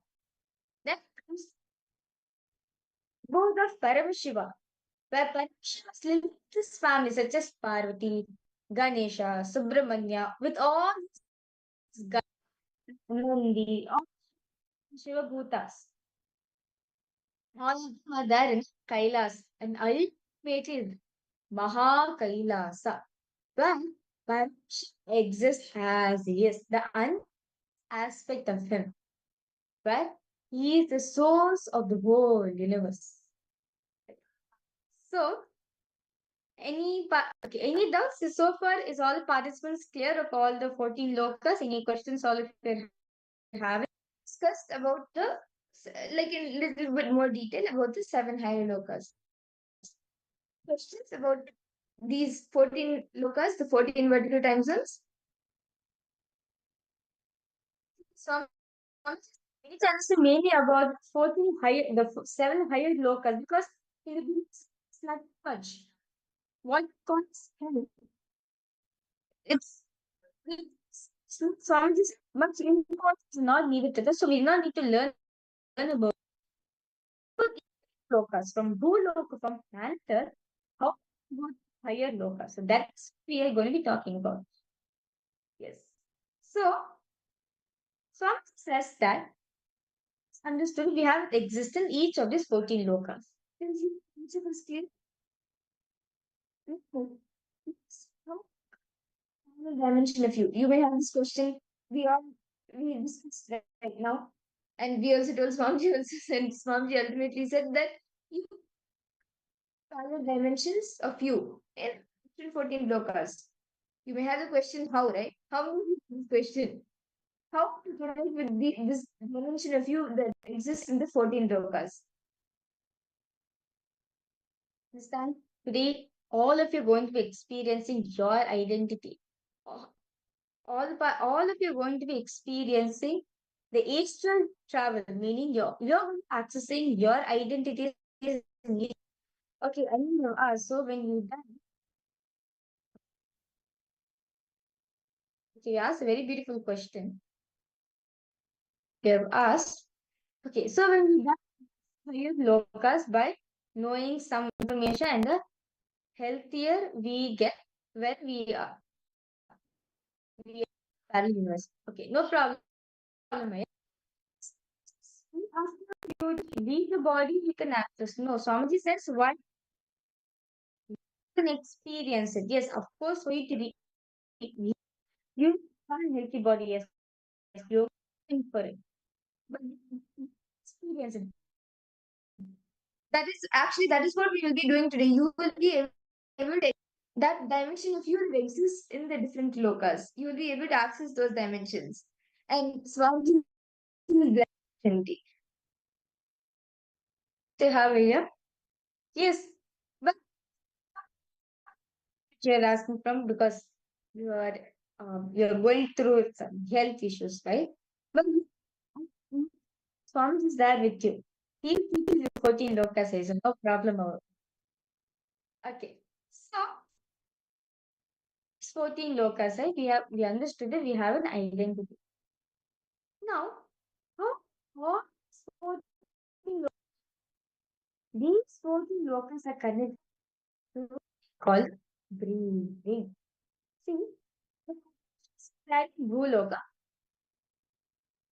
come cognitions we carry Swargaloka or in Tapoloka or in Vaikuntha. Set up the same pattern which you are currently having different than what you have in the general look in the rest of the lokas. But the only all 14 lokas, the only just same in all 14 dimensions is your breathing pattern in lokas. That's why Swamiji says just breathing alone you can experience the loka. How experience these different lokas? Like actually, Swamiji gives a beautiful example. How in Hindu culture, for example, goes to like some just in that place and you will not fit. But the same way, if you go to US, in just few days you will become obese.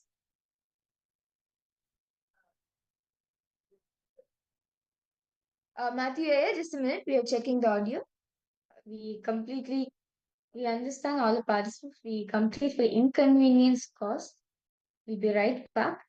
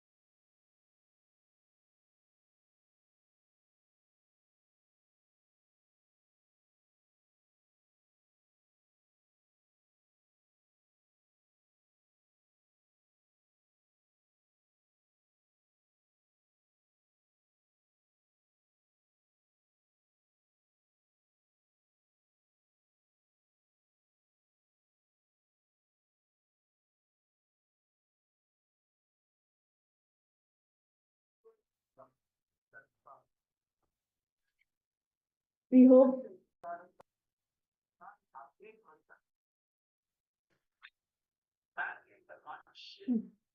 Nithyananda, we are audible to each of the participants.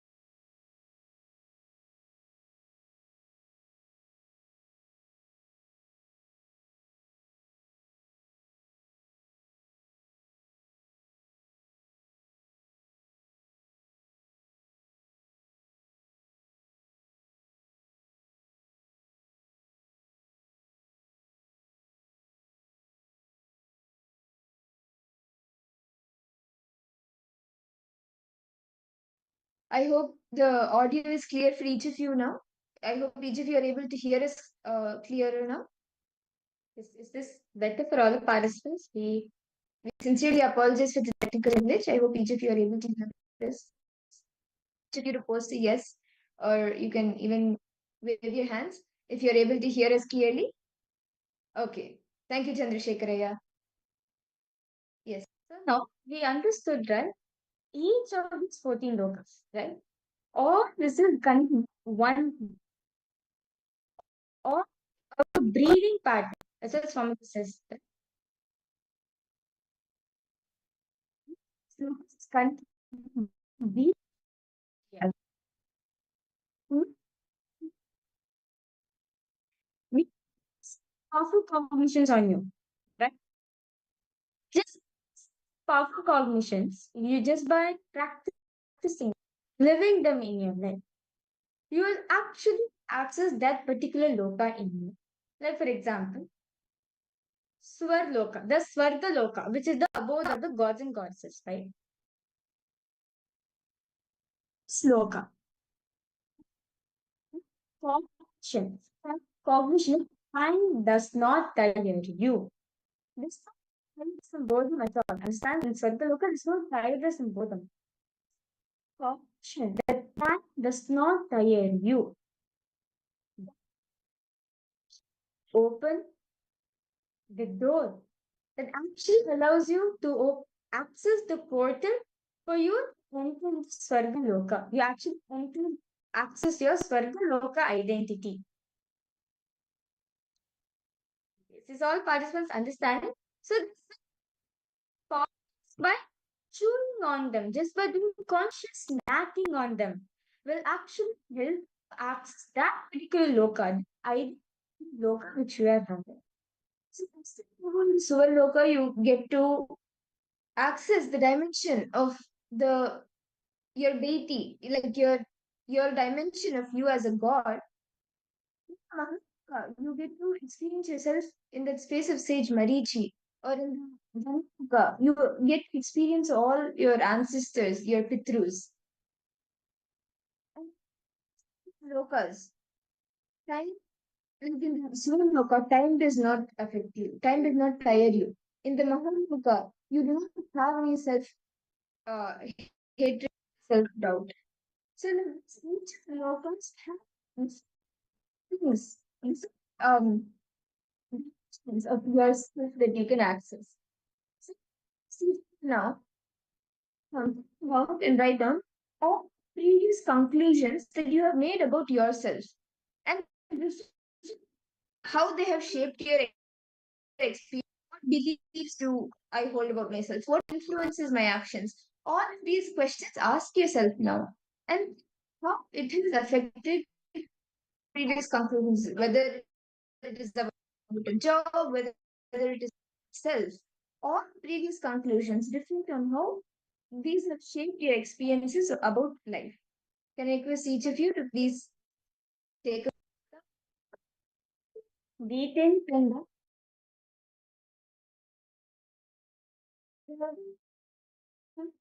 which you have made upon yourself, have upon yourself. These conclusions have shaped your own life. Have shaped life. What beliefs do I hold about myself? My action. Use them as detailed as possible.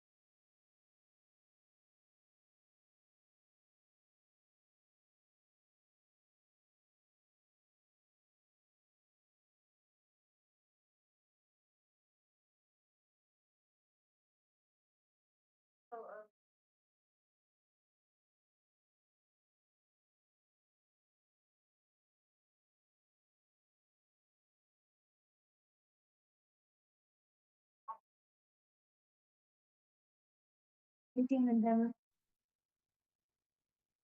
I hope you to complete writing this down.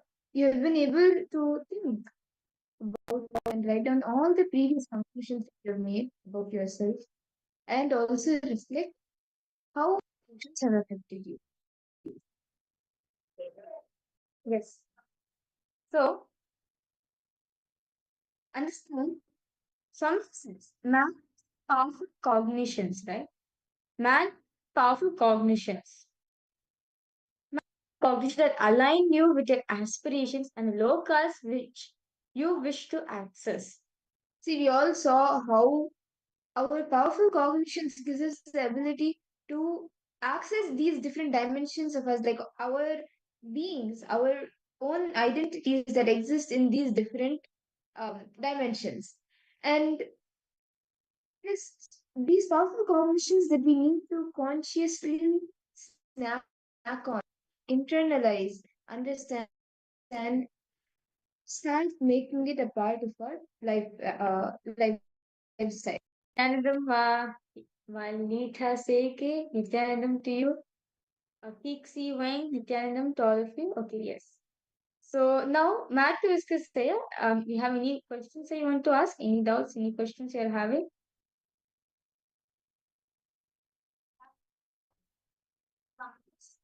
In the first step that we did till now, you have any questions? You can post it in the chat, ma. Ma Shukrendra Nanda Nityanandam Ananda Lakshmi Ma Quixin Wang Ma Lita. Okay. So now all of us understood, right? Each of the powerful cognitions we carry, right? Each of the powerful cognitions we carry lets us to awaken a particular loka in us. Okay. Without any further delay, let's now enter into the power manifestation. So, for all the participants today, we are going to be entering into a very interesting. Today, we are going to be entering the power of remote vision, where having the ability to see far distances, having the ability to see far distances, which is one physical place. If, for example, if you know about Sanjaya, right, the Mahabharata, Sanjaya's palace, right? He was sitting in the palace and describing the whereabouts. He was describing about the detail about the war. British were blanking. How is this possible? Because since Kailasa in Sanjaya in power dur drishti, meaning theory and distance seen. So he is think to a deep feeling. But see what was happening in the Mahabharata war. That's why today we are having the Bhagavad Gita. This is because Sanjay saw it. It is because Sanjay saw it only. That is why all of us are having the gift of Bhagavad Gita in our life. So when we see that power, so I should hold an object along with us. And in this round, me, myself, for Ma Birja, we will be holding an object along with us. We will not show it in the camera. It will be just with us. You and scanning what is that object. Now we are sitting miles away from all of you. We don't know where all of us are sitting in different parts of the country. We have people from US, we have people from Malaysia, from Singapore, from Europe, all of us in different parts of the world. Now, From wherever you are going to be scanning the object that myself or my village is going to be keeping. Okay.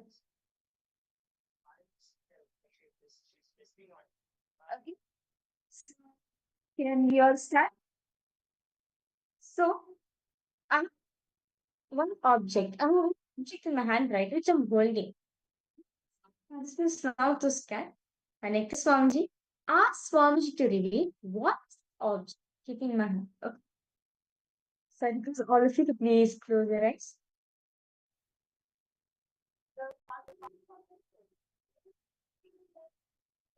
Yes. I request all of you please close your eyes.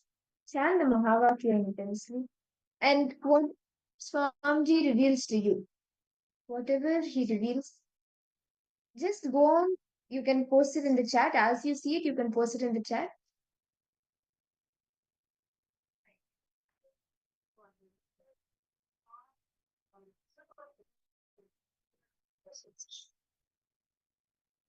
Reveal sit straight. Chant the Mahavakya.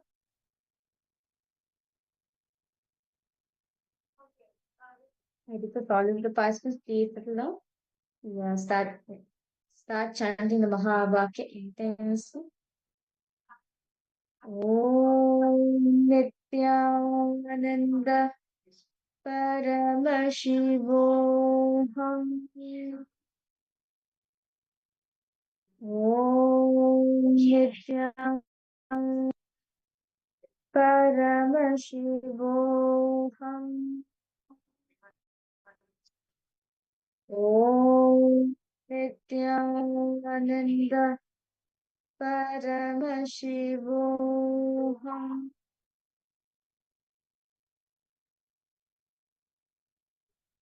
Om Nithyananda Paramashivoham. Continue to chant the Mahavakya and scan what is the object now that you guys holding. Do not guess, okay, maybe related to this. In the past, they have shown this. No, don't guess. Don't just whatever. Start. You can post that in the chat as you see it as well.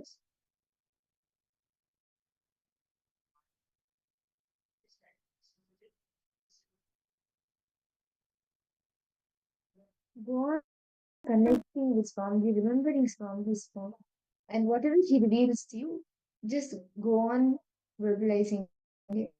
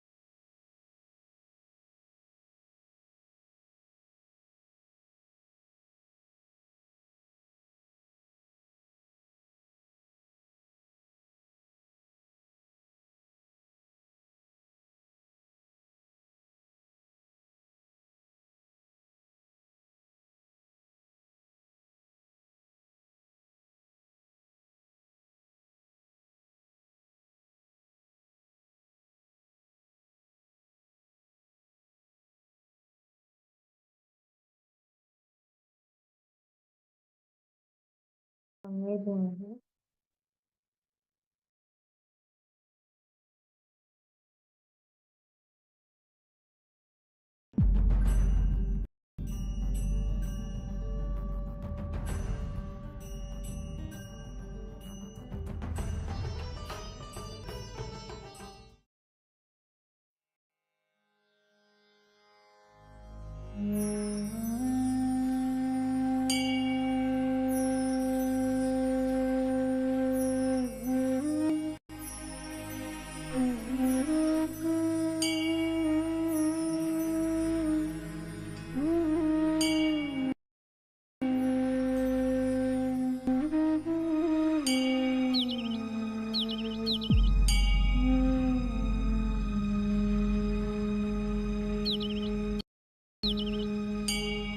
वन्दनं गुरुवन्दनं गुरुचरणवन्दनं वन्दनं वन्दनं गुरुचरणवन्दनं Nityanand गुरुचरणवन्दनं वन्दनं गुरुवन्दनं गुरुचरणवन्दनं Nityanand गुरुचरणवन्दनं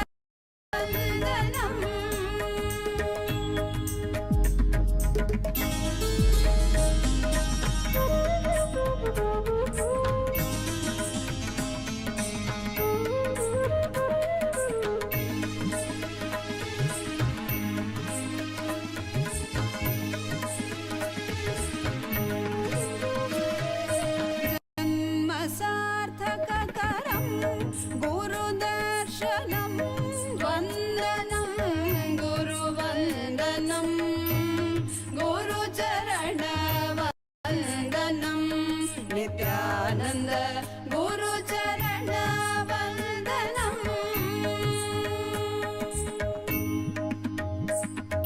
पद सद ग पद पद परि ग प ग प ग सरि ग रि ग प ग पद पद सरि ग रि रि सद स पद सद सद ग पद पद परि ग प ग संकट कवच मधुरानुभवानन्दं गुरुस्मरणम्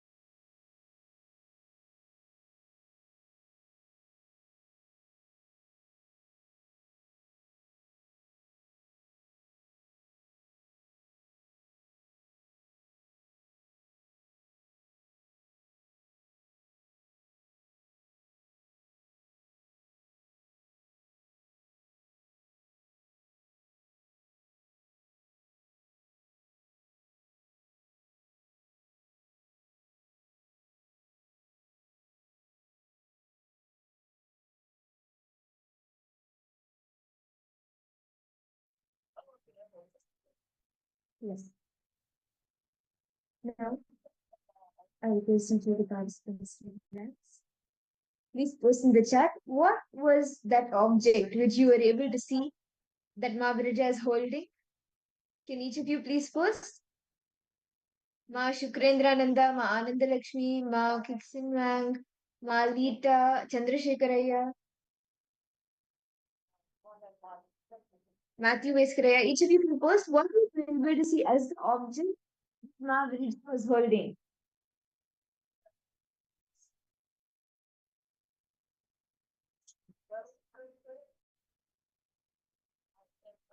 Yes.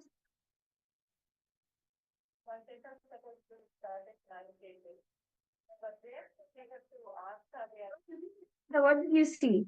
Tell me, Aya. What did you see, Aya? Ma Shukrendra, Ma Lita, Ma Sharmeen. We request all participants to post whatever Swamiji has shown to you. Yes, Matthew, I request you to post whatever Swamiji has shown to you.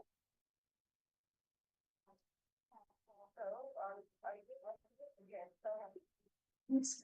If you saw any size, the shape, the color, whatever you saw. Okay, Matthew, this first time I will have computer, the audio and video. Okay, no issues there. You can work on fixing it. And if you're able to, you can post what you're able to see in this round. If you're able to.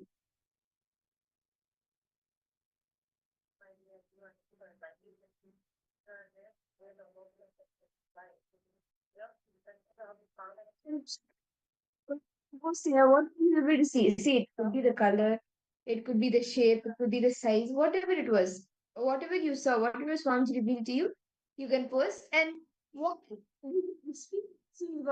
what was running in you? No images, just calmness. Okay, okay. Maybe colors, because usually colors like very good, literally spot on. Do you get colors?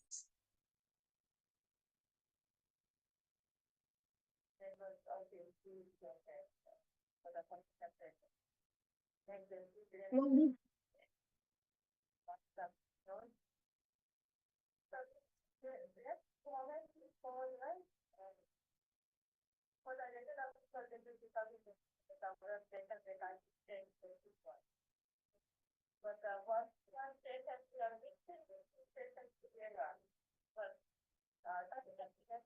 So now I'm going to reveal the answers. So for all the participants, the image, the object which is given for all of you is a earring. So gold earring. So you can see that the earring is the object which was given for all participants. It's the earring. Yes, so that was the object that Mahaviraja was holding. And now, right after the power manifestation, we will be entering the next session of our day, where we will more about how to access these different dimensions, these 14 locals, the 14 vertical time zones. Yes. So in the next session, understanding how we are part of the universe. Which shares that Brahmavit Brahmaiva Bhavati, meaning no small you become that. So in this session, we're going to listen about the holographic universe. You are part of the Pindana. You are hologram, right? If you cut. If you cut down into small pieces, that small piece cannot differentiate from a big piece, right? Same thing. Now also, this the universe. We are one with the universe. That's just how it exists. And universe, we become one with the universe. So let us now understand this beautiful session revealed by Swami himself.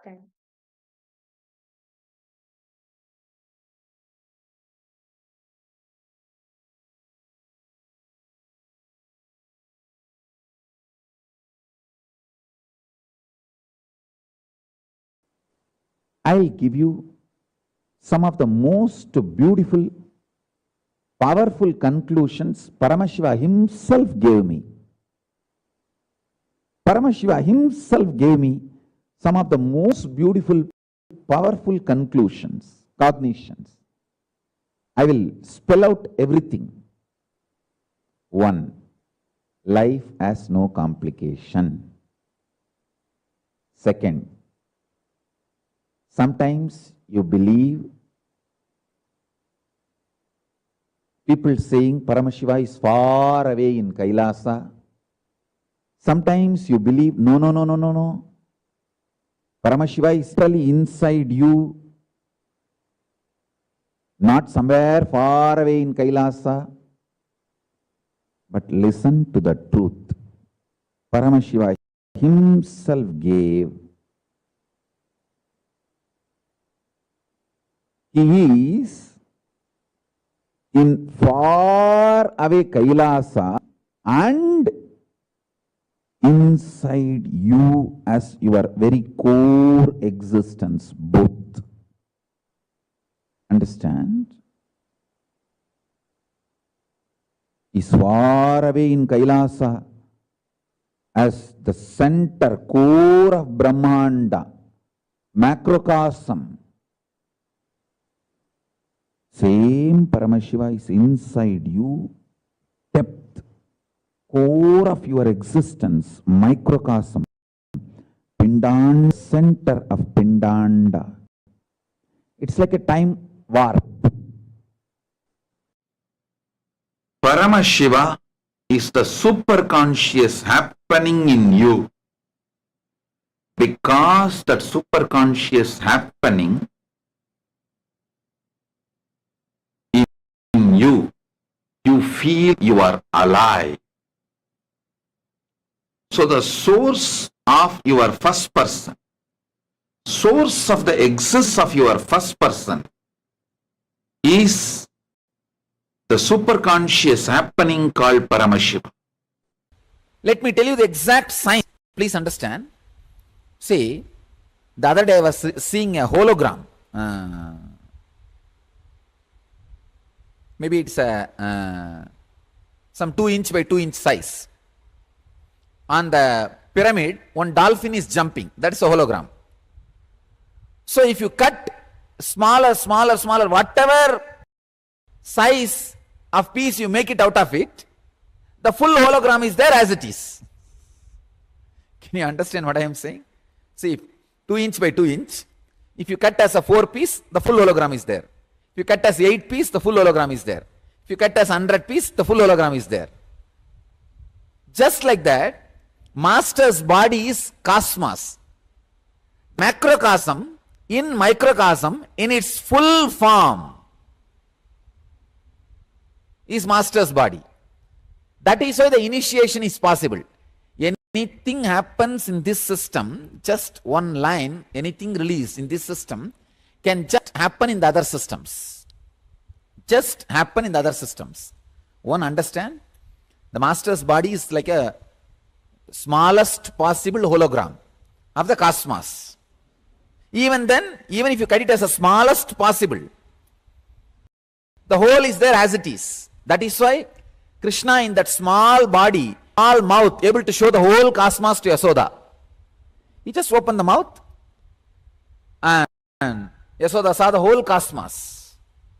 That is why, just in that small 6 feet frame, Krishna was able to show the whole cosmos to Arjuna. Understand? Master's body is the smallest bit of the cosmos. That is why when he releases something, it happens in you. He is there. Paramashiva is there. It is just a hologramic existence.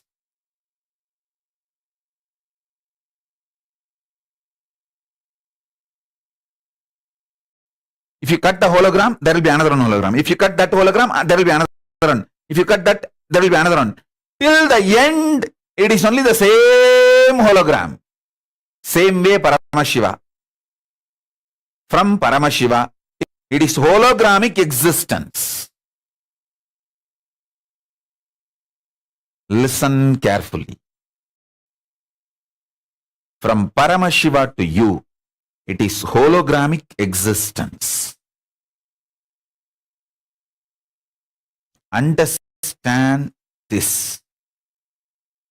Doubt everything else, but not this ultimate truth.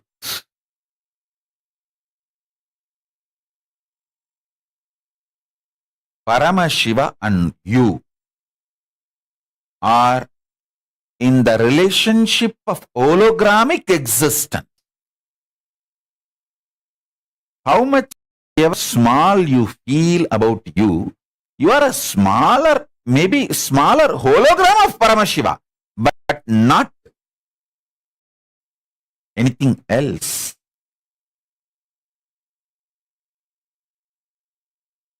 Purnamada Purnamidam Purnat Purnamudachyate Purnasya Purnamadaya Purnamevavasishyate.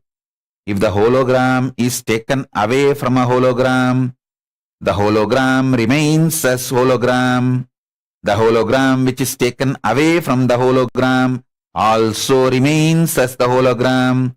The hologram which is taken away or from which it is taken away, both continues to remain as a hologram, and both continue to remain as a hologram. Because of that, we cannot use the word called both.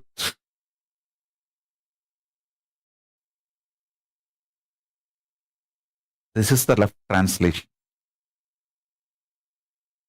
Purna remains as Purna when Purna is moved from the Purna, because Purna remains as the Purna when the Purna is removed from the Purna. You cannot call that Purna is removed from the Purna, and you cannot call there are two Purnas, one Purna removed from one Purna, both Purnas remain as Purna. No.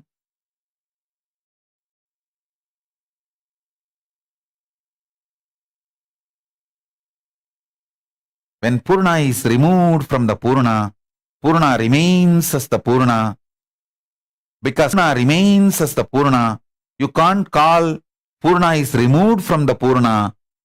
You can't say there are two Purnas which continues to remain as Purna, and you can't say Purna is removed from the Purna. Purna can be added back to Purna. Purna remains as Purna. When you go through any idea of removing, adding 1, 2, 3 or no number, Purna remains as Purna.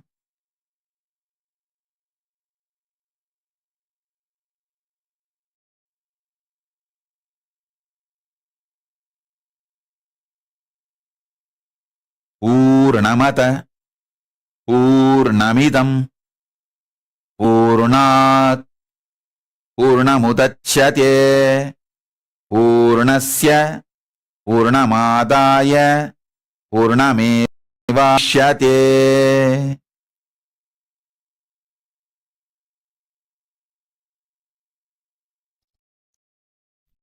The Brahmanda has various dimensions. Whatever is in Brahmanda operates in you as Pindanda, the microcosm. Whatever is in the macrocosm reflects in the microcosm. Whatever is in the Brahmanda is in the Pindanda. So, through the Pindanda, you can manifest what you want in Brahmanda.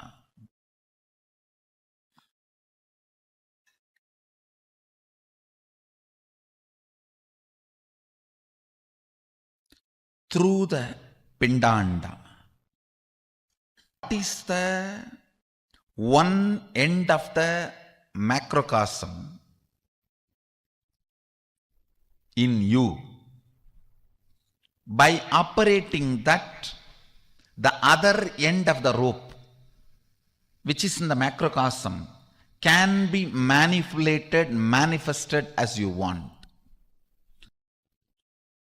One long rope, one end of the rope in the microcosm, Pindanda, is verbalization.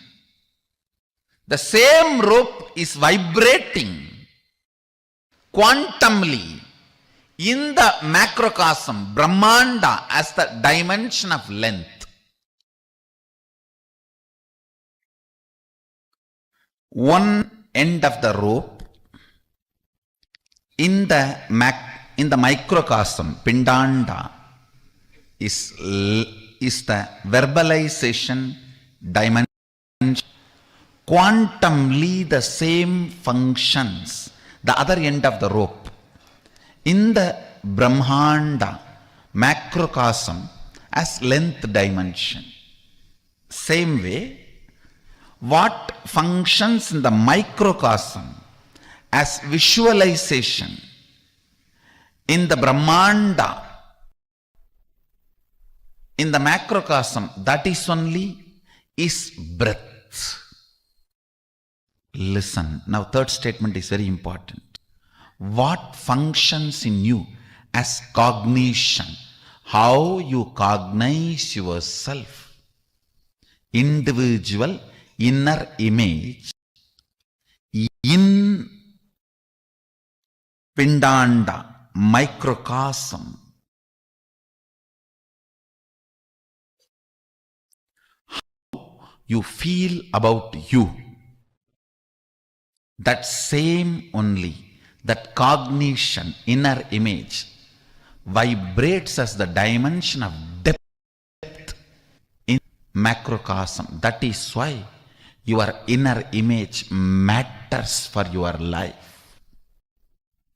What you attract, what you manifest, how you live matters, I tell you. Never allow lower inner image in you. There is nobody has a right to judge you. Even your guru has only right to help you, not judge you. Listen. Your guru only has a right to help you, not to judge you. Even guru does not have a right to judge, then who else?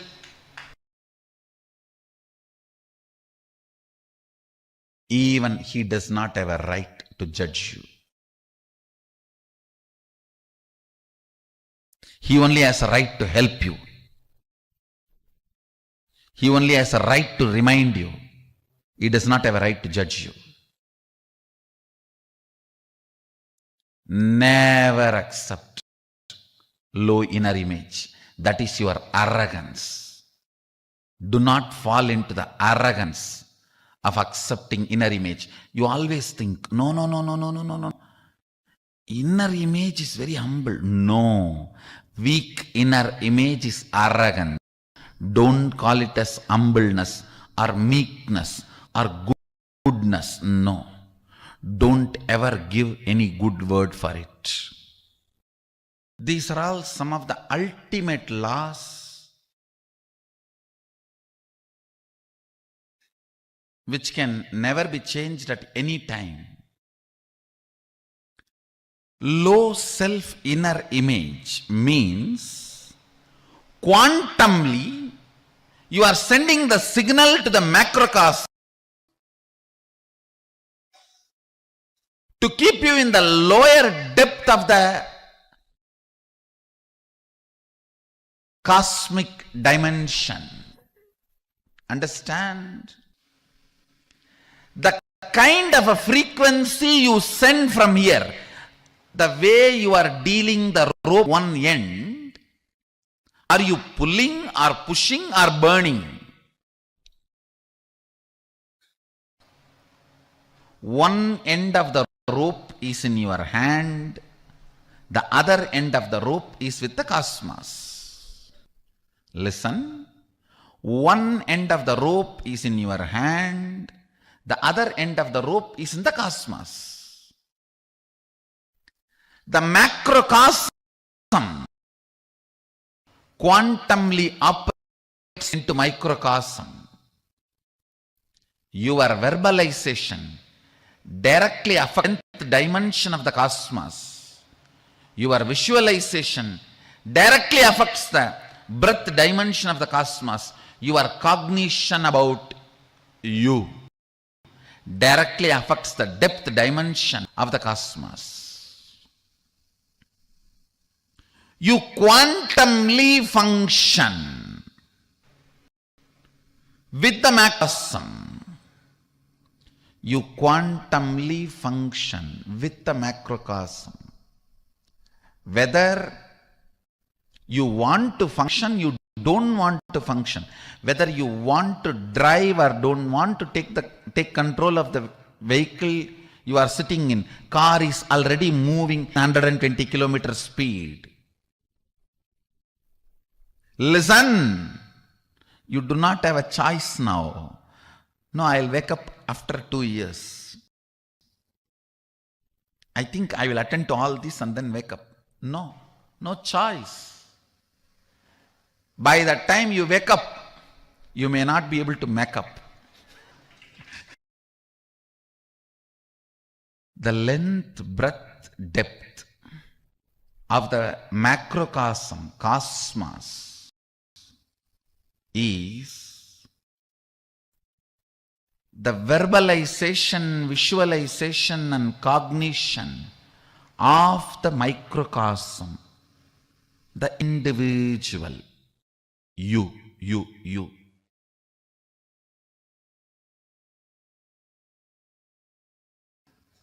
So the higher image and the visualizations and verbalizations triggered by the higher inner image.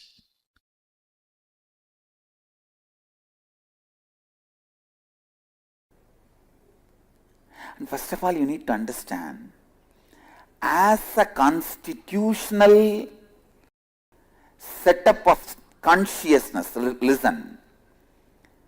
See, your consciousness as a constitutional setup. The basic constitution of the consciousness does not allow incompletions to be inside it by its nature. They are ejected out. Understand? A good DVD player, the moment you put corrupt CD, no, as a setup, it just ejects it out. It does not play. It does not tolerate it. Same way, the constitutional setup of your consciousness does not play with incompletion. By its very nature, it just ejects it, rejects it.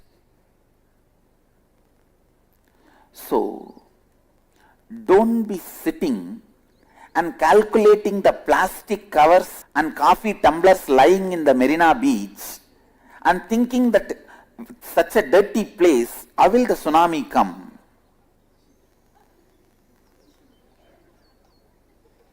Tsunami cannot be stopped by the plastic covers. Shivoham cannot be stopped by the small incompletions you think you are having. As I said,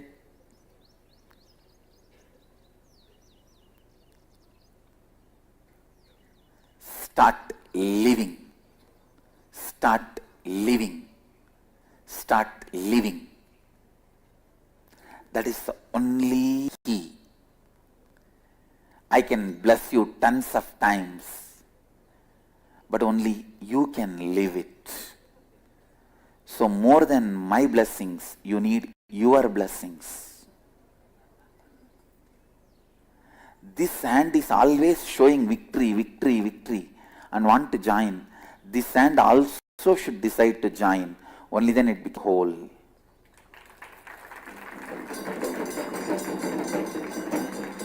So this will become our new emblem and mudra. To remember, when you feel victorious, Mahadeva feels victorious. He wants you to be victorious because that is the way he feels victorious. The whole celebrates you feeling as whole because the whole feels fulfilled and you feel you are whole.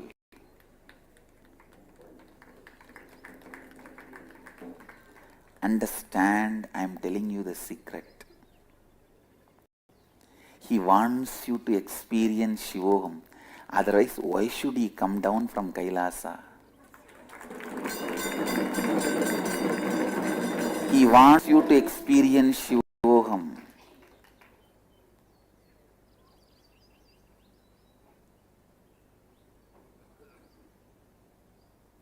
There's no other reason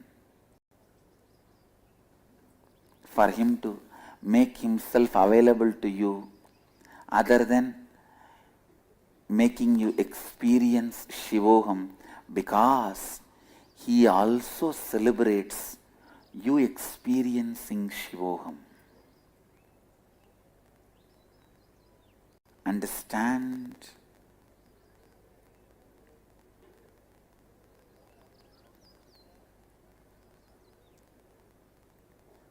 Remember this one line. He celebrates when he is able to make you celebrate, because Mahadeva loves you.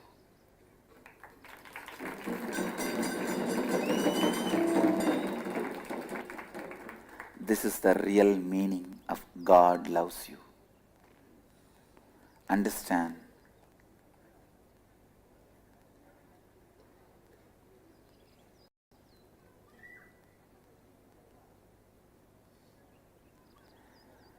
The meaning of Bhagavan Ramana Maharshi's line, Enbolungai Inbura Kathuni Ennalum Valndarulla Arunachala, means the meaning is not Bhagavan is the worst person. He says, in the worst persons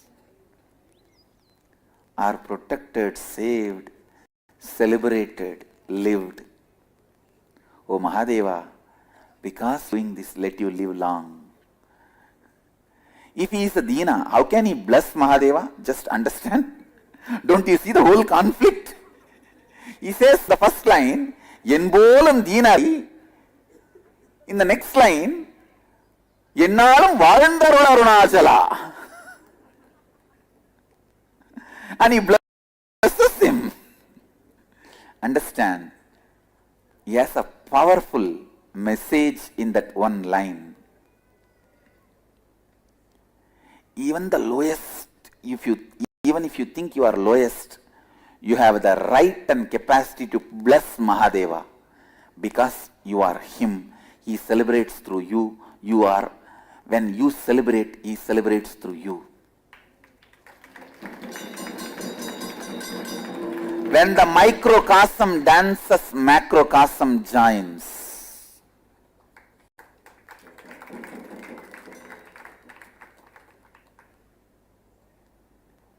When you do Nata,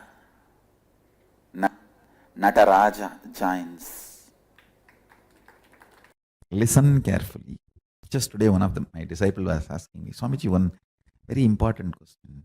You are a macrocosm, and you have come down into this body as microcosm. How do you feel? I said, precisely, I feel I am a macrocosm because I have not come down. I have reflected myself into this body and woken up, started operating this system, not shrunk into this system.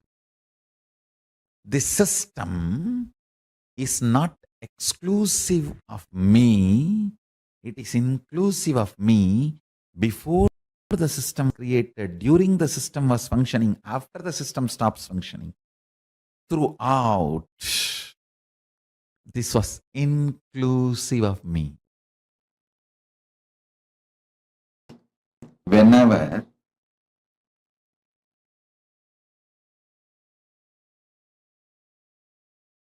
your understanding about you changes, your reality also changes, because your taste becomes different. Even the definition, what is good, what is bad, becomes different. What is right, what is wrong, becomes different. your priorities differ. Your preferences become different. So,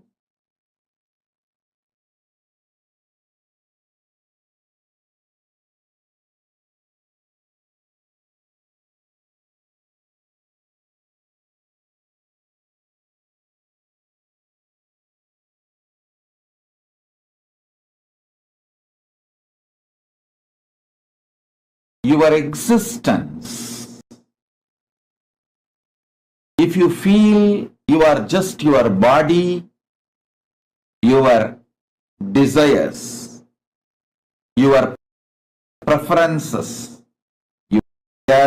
your good, your idea about bad, your idea about right, your idea about wrong, everything about your life, what you consider as a profit, what you consider as a goal of your life, everything will be focused on the idea, your body, because your core cognition is that you are body. If you are body, your goals and desires and priorities will be different. If you understand your consciousness, your priorities will become different. Your right, wrong will become different. Your ideas about good and bad will become different. Your preferences will become different. Profit, goal, all that will become different.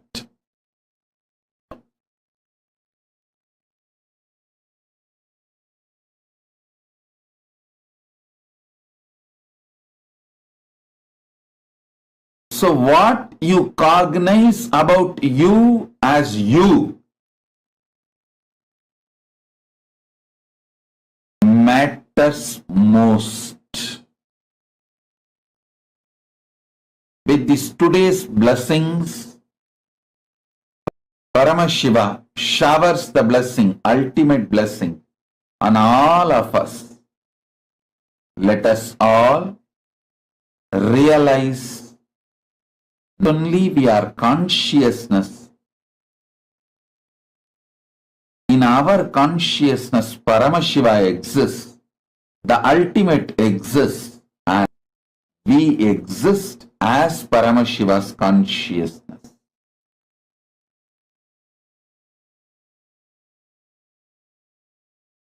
Job of the Guru in Hindu tradition is to make you realize you are Paramashiva. Paramashiva's consciousness exists in your consciousness. You exist in Paramashiva's consciousness. The ultimate consciousness exists in you, making you experience Paramashiva Chit Gana is the job of Guru. In Hindu tradition, Paramashiva beautifully explains in Guru Gita, Naguro Radigam, Naguro Radigam, Naguro Radigam, Shivasa Sanataha, Shivasa Sanataha, Shivasa Sanataha. Means there is nothing higher than Guru, there is nothing higher than Guru, there is nothing higher than Guru. This is the constitution, Sasana of Shiva. Thus Shiva declares, thus Shiva as Shiva Sasanataha, means this is Shiva's constitution. This is Shiva's constitution. This is Shiva's constitution. In Hindu tradition, you realizing the truth You are the ultimate that resides in you. The Parama Advaita Satya, Paramadvaita Satya,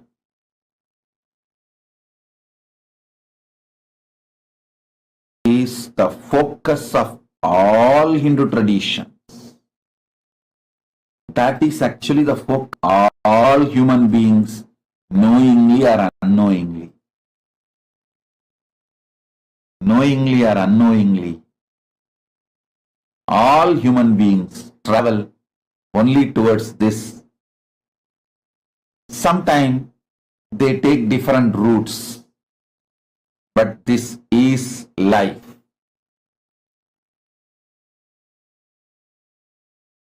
Listen. The more you turn towards consciousness, not only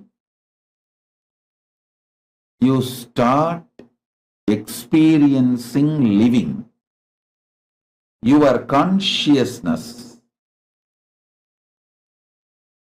reflects the universal consciousness, or the universal consciousness resides in your consciousness.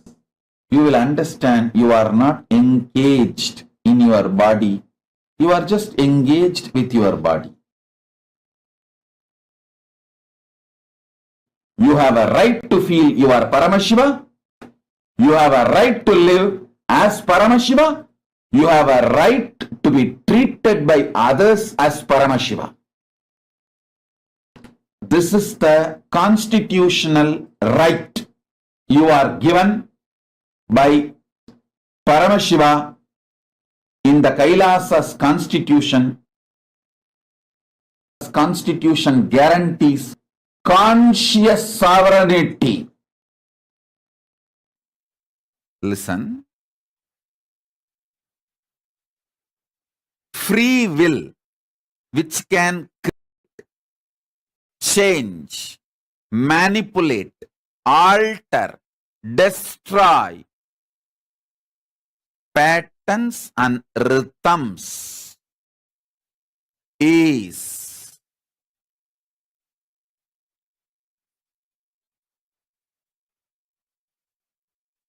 called sankalpa,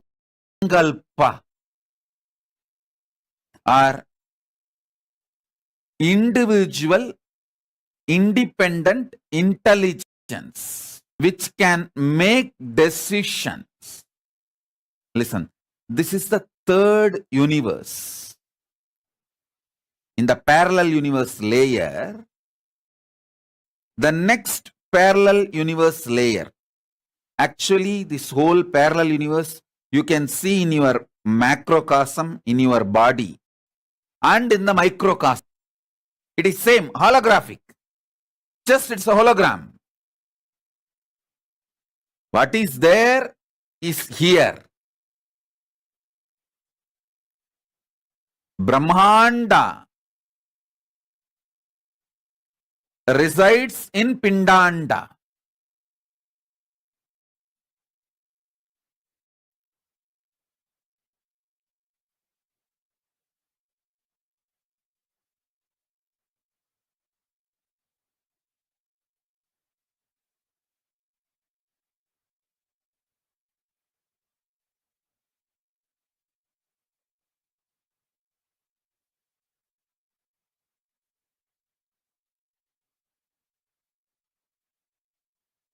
Your consciousness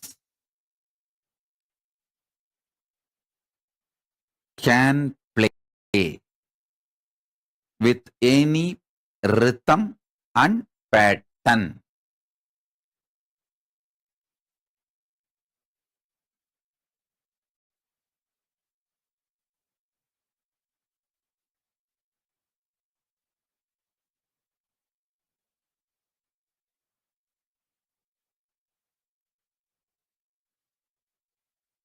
How many of you understand? Your consciousness can interfere, change, alter, delete your rhythms and patterns. Listen here.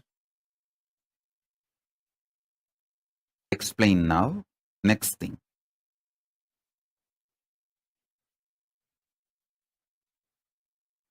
Your consciousness as freedom.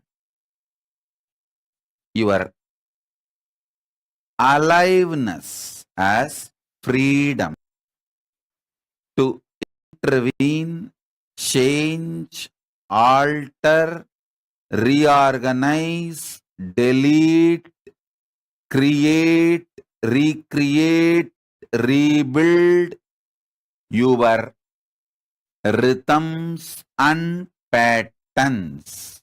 So now,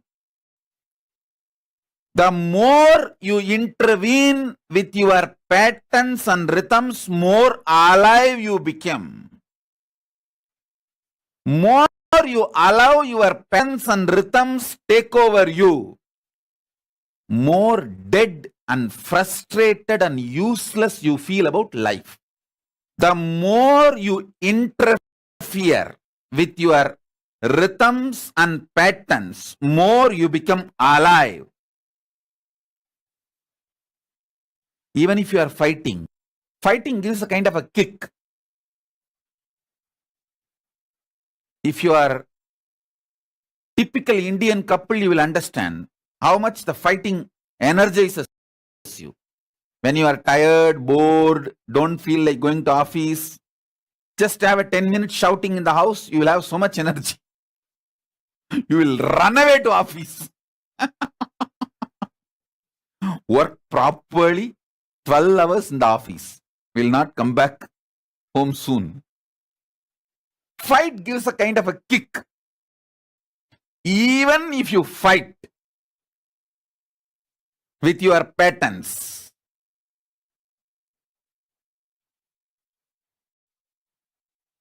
any decision to intervene with your rhythms and patterns makes you more alive. This is cosmic law. Cosmic law. More you allow your patterns and rhythms to live, run your life, you will feel frustrated, bored, tired, and you don't even know how the days are passing, months are passing, life is passing, and you are just stuck. Nothing is happening. Nothing is happening. You are just stuck.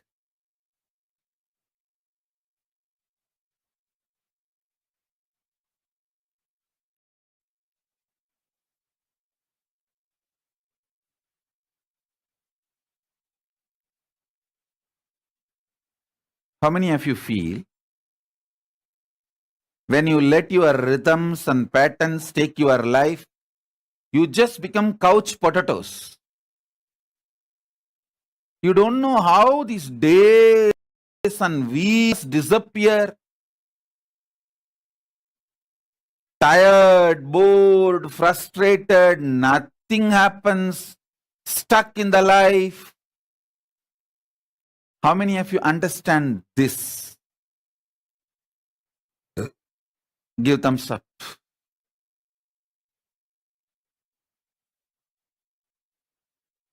See, your decision to interfere with patterns, make yourself excited, is Ketu.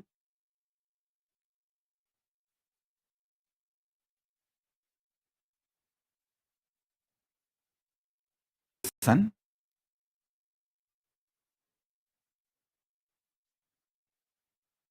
always interfere with your patterns and rhythms.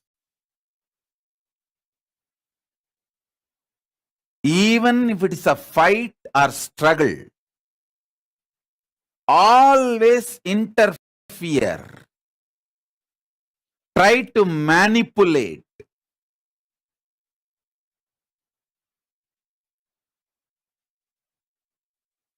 rebuild, revive.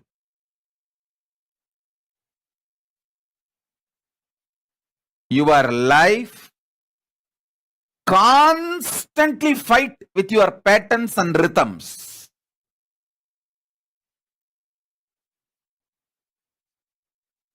Listen. Listen to this.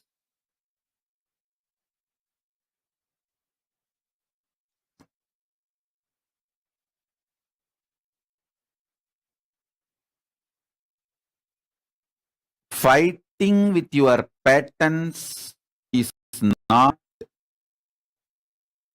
bad. Letting your patterns take over you, knowing that you are behaving like a Ravana and Bhasmasura,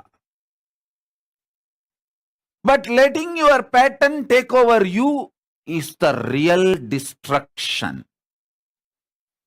Anyone who fights with their patterns, always Paramashiva comes to help and support. But knowing that you are becoming like a Ravana and Bhasmasura and letting your patterns take over you is the worst hypocrisy. That is the worst destruction. How many of you understand? Knowingly, you allow this destruction pattern of being Ravana, behaving like a Bhasmasura. Raise your hand. Let me see.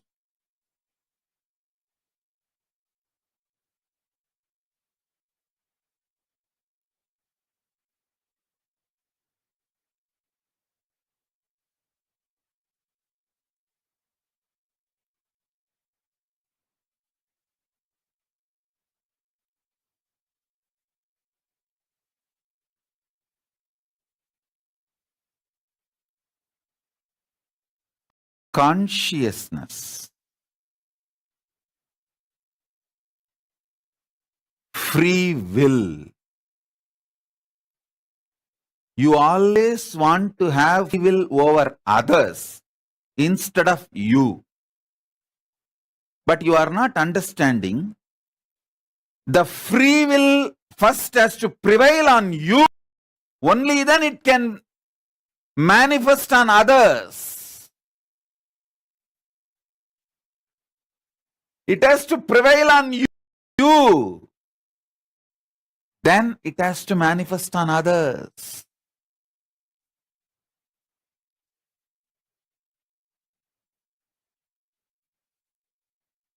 Free will,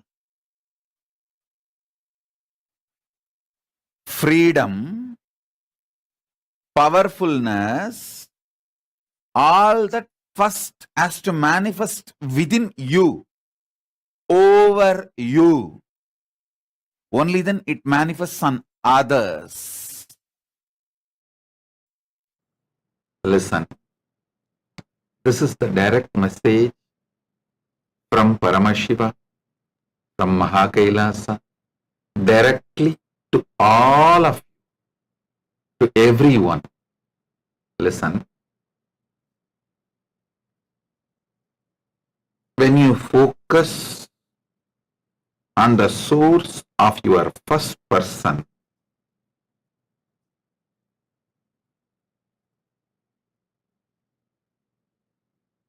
deeply, first you will get the glimpse that the source of your first person is not only the perceiver, he is the creator. Listen, when you start looking deep to the source of your first person. In the initial level, you will feel who is perceiving everything as you. But if you look into the source of that first person, guys, the creator is only manifesting in you as the perceiver.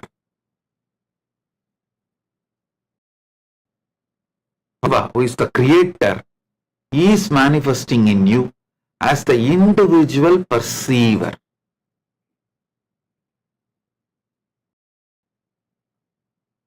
When you settle in that space, all your fears about perceived will disappear, because you can just break anything which creates fear in perception. If you perceive anything as frightening, fearful, you can finish it off. You can clear it, because you are the creator. Same way, you will not be greedy or attached to anything, because anything you enjoy, you can go on keeping it forever. So you will feel bored about, what is there to keep ever and enjoy? After all, I am the creator. Knowing the perceiver is creator liberates you from fear and greed. Liberates you from all types of fear, including death fear. Liberates you from all types of greed, including attachment to life. I've seen millions of seekers, especially in Tiruvannamalai, people who read one or two Ramana Maharshi's books, few books, and they think, oh, this is enough for me. Yes, that is enough. If you sincerely practice and focus on the source of first person,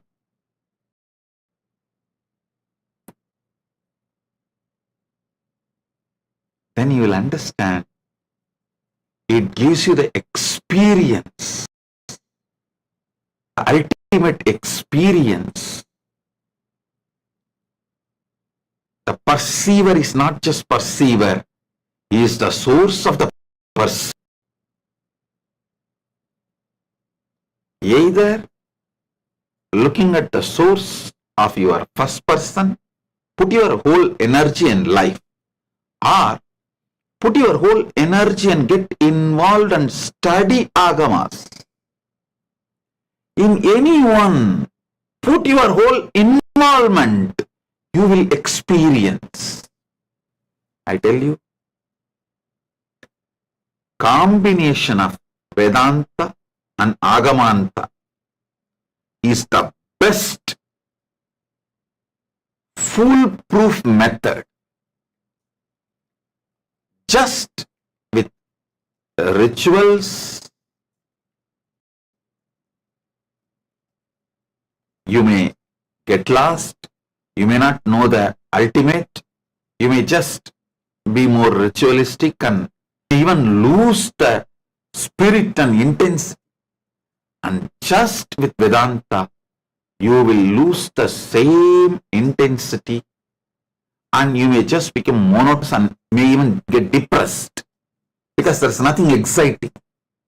The combination of Agamanta and Vedanta is the best, ultimate.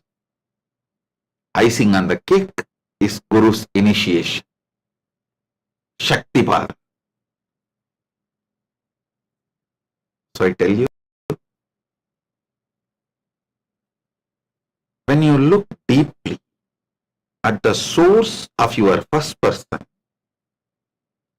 you will actually experience the various components of you and the relationship between the source of you and the various manifestations and components of you.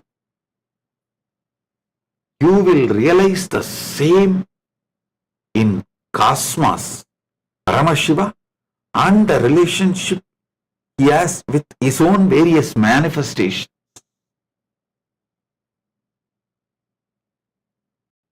Vedanta is best to realize what is happening in Pindanda. Agamanta is best to realize what is happening in Brahmanda.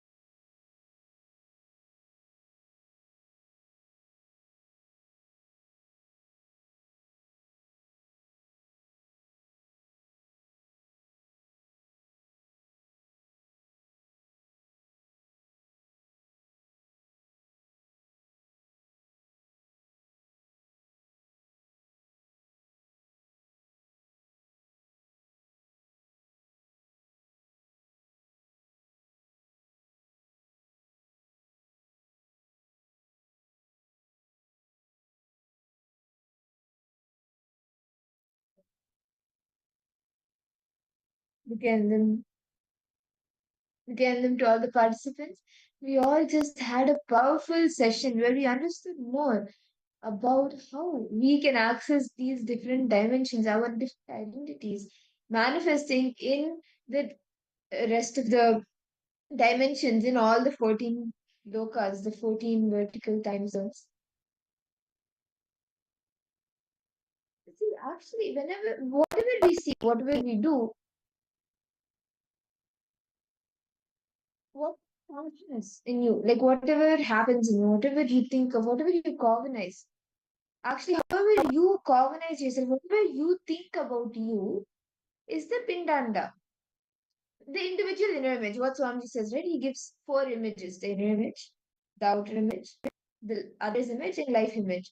The inner image, inner image that you have in the pindanda, the microcosm, how you feel about you, the same cognitions, the same inner image vibrates as the dimension of depth in the macrocosm. That same thing manifests in the microcosm, the universe. How many of you are understanding this? Understand? The Brahmanda, the universe, and the Pindanda, us, are one and the same. We are absolutely connected to each other. Mamikri, Mamikri, welcome for the program. Yes. So understand, the Brahmanda, the cognition you carry about your inner space, right? The depth you carry about you, the types of cognitions you carry about yourself, that is connected. Understand? What about you? The same inner image vibrates as the dimension of the depth dimension of the cosmos. So understand how see, so I'm just in one line. Aval, if it means the other thread of the end, the other end of the thread, it will be the logic of the cosmos, which is the length dimension. Now this thread, for your emotion, one all emotions, all the ups and downs we go through. In other thread, it will be your breath, it will be the breath dimension of the universe.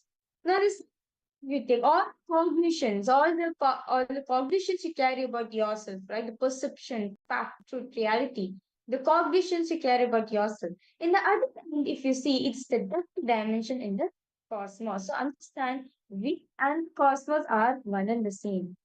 And that is precisely why your inner image, what you carry about yourself within you, matters for your life. And that, see, whatever you carry in your inner image, whatever you cognize about you, it's attract, it's manifest, and how you live matters. And it matters because what your image, your outer image, all four images are based on how you build yourself. And whatever you attract, whatever you manifest, all of that is what is based on what you are holding within you as your inner image in the pindanda, in the microcosm. Understand what the thoughts you carry. Understand? Swami shares very beautifully that when you understand about you changes, the reaction around you also changes because your taste becomes different. You have matured. Your taste has become mature. Your likings, your dislikes will be different. The way you perceive the situation will be different. So when understanding about the changes, when understand about you, about yourself changes. It reflects as the changes of the reality manifesting outside of you. It's happening a large scale from the time if you see your childhood, how now you have grown up and you see yourself.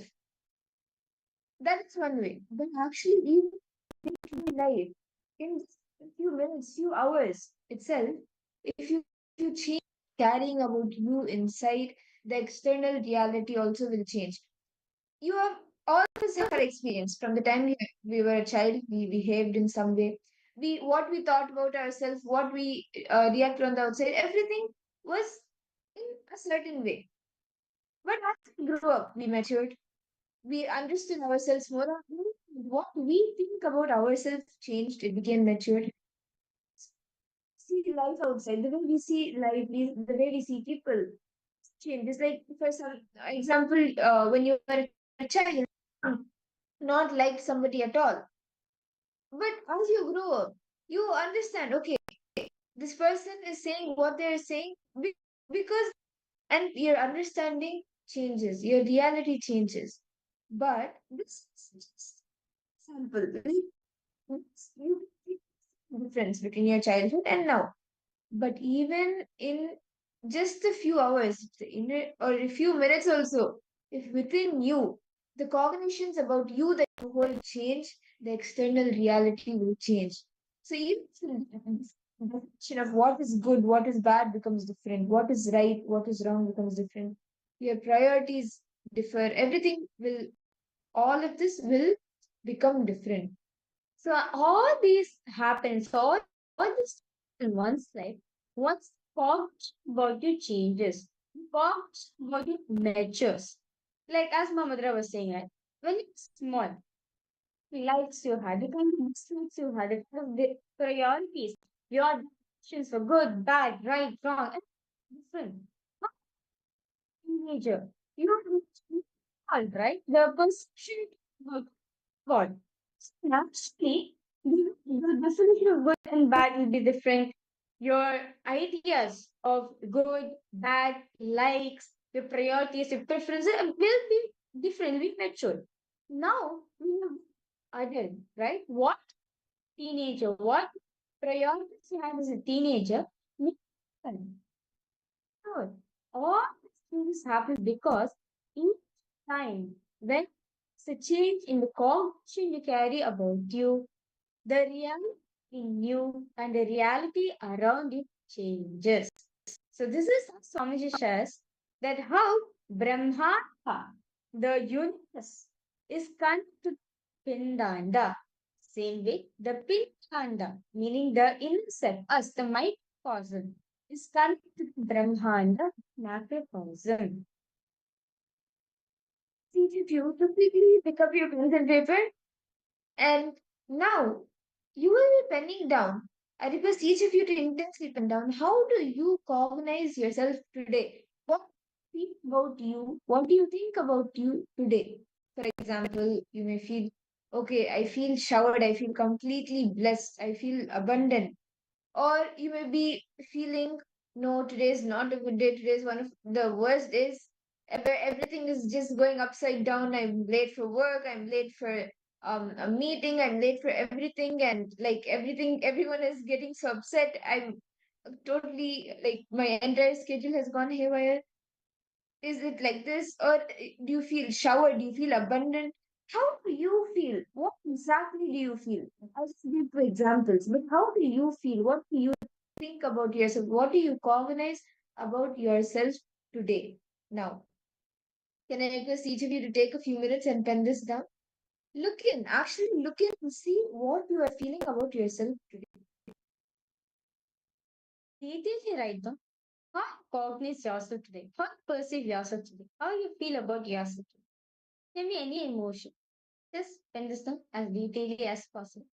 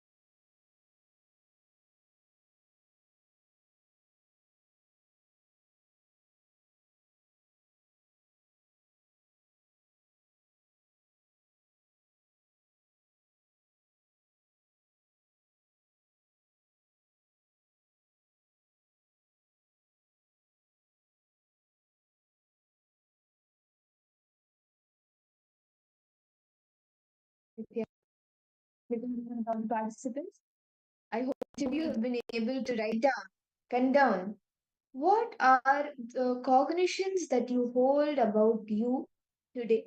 What cognitions that you hold within you about you today? Now, stage of-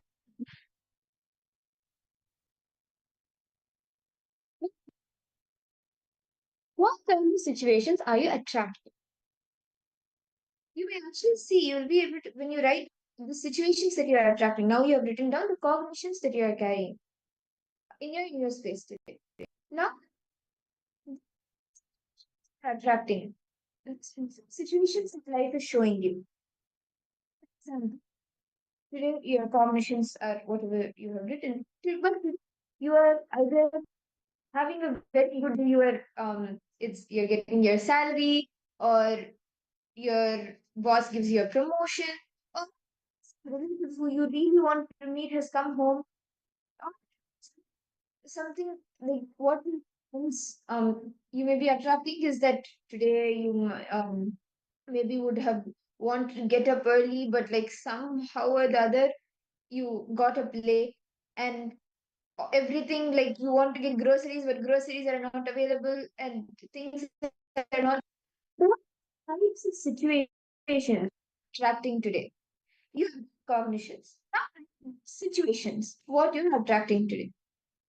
Okay, I see several participants logged in. Ma Jnananjali, Nithyananda, Malita, Ma Brita, Ma Jnana Swarupini, Ma Anandeshri, Ma Yogananda Rupini, Ma Jnana Swarupini. You see so many participants logged in.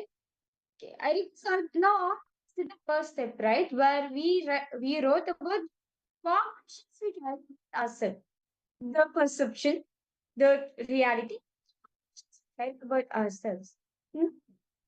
As always understood, right? The first about you, yourself, affects the space around you, the thoughts you carry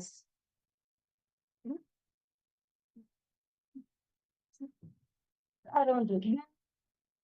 Living. Like to give an example, see Vishwa is a pond. Okay? A pond. Right? Having a thought, Vishwa dropping stone. What happens? Reconnected, right? It's happened pond, right? So now occurs, changes happen, right? So the thoughts you, the thoughts change, the thoughts is dropping, the space on, the space you're upon, and then is the circumstances, the future, the outer space are just happening for you. Example, I know all the participants will run this to do, right? And how deep cognitions of life. Cognition, the space, what situations, what incidents you are shafting in your life.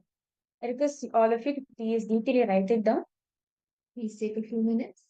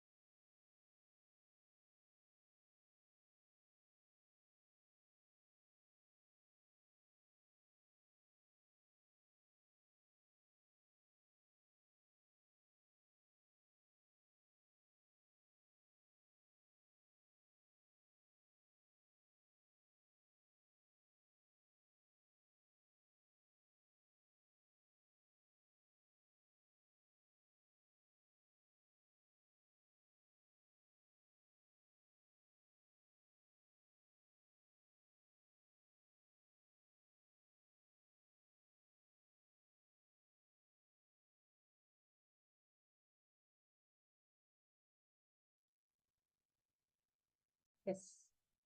Nithyanandam, to all the participants. Hope all of you are done writing.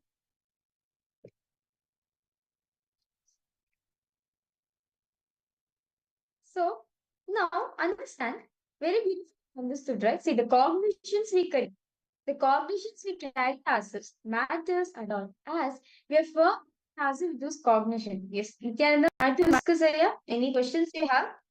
Matthew Viscasaya, Matanjali, Yogananda Rupini, Jnana Swarupini, Pixie Wang. Nithyananda, what is your understanding till here? What have you understood? What have you been able to, as you did the internalization process, what have you been able to understand till this point?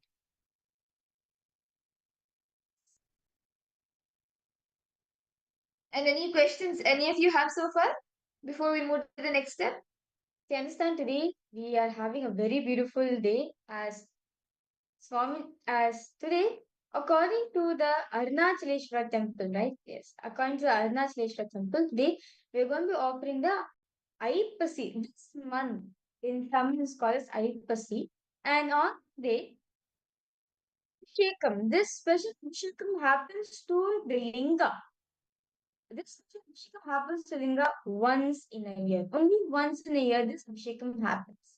It's actually very special Abhishekam which is being done. It's called Annabhishekam, where offerings are being done to the Linga. Special offerings are being done to the Linga, and not just that,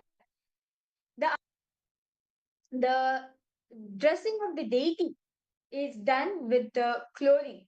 The dressing of the dressing of the deity is done with items. Anna in Sanskrit means food.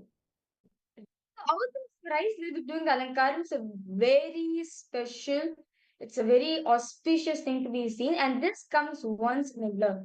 And then participants to all of us were understanding that we were learning about the different ideas we care about parallel universe.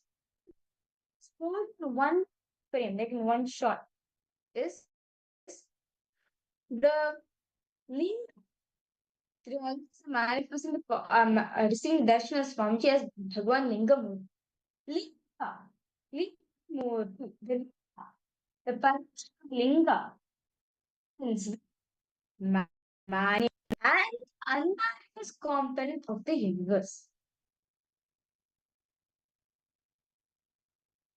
And that's what precisely what all of us will be receiving initiation into today.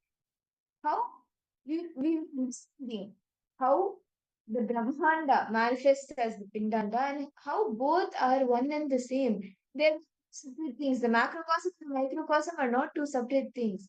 It is the macrocosm becomes the microcosm merges back into the macrocosm. Yeah. Many questions all participants are having. So, how many of you are interested in this beautiful offering being done? Actually, this Abhishekam comes, this special ritual comes only once a year, and it's a very special and very auspicious thing.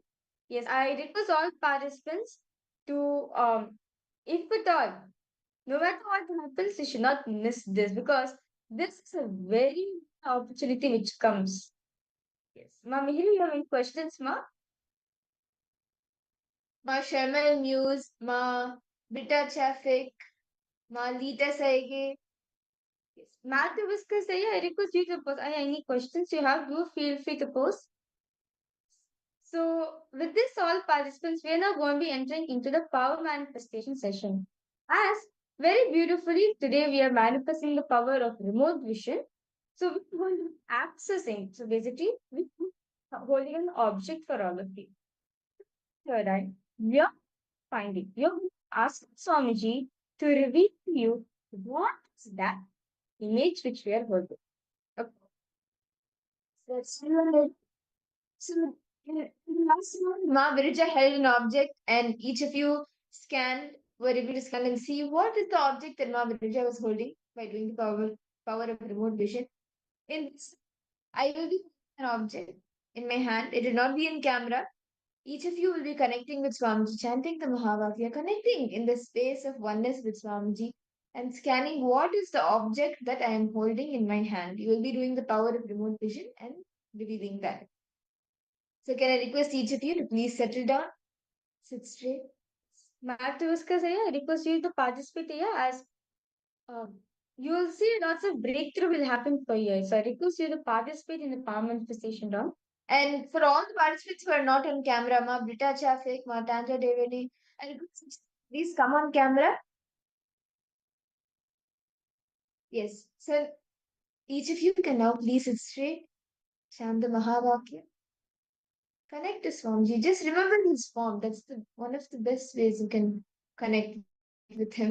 At his form. Remember your best experience with Swamiji.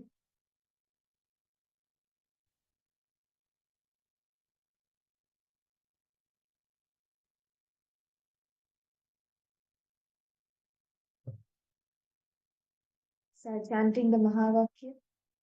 Whatever Swamiji reveals to you in your third eye as to what the object is in my hand, you can start revealing it. It could be Swamiji could show it in any way.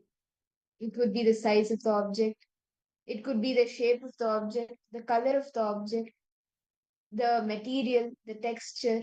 Whatever Swamiji reveals to you, please go on.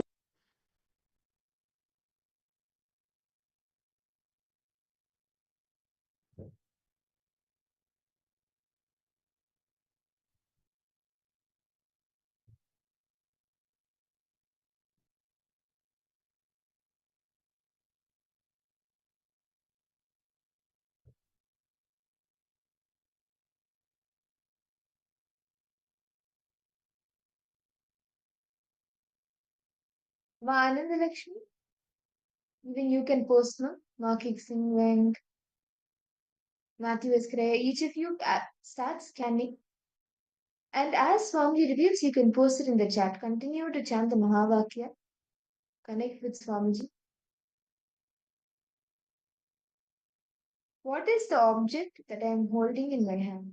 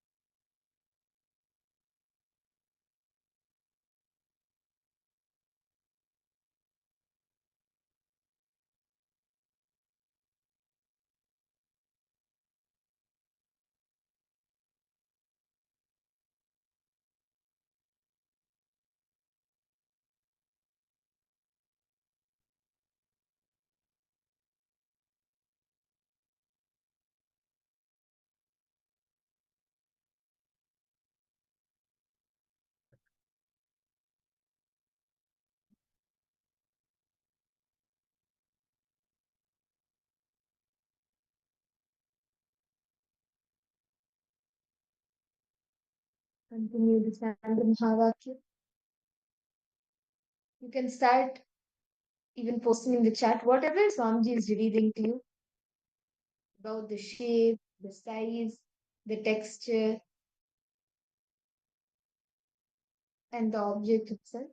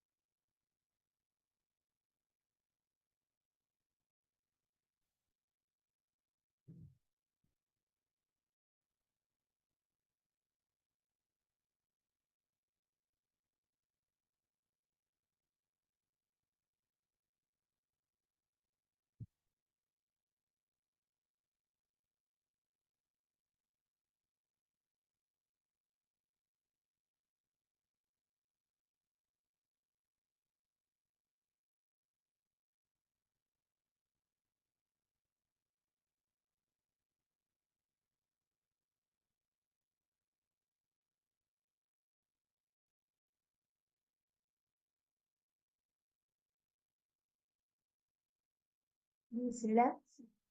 Now, each of the participants in the chat, what was the object you were able to see? What Swamiji revealed to you? What did you experience? Can each of you post in the chat?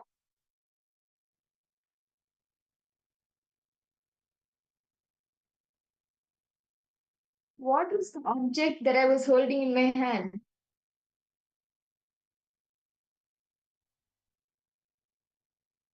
Because all participants are post. That's fine. Whatever Swamiji showed you, please just post as it is.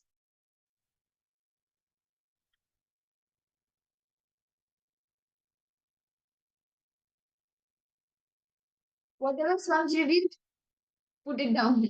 Don't guess, okay, maybe this may not be right. Maybe they may not show something like this. I'm just imagining. Don't do that.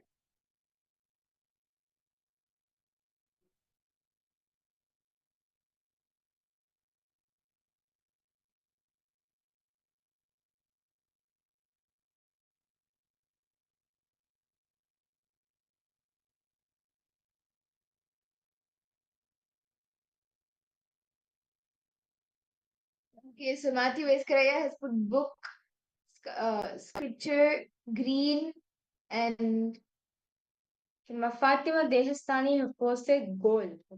Okay. Matt, because I just want to just ask you, when did you meet Swamiji Ayya?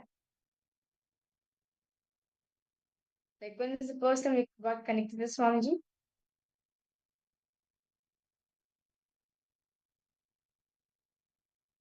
Okay, it's round, okay, something round and stick, okay?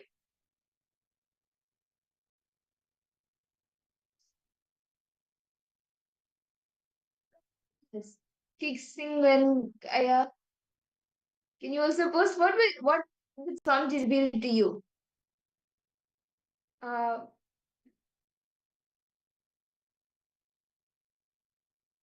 Brita Shafik, Tanya Devani, Matthew was clear. 2015 you met Swamiji. That's amazing. Rudraksha. Okay. So let's now verify the answers. So I'm excited actually. So Ma Madara was okay, yes. Ma Madara was holding a Rudraksha for all of the Ma Fatima Dehstani, that's amazing. You have manifested. Spot on. Yes. This was the Rudraksha Ma Madara was keeping for all the participants. You can see it's round. And it's a Panchamukhi Rudraksha, a five-faced Rudraksha. Yes. That's wonderful. So now with this, into the next session, where it's actually a very important session for all of us. Well, so one expanding very deeply on how the force reflects in individual consciousness. So we have the four forces, right? The gravitational force, the electromagnetic force, the the weak nuclear force and strong nuclear force. Swamiji shares this one force in which all these forces are happening, which is consciousness. The force is consciousness.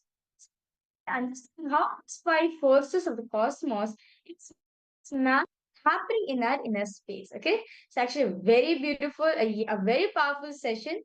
Actually, Matthew was to say, I was suggesting to take notes of this. Is one of the session which you will really love. So let's now listen to this beautiful truth revealed by Swamiji himself directly.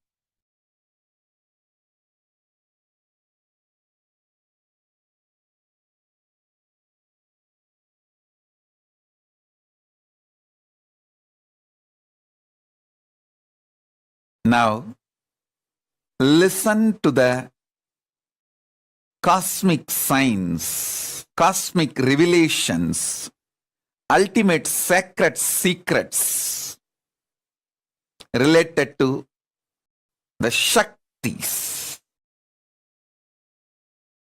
Understand? The modern day science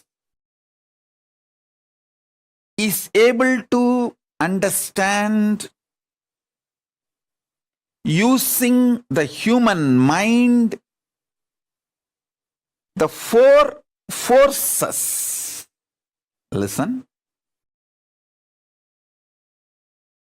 Modern day science is able to understand four forces using human mind. One,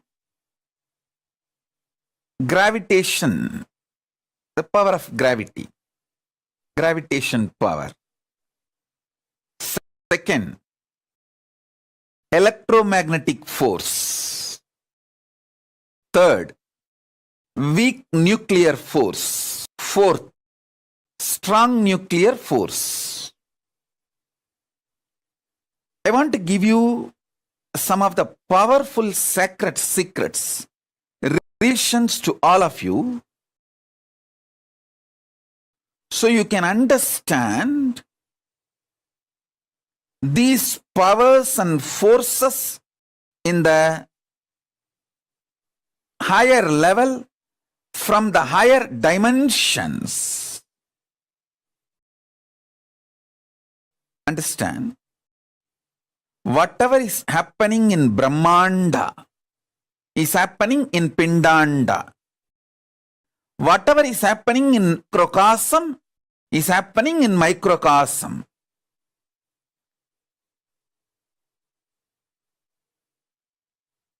If you understand the laws of gravity, all the laws related to gravity, all the understandings human mind reach about gravity, you can easily understand the greed happening inside you.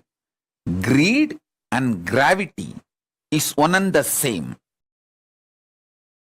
Greed happening in the macrocosm is gravity.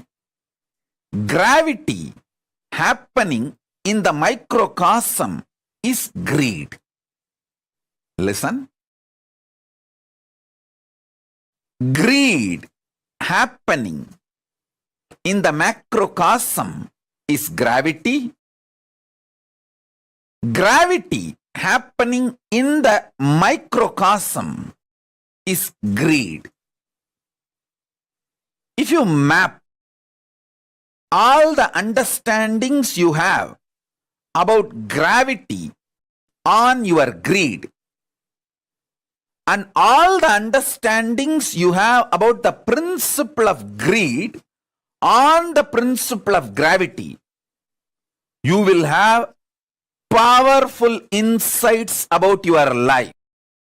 Gravitating is nothing but greed for more. Greed for more. Listen carefully. First understanding. The second force is electromagnetic force. Fear happening in the macrocosmic level is electromagnetic force, and electromagnetic force happening in microcosmic level is fear. Understand? All the principles human mind knows about the fear. All the laws, principles, science, human mind knows about the electromagnetic force. Apply them to the fear you experience in your microcosm. You will realize so many deeper level truths about fear you will just conquer fear and you will know how to use fear in your life. Listen. Third force human mind decoded is weak nuclear force.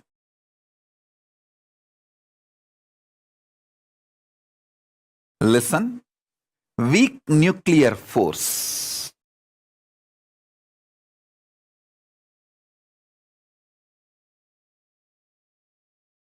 Powerful cognitions happening in microcosm is the weak nuclear force. Listen, I'm repeating. In microcosm, the powerful cognitions you experience are the equivalent to weak nuclear force. In the cosmos, macrocosmic level, when powerful cognitions are revealed by cosmos to cosmos, when it manifests powerful cognitions, that is the weak nuclear force. The weak nuclear force manifesting in the microcosmic level is powerful cognitions. Powerful cognitions manifesting in the macrocosmic level is weak nuclear force. All the laws, principles related to weak nuclear force, take them and map to your powerful cognitions. When you manifest powerful cognitions, what happens in you? Map it. Have so much understanding, revelations. Whenever you get the powerful cognitions, what happens in you? Absorb that. Absorb and observe. Map that into the macrocosmos, the macrocosmic principles of weak nuclear force. You will have so much understanding, revelation about the weak nuclear force.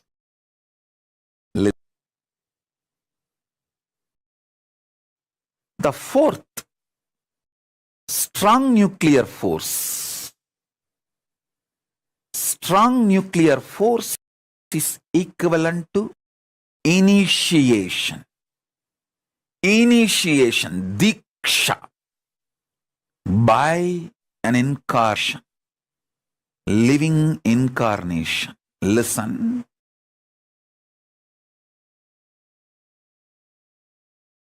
Strong nuclear force happening in the microcosmic level is diksha, initiation. Diksha, initiation happening in the macrocosmic level is strong nuclear force.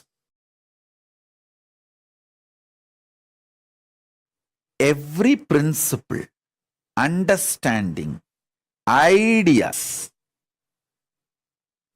scientific revelations you know about the strong nuclear force, map them to the microcosmic experience of initiation. You will have so much of understanding, clarity, revelations about the power of initiation, you will be able to absorb initiation more and use initiation more, get the best out of initiation. Same way, everything you know about the power of initiation in the microcosmic level, map it to the strong nuclear force of macrocosmic level.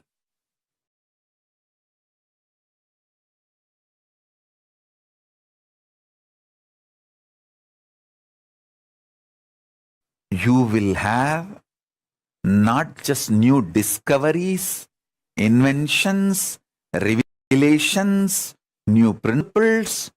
You will be empowered to use the strong nuclear force in the macrocosmic level also.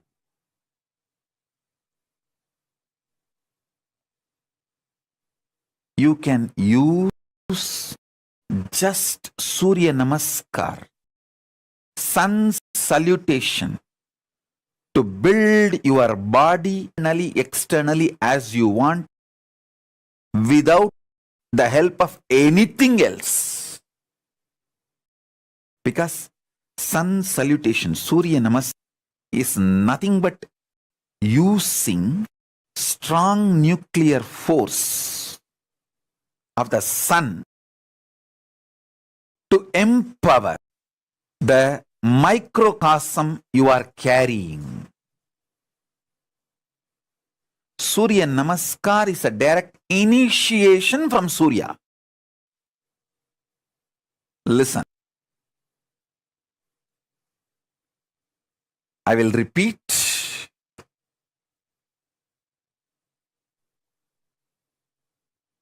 Greed is equivalent to gravity. Fear is equivalent to electromagnetic force. Powerful cognitions are equivalent to weak nuclear force, soft nuclear force, soft nuclear power. Initiation by me, Paramashiva, directly is equivalent to strong nuclear force.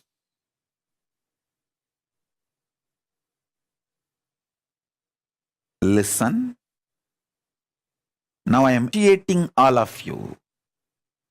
So listen. Now I am giving you the revelations, sacred secrets about the next fifth force. There are actually 14 forces. I will reveal the fifth force now. Fifth force is power of consciousness. Power of consciousness means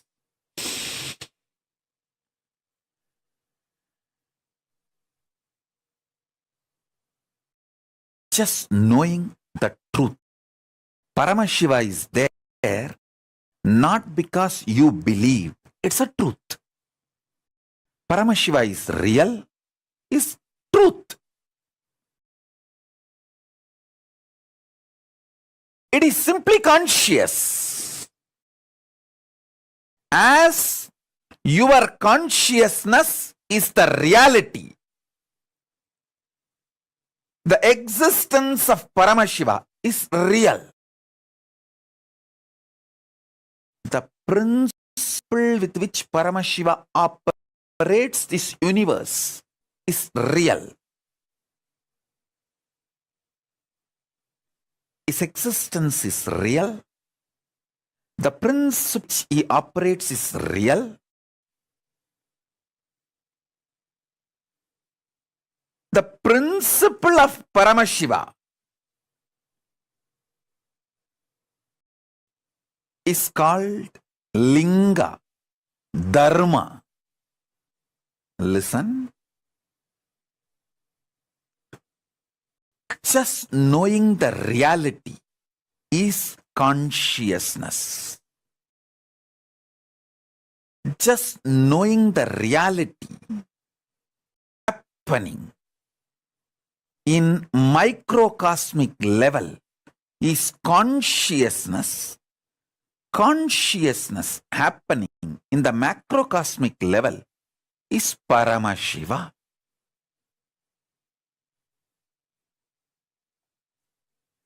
Paramashiva is real, is consciousness. So first thing,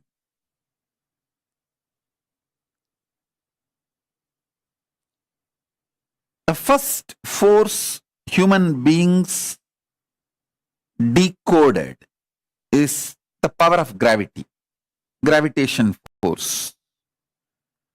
The second one,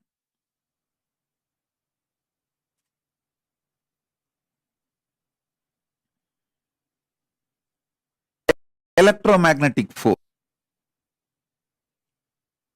Third, weak nuclear force. Fourth, strong nuclear force. The fifth force is reality. Of course, it's not that just with the fifth it ends, no. With the fifth, it enters into a different space altogether. There are 6th, 7th, 8th, 9th, 11th, 12th, 13th, 14th, up to 14 dimension. Different forces exist. 14th force is that absolute Paramashiva, Paramashiva, Turyadita, Turyadita.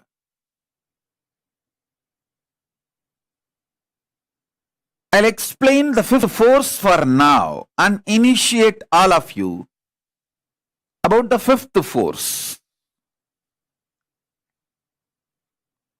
I'll reveal the exact Tamil words got revealed to me by Paramashiva, Arunagiri Yogeshwara directly. I enjoy Paramashiva as my Guru, Arunagiri Yogeshwara. Even though he became one and the same, my Guru Bhakti is so overflowing. It's like a gracie, not crazy, crazy, cranky, all put together and beyond. It's a gracie.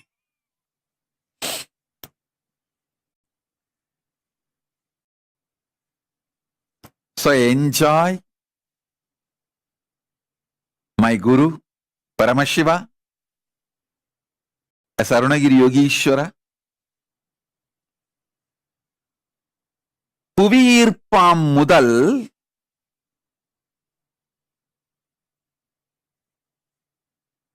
மின்காந்த அலைவீச்சாம் 2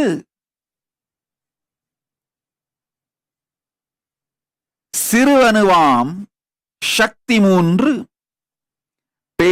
பேரணு 4 இருப்பின் சக்தி 5 இலங்க 6 7 8 9 10 11 12 13 பயிற்று துலங்க 5 முதலில் அறி.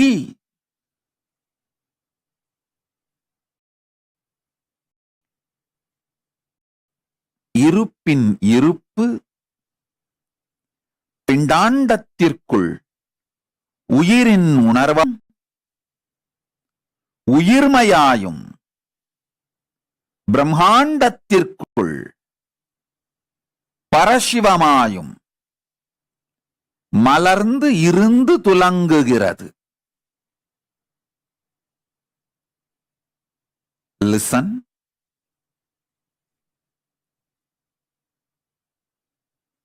greatest that can happen to human being is this conscious reality becoming the existence, part of your existence. Listen, this conscious reality can be part of your existence if you have a direct feeling connection, Guru Bhakti. It can just like a jumping of the flame, transmission of the lamp. Hey, Paramashiva is real. Over. You just know. Swamiji said it. Paramashiva is real. Paramashiva is real. And based on that, your whole cognitive shift happens. Your existence shifts. From that reality, you cognize, exist, act, manifest, gravitate, do everything.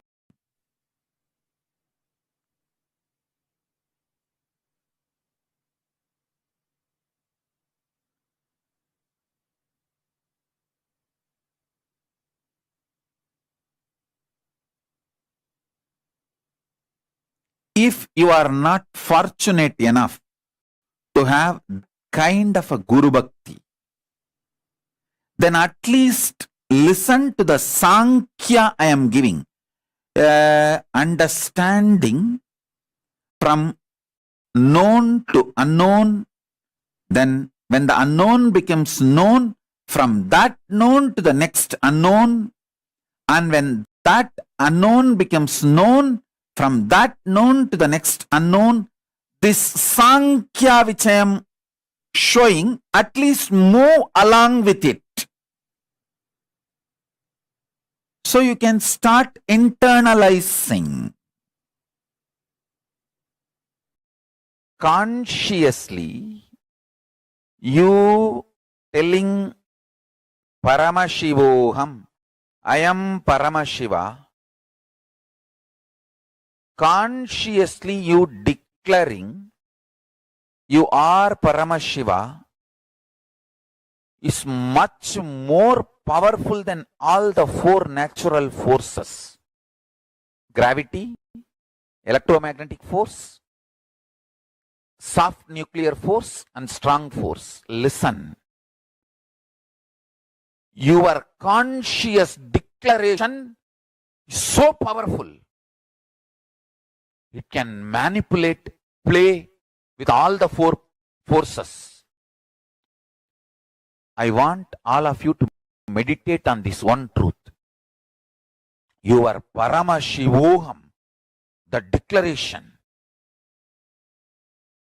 should manifest in you in such powerful way.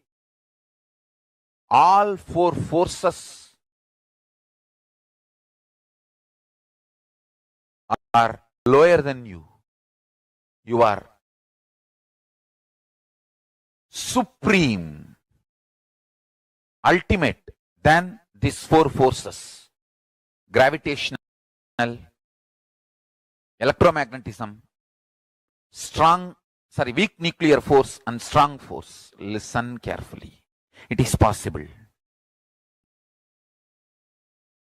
Only thing you need to understand, gravity works on you as laziness in the brain. Electromagnetic force works on you as self-doubt in you. Weak nuclear force works on you as self-hatred in you. Strong nuclear force works on you as self-denial in you. Decide. You will declare the conscious truth. Nithyananda Paramashivoham to the level where your laziness is destroyed, your self doubt, self-hatred, self-denial is destroyed. Understand? You are Paramashiva not because that idea has a utility value. You are Paramashiva because that is the truth. Even if you face the worst fears of your life, even while you are facing that worst fears, you are Paramashiva. Listen.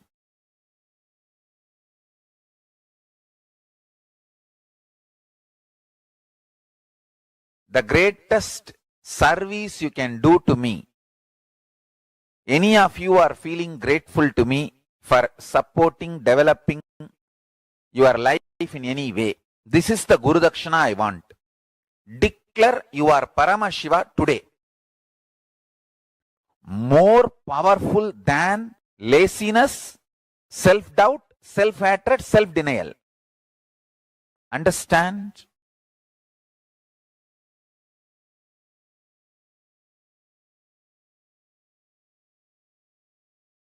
You don't need to conquer external objects to be successful.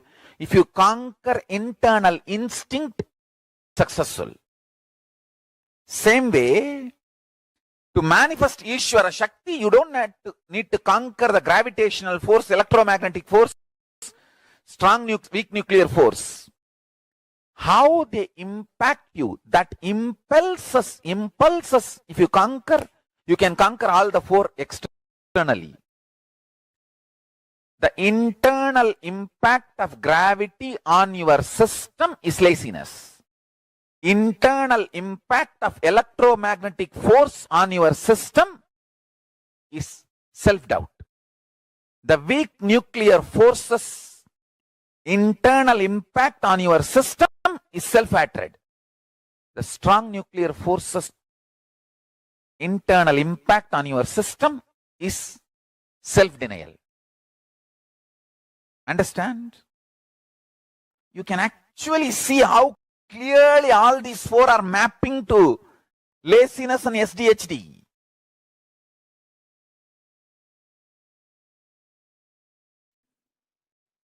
Everything you know about the nuclear power, quantum physics, parallel universe, everything which is established, this multiple existence, all of it put together is third force. Third force's imaginary fantasy extension. If you do a scientific movie, sci-fi movie, based on all your understandings about the third force, it is fourth force. Listen. Till now, human beings have not decoded the fourth force in a concrete way,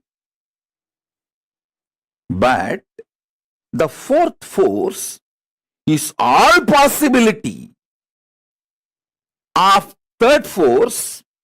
Because it is all possibility of the third force, any science fiction movie you develop on anything you know about the third force is a reality in the fourth force. Listen to that.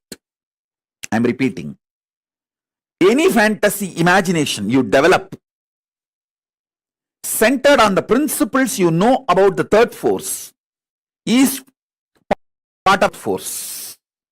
Because the fourth force is everything you can imagine as an extension, transformation, multiplication of the third force and more.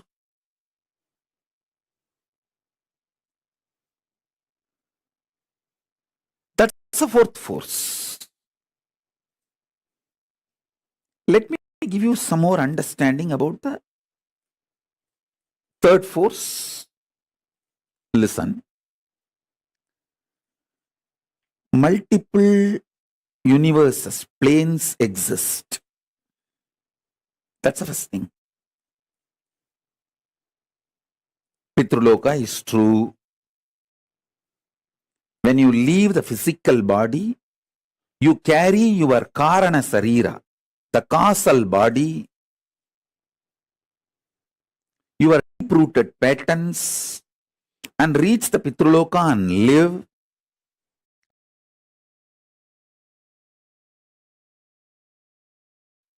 Listen, every word I am uttering today is a powerful cognition. Listen carefully. Just to share these truths to all of you, to the world, I am still alive. I am still protected by Kala Bhairava. Understand? I am still protected by Kala Bhairava, protected by Paramashiva, only to share our truths with all of you and make this jnana and vijnana as realization in the planet Earth. Listen.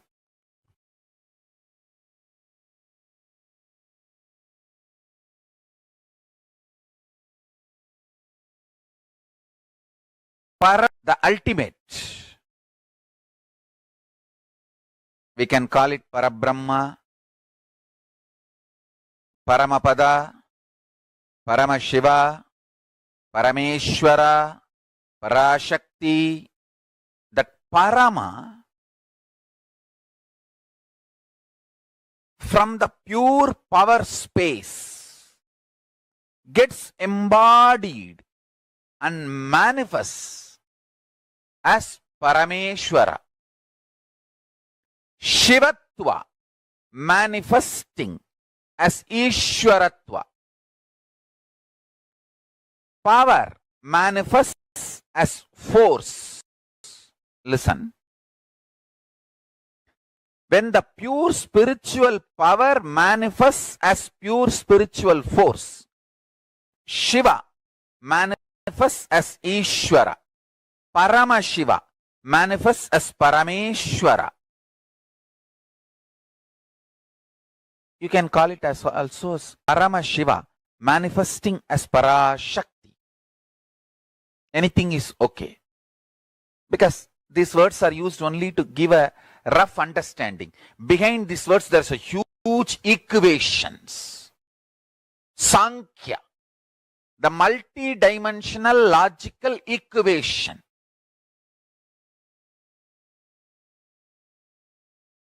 So listen.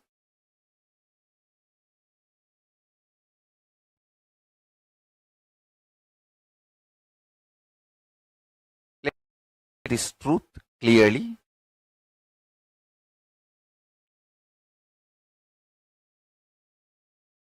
The important message Kailasa, Paramashiva want to convey to the whole humanity is Paramashiva is real. The pure spiritual power is real. He himself embodies and manifests as pure spiritual Parameshwara.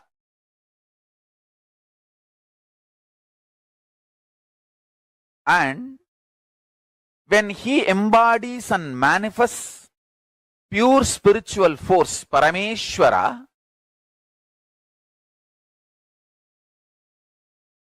he can play with all the forces.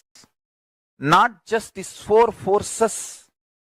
Science is able to understand the gravity force, gravitational force, and electromagnetic force, and weak nuclear force and strong nuclear force. There are other four more. But on all eight, Parameshwara as supreme authority, and he plays with all eight. The good news is every human being can manifest this pure spiritual power through them as pure spiritual force. And every human being manifests this raises the quality of the consciousness of the individual, himself and the world. Understand? This is the greatest service you will do to the world. If somebody is working for awakening their conscious, even one powerful cognition they manifest and one power they manifest, they become Parameshwara's Swarupas, the embodiments of Parameshwara, Paramashiva. They raise the quality of the consciousness of the planet Earth. They are blessing for the planet Earth.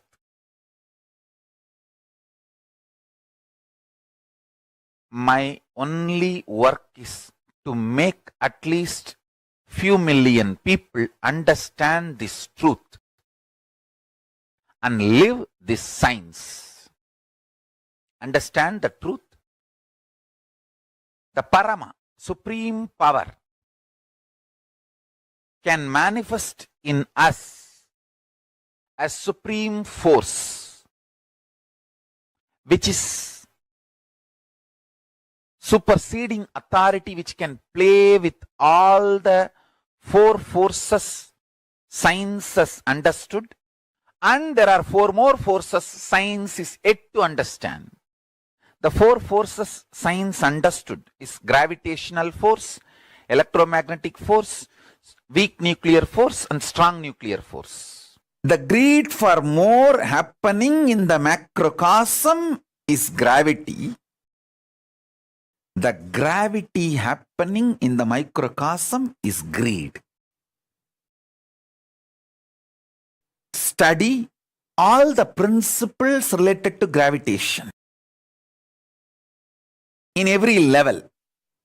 Newton's initial level theories, or Einstein's quantum level theories, or the modern day, recent parallel universe, parallel life understandings and revelations. Study all of it. Map all of it to your greed. How your greed functions. How your greed becomes active or passive, aggressive or regressive, how it exists, how it manifests, how it manipulates, how it becomes life positive, sometimes life negative. Understand? How you attract, you gravitate what you want towards your life, you will be empowered with the knowledge, science, power of manifesting what you want. If you understand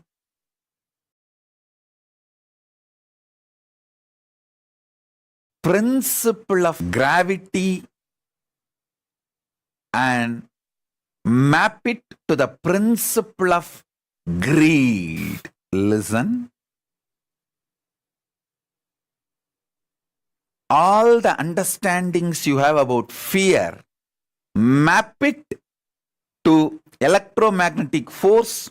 You will have more understanding. You may even land in new understandings, revelations, inventions, discoveries related to electromagnetic force. You may discover new laws, principles, reach new level of understanding about the electromagnetic force. If you reveal, if you map all your internal understandings about fear, if you map all the scientific understandings, revelations, principles about electromagnetic force on fear. You will have more understanding about fear, and all the understandings you have about fear, if you map it on electromagnetic force, you will have more understanding about electromagnetic force. Electromagnetic force happening in macrocosm is fear. Fear happening in the macrocosm, cosmos, is electromagnetic force. Let me repeat. Electromagnetic force happening in microcosm, inside your system, is fear. Fear happening in the macrocosm, cosmos, is electromagnetic force. Listen. Whenever you get a powerful cognition, a powerful inspiration, like unclutching, understanding about unclutching is the powerful cognition. What happens to you in the microcosmic level?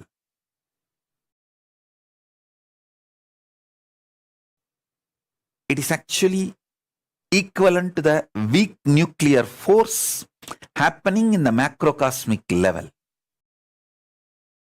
Whatever happens to you, whenever you get the powerful cognitions inside you, map that understandings to the weak nuclear force, you will have more revelations, inventions, discoveries about weak nuclear force.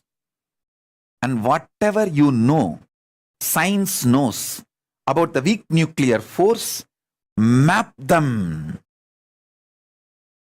to your powerful cognitions. You will have so much revelations inside, and you will be able to manifest so many powers inside.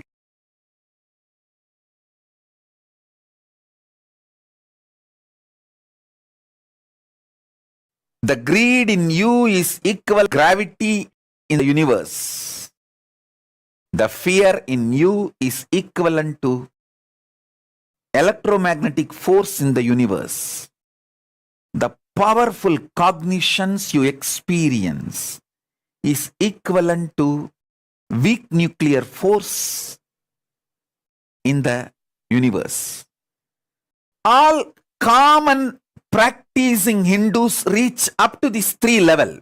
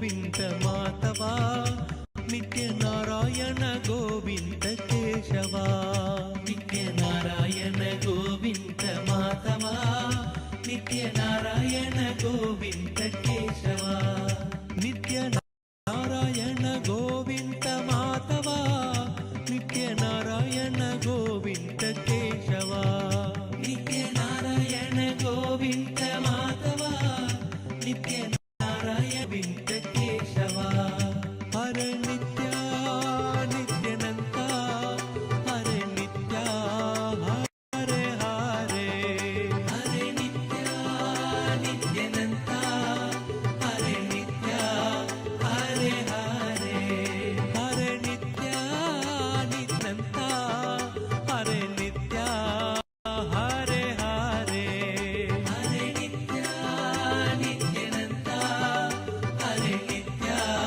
ಹರೆ ಹರೆ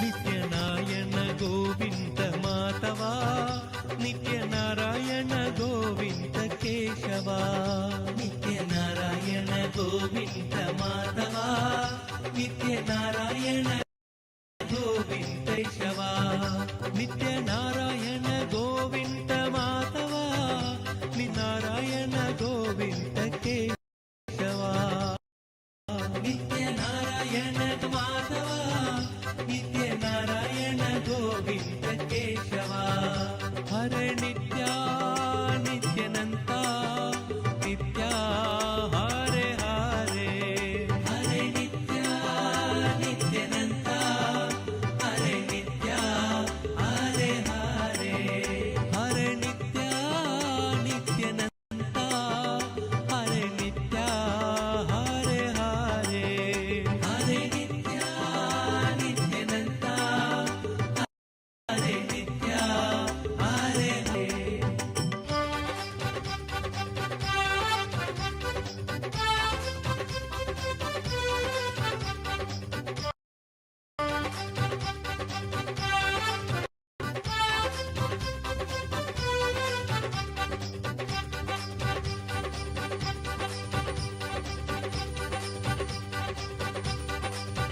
ನಾರಾಯಣ ಗೋವಿಂದ ಮಾಧವ ನಿತ್ಯ ನಾರಾಯಣ ಗೋವಿಂದ ಕೇಶವ ನಿತ್ಯ ನಾರಾಯಣ ಗೋವಿಂದ ಮಾಧವ ನಿತ್ಯ ನಾರಾಯಣ ಗೋವಿಂದ ಕೇಶವ ನಿತ್ಯ ನಾರಾಯಣ ಗೋವಿಂದ ಮಾಧವ ನಿತ್ಯ ನಾರಾಯಣ ಗೋವಿಂದ ಕೇಶವ ನಿತ್ಯ ನಾರಾಯಣ ಗೋವಿಂದ ಮಾಧವ ನಿತ್ಯ ನಾರಾಯಣ ಗೋವಿಂದ ಕೇಶವ ನಿತ್ಯ ನಾರಾಯಣ ಗೋವಿಂದ ಮಾಧವ ನಿತ್ಯ ನಾರಾಯಣ ಗೋವಿಂದ ಕೇಶವ ನಿತ್ಯ Narayana Govinda Madhava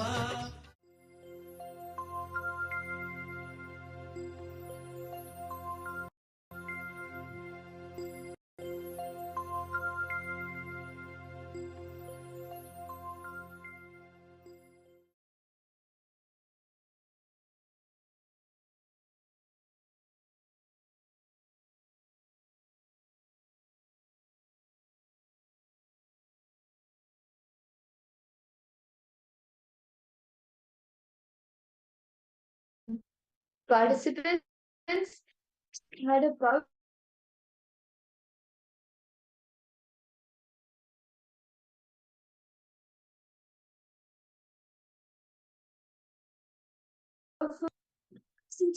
boost your understandings what deep into the how the Brahmanda manifests within you and the kingdom that macrocosm becomes the microcosm. Okay. We see several participants logged in. Ma Airi Namo Nithyanandam, Ma Orietta Nithyanandam, Ma Maha Sadashiva Priya Nithyanandam to you. Ma Yogananda Rupini, Ma Airi Namo. Yes, Nithyanandam to all participants. Okay. I So, in this session, very beautifully, Swamiji spoke about the five forces. The five forces, right? How the five forces come toward in a space.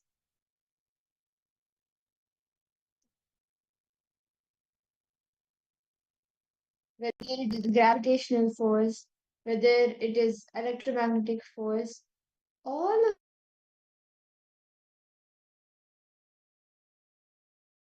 the forces are directed to it. Actually, Swamiji shares that totally in Hinduism there are eight forces.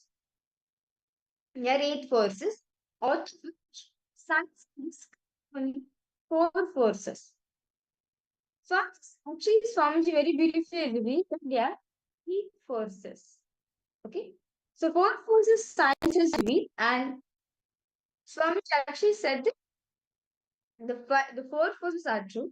And there's one more force which is the consciousness. Force is consciousness. So first force is the gravitational force. Second is big force. Third is the force. And the next is strong nuclear force. And the next is the consciousness. Consciousness, but it's the force Swamiji says. And that's the same force all of us are connected in. So this is going to be a really beautiful, very powerful session. I kindly request all participants please participate. If you have any questions, any doubts, do feel free to post in the chat section. So let's now understand how five forces manifest in our inner space. How five forces are happening.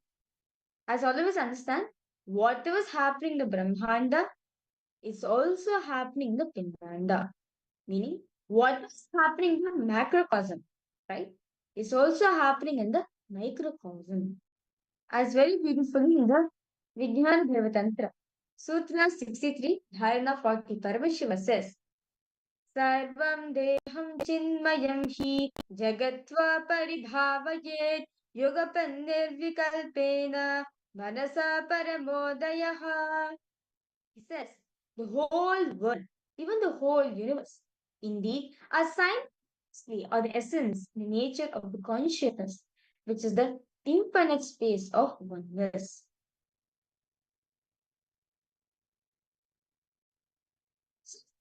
All the laws of, you understand the law of gravity, you can actually even understand how greed happens in you, how greed works on you, how greed works on your inner space, how greed makes you take the decisions you take.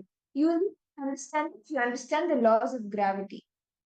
Because greed and gravity is actually one and the same. See, Newton's theory, right? And Newton falls. Once people fall, gravity. Like all of us know how Isaac Newton found the theory of gravitational force and how he found theory of gravity, right? Then when the object drops, there's something which is pulling down for it, right? So for example, now for all of us, something which is pulling us down, that's why all of us are standing on earth. So same way when the apple fell from the tree, right? There's some this force. There's some acting upon which is pull the apple down. So what's the force? Found that's gravity. Mhm. That's what? Put down. Down, right? Grounded. You can understand the greed pattern in you. Greed which is there in you. The greed happens the same. Something. What happens? You be like, let me grab this, let me grab that, let me grab that, let me grab that. You are sitting down. You are sitting down. With yourself. So when all particles catching up, so the greed microcosm, the greed nu is the same gravity in the universe. These are one and the same. Like very beautiful Swamiji has marked out for our one emotions which is there in it. And when we have questions in his realization exercise now. each of you to come down all the different understandings that you have about gravity on your greed. See, just now we discussed slightly, and of course we listened from Swamiji. I request each of you to pen down all the understandings that you have about gravity on your greed. For example, it's towards the center of Earth. We all know that, right? Same way, so gravitates us towards the object of desire. For example, a child wants chocolate. The greed go make it go towards the chocolate. Or this, for example, you have, and you see a bag of gold coins in front of you.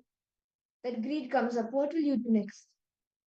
You go towards it, right? So the same pulls you down to earth, to the ground. Greed pulls you towards the desired object. It literally pulls you.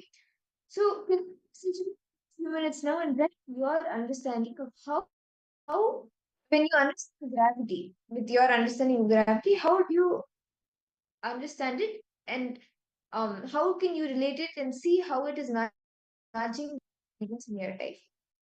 Can I request each of you to take a few minutes and pen this down?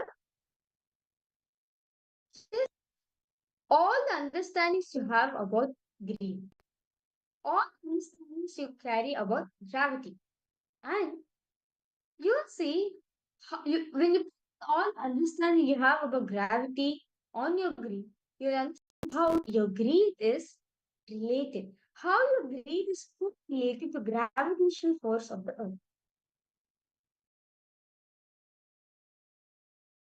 Please take a few minutes now.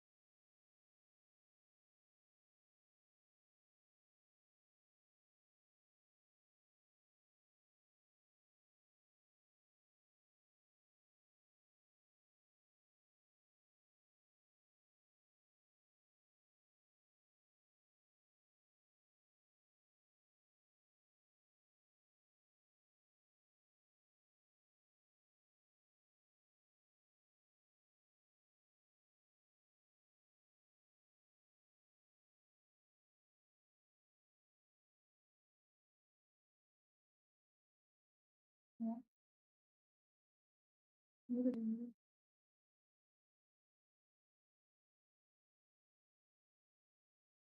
Yeah. It's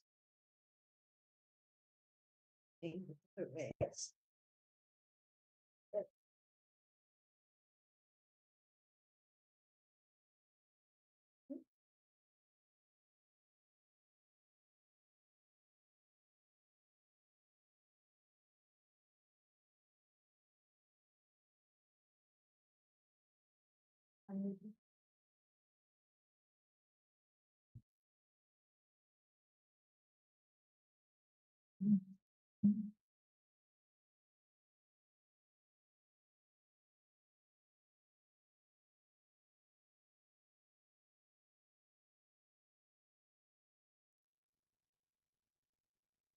Yes. Let us now move ahead to the next step. I request all participants to post. If you have any questions, any doubts you have, do feel free to post in the chat section. So all of us understood that how greed in the microcosm, greed in the microcosm is the gravitational force, is the gravity acting upon in the macrocosm. Okay? Go ahead to the next step.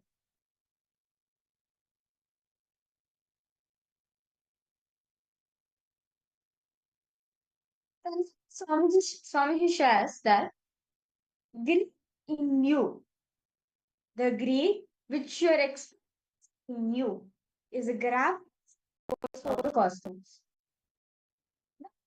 In you is the electromagnetic force of the cosmos. The weak nuclear force in you, that is the very beautifully Swamiji says, is the weak nuclear force is the toughest, and strong nuclear force is the initiation. See, the all the powerful cognitions you get, all the powerful cognitions you're getting from basically the unclenching, right? The unclenching period is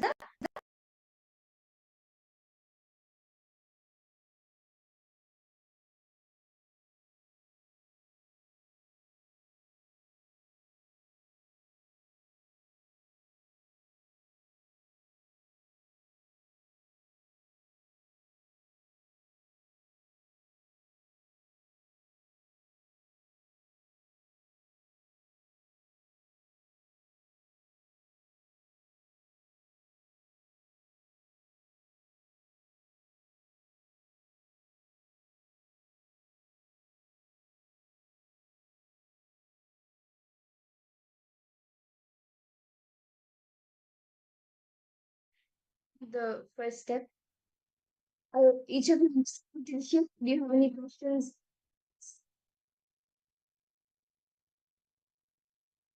That was we initiate every day for the rest of my life to get rid of whatever might be brewing inside me. Actually, yeah, one initiation itself will stay with you forever. See, doing the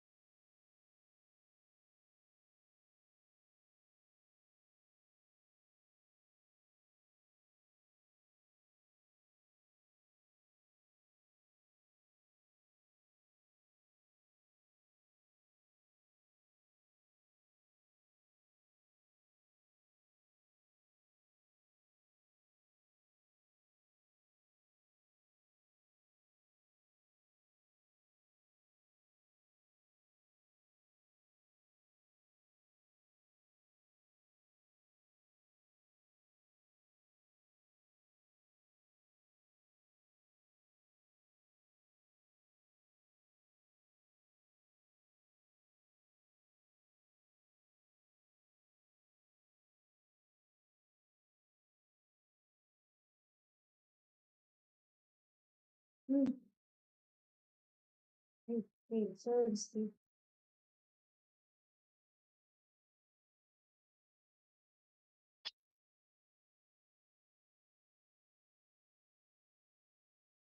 Depending.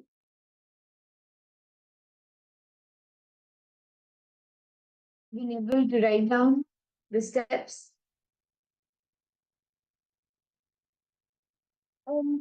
See, this will help understanding the four forces. See, so we have 8 forces in the Hinduism. Earlier, as Ramji revealed, only 4 forces are known till now. And these 4 principles, you can actually see how this here is also like this. And with this, we just understand how these four how these 4 forces actually is the greed and fear, how the greed and fear also operate in us.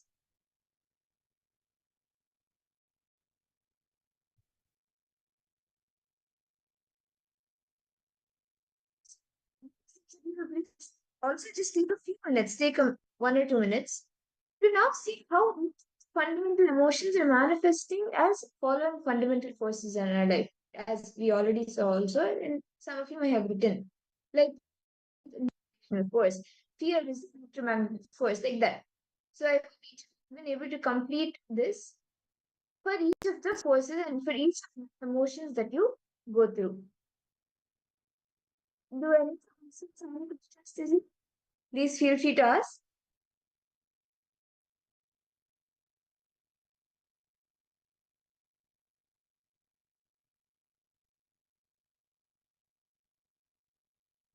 Matthew Wesker,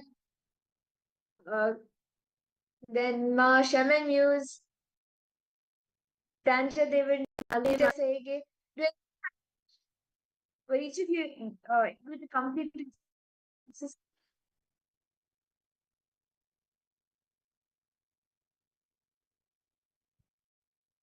Okay. So now we will actually be learning now in the next session about Brahmavid, Brahmaiva Bhavati. What is this? Actually, this has a beautiful revelation. This small Sanskrit line has a huge meaning to it. And that's what we will be learning and listening from Swamiji. It is actually just by knowing the cosmos, you become one with the cosmos, you become one with that. That is what Brahmavid, Brahmaiva Bhavati means. And let's listen to these revelations directly from Swamiji.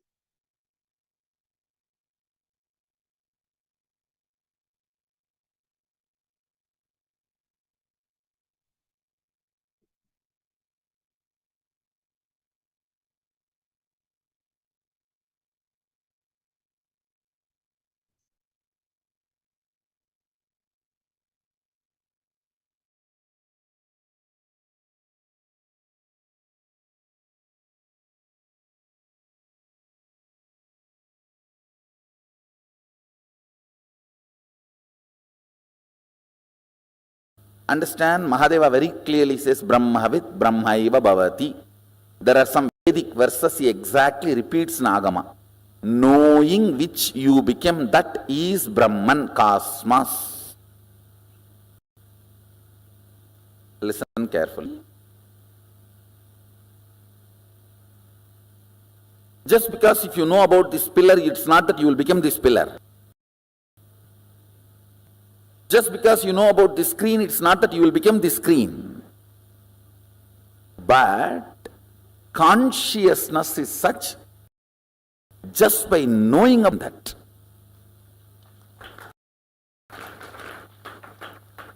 Brahmavit Brahmaiva Bhavati. Knowing cosmos, you become cosmos, because you are cosmos.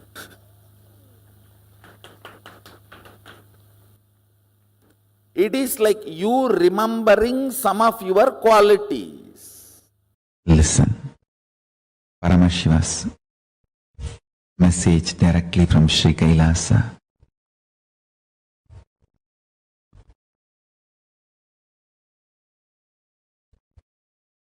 Brahmavit Brahmaiva Bhavati. Knowledge about Brahman, even if it is in the intellectual level, even if it has not become your realization in the physical world as on now, the very knowledge, jnana, a logically convinced, cognized understanding about Brahman itself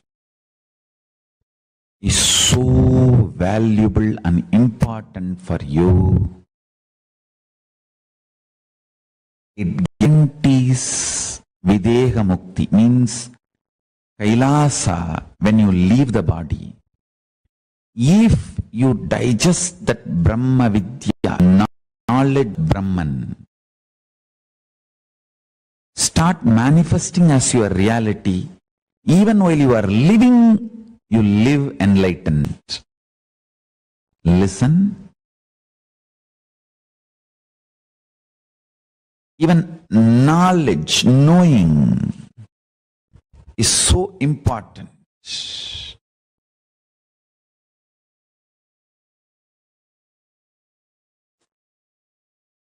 It helps you to plan and plant your future.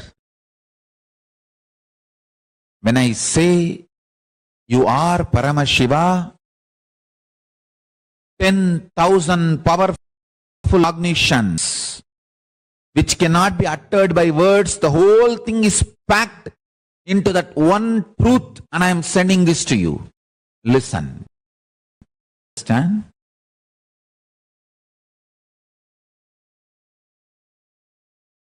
The higher space zones, the vertical space zones like Bhur, Bhuva, Suva, Tapa, Satya,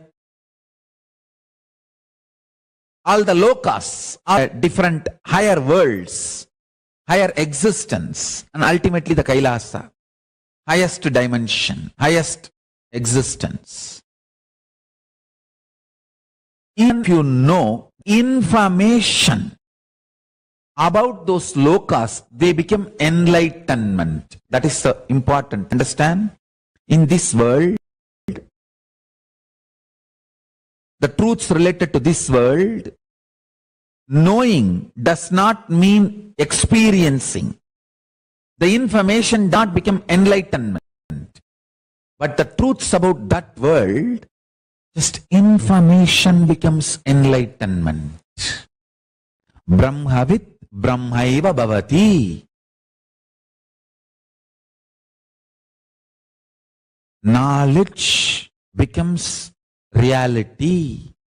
Information becomes enlightenment.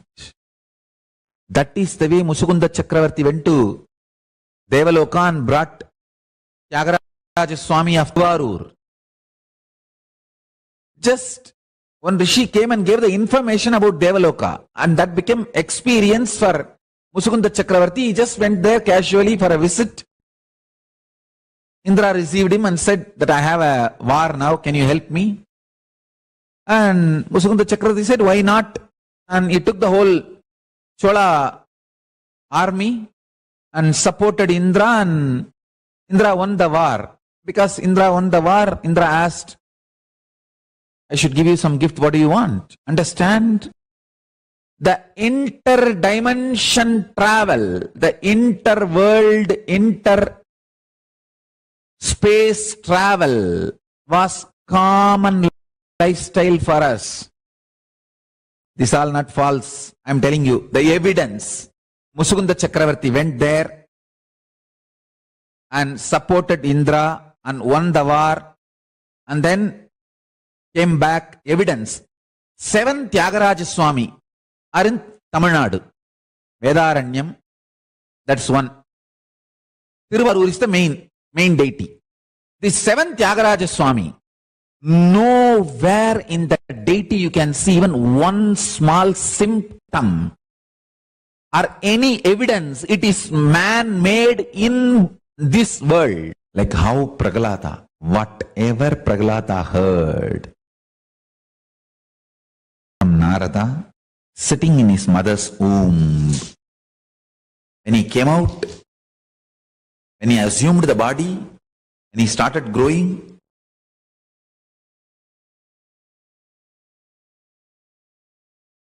every situation Prahlada faced, he had a solution which he received from Narada. He had a solution which he received from Narada in the womb. And beautifully he was able to navigate his life and win the whole thing. Understand, you need to really understand. Knowledge about the cosmos is not necessarily demands your faith or belief. It only demands your integrated listening. For example, I am telling you, when you leave the body, the space where the life is happening to you, what we call Jiva, Chit, that will start moving, getting pulled, gravitated based on the kind of the vibration, thought current you cherish about the future. Understand, this is a very important statement I am making. It is not about how you lived the past. It is about how you want your future. Two important information, fact you to know. For example, you lived 90 years and all the 90 years you did everything dirty, stupid. Suddenly, fortunately, just before the leaving the body, something clicks in you and you decide absolutely bright, right, pure, liberated future. And after you decided to live that liberated future, for some reason you did not continue to live for many days with the body, but you left the body. What you planned for your future, that will be the force gravitating you towards it. Listen carefully. Listen carefully. Your taste for your future is the gravitating force to which you will reach.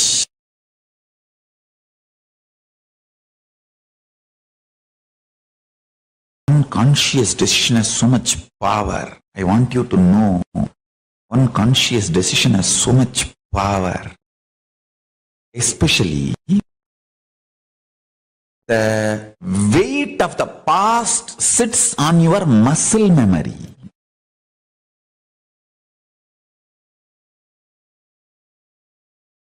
Power of decision is in your memory. So, when you leave the body, the weight of the past drastically reduces. You can just take off.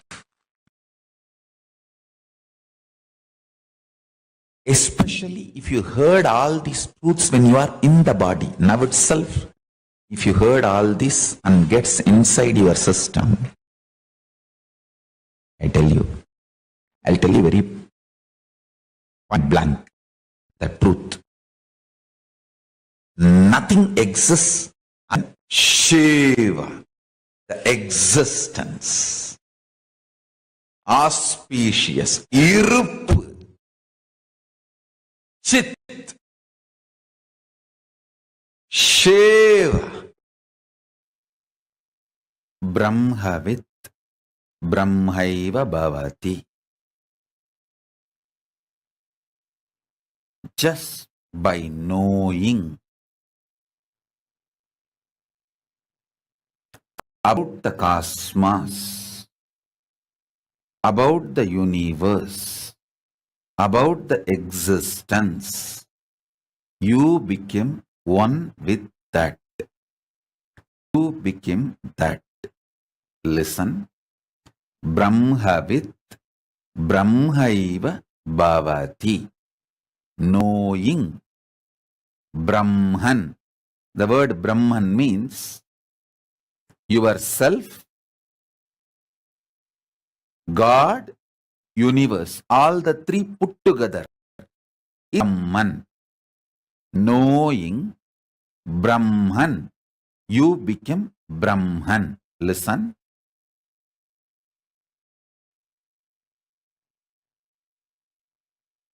I'm repeating. Knowing about Brahman. You become Brahman.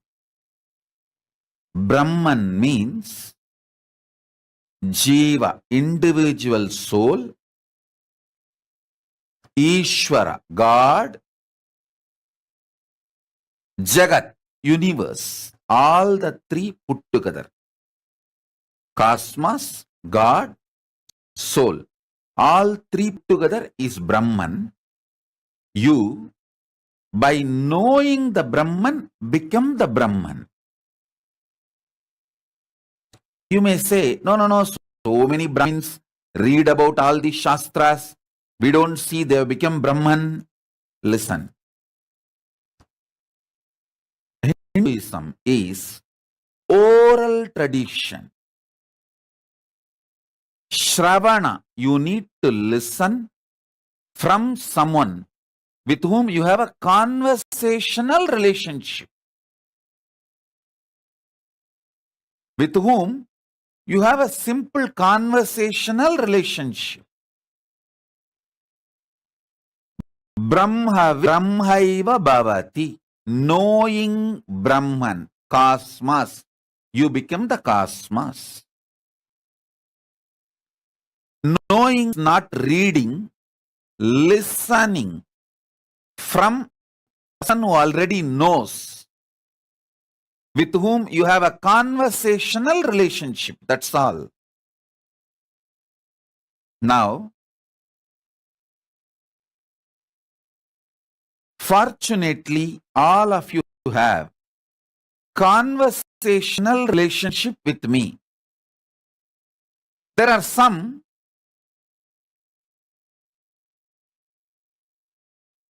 may need little more time to wake up. But the moment you decide to come and sit in front of me, you have taken your first step. So naturally, I will do my million steps. Even if you think you want to take one step towards me, I will take 10,000 steps towards you.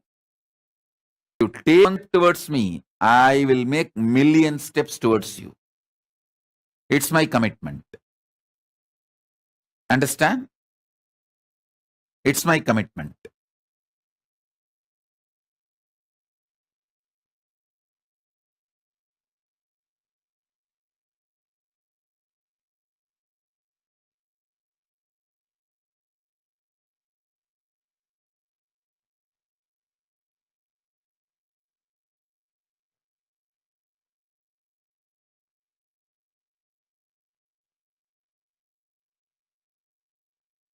Now,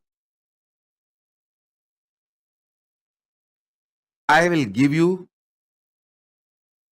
some more deeper understanding about this superconscious mutation process. Listen.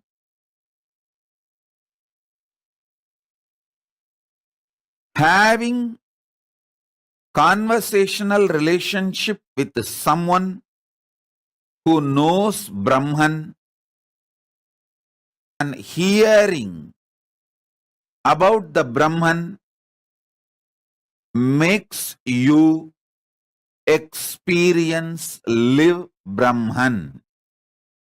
Things are most difficult in the life. Finding a person who is a Brahmanyani and having a conversational relationship with him. That's all.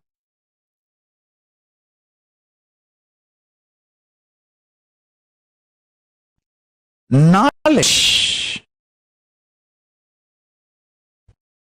logically analyzed, understood, knowingly or unknowingly mixed into your cognition,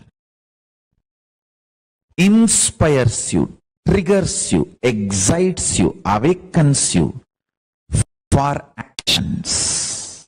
And I tell you, knowledge about the Brahman, Parabrahman, existence, reality, ultimate reality, universe, cosmos, multiple words I can use. All these words are small, short, but it's like a finger pointing to the moon. The words showing to the ultimate reality, Parabrahma, Paramashiva, Parabrahma Shiva.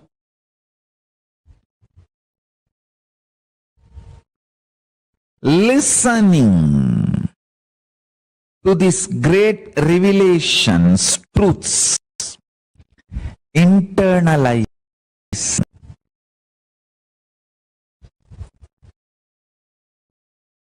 raises the very quality of your existence. Understand? Whatever you consider as you, your life, your perception, all that put together only, I call it as your existence. Like your joy, your ability to enjoy, your perceptions, your depth of understanding, your depth of knowledge, your depth of clarity about reality, and the wealth you have, and the powers you manifest, and the powers you have about on the society and on yourself, on your life. Saraswati, Lakshmi, Durga, everything you have in your life, all together, I call as your existence. And knowledge about the Brahman just raises the very level of your existence. It gives you a breakthrough, super conscious breakthrough. Understand?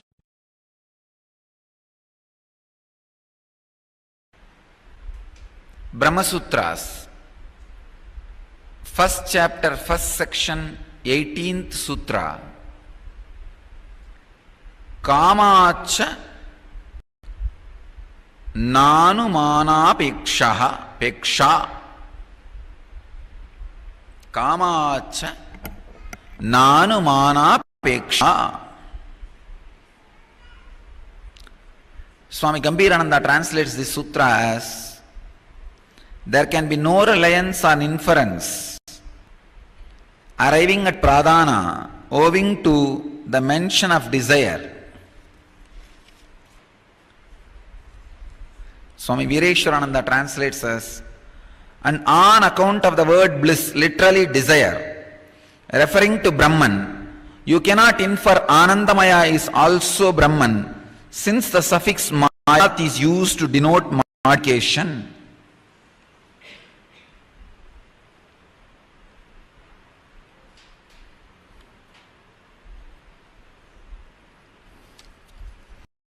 Swami Sivananda translates this sutra as: because of wishing or willing in the scriptural passage, we cannot say even inferentially that Anandamaya means Pradhana.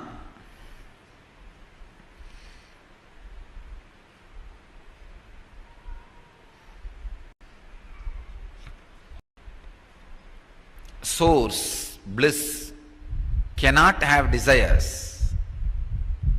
Matter, dead, earth, cannot have desires. Desire is wrong cognizance you take while matter moves towards the energy by its very nature.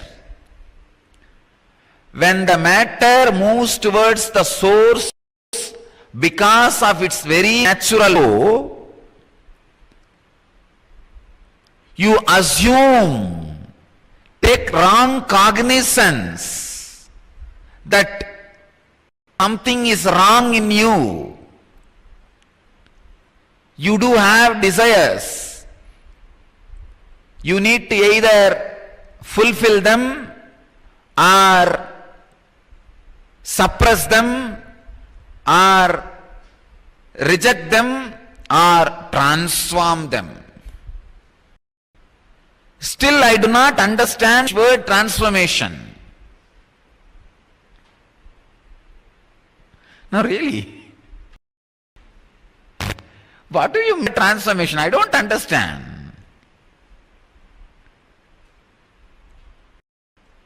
I wanted all of you to know the word transformation has no meaning in spirituality.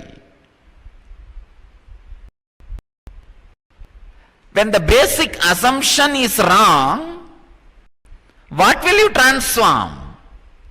For example, now you assume all the trees are, both sides of the roads are running towards you. Now, when you realize you transform trees are what? You transformed all the trees running towards you? No. You just realize it is a foolish assumption.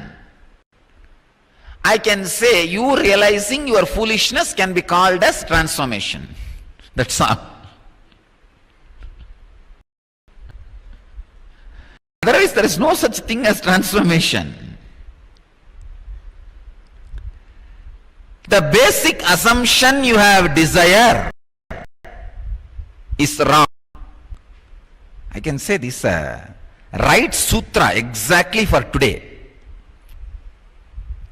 After the Kama Dahana, Manmata Dahana, you can open your third eye now. Opening third eye means just realizing, oh God, I am bliss. How can I desire anything? No. If I am matter, dead, inert, how can I desire anything? Matter cannot have any desire. Then where is the desire? Where is the karma? Where is the source of all anguish, suffering, pain, fear? Then where is all this? Understand?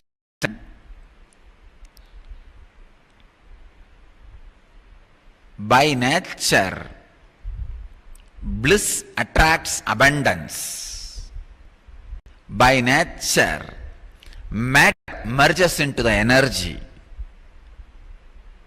This flow, the matter being pulled into the energy, is flow of life. Unfortunately, you have taken wrong cognizance of that flow. In that chaotic confusion, you started thinking you are running towards matter. It is not.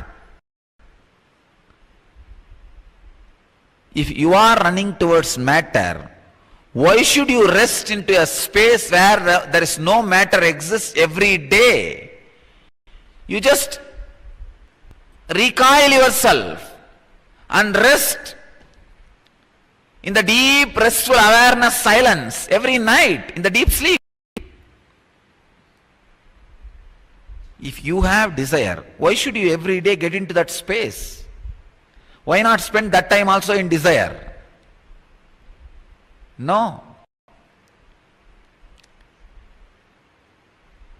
Desire is the wrong cognizance you have taken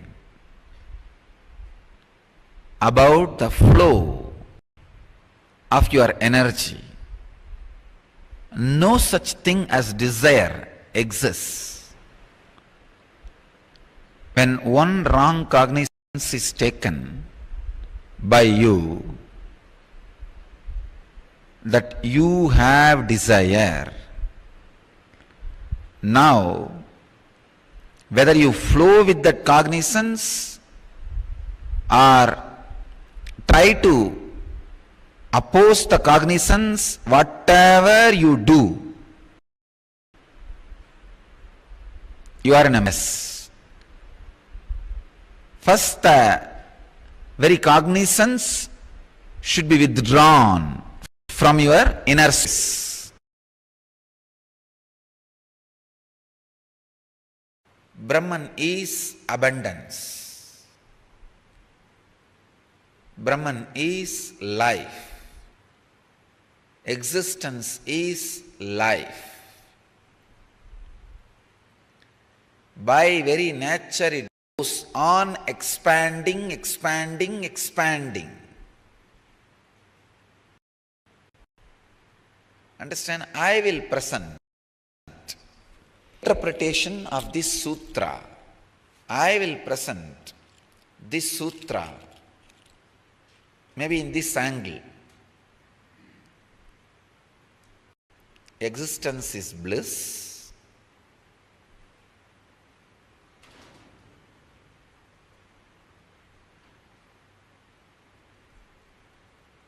Existence is constant expansion.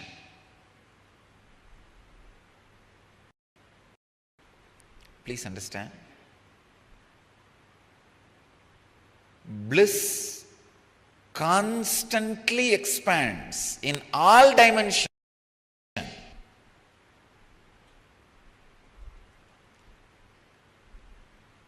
If you are experiencing levitation,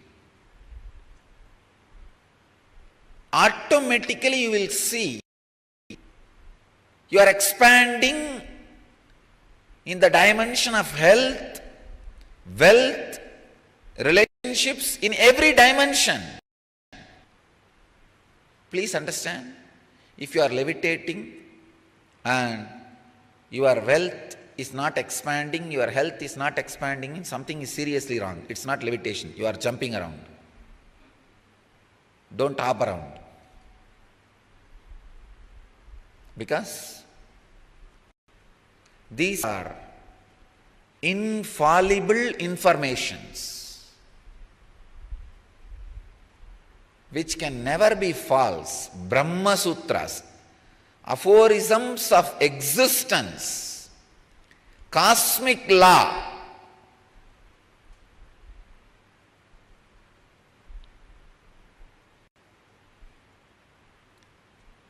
Existence is abundance, constant expansion. Whether it is in the level of standing, in the level of love, in the level of life, in the level of health, in the level of wealth, whatever may be, but the truth of existence is expansion. Very essence of existence is expansion.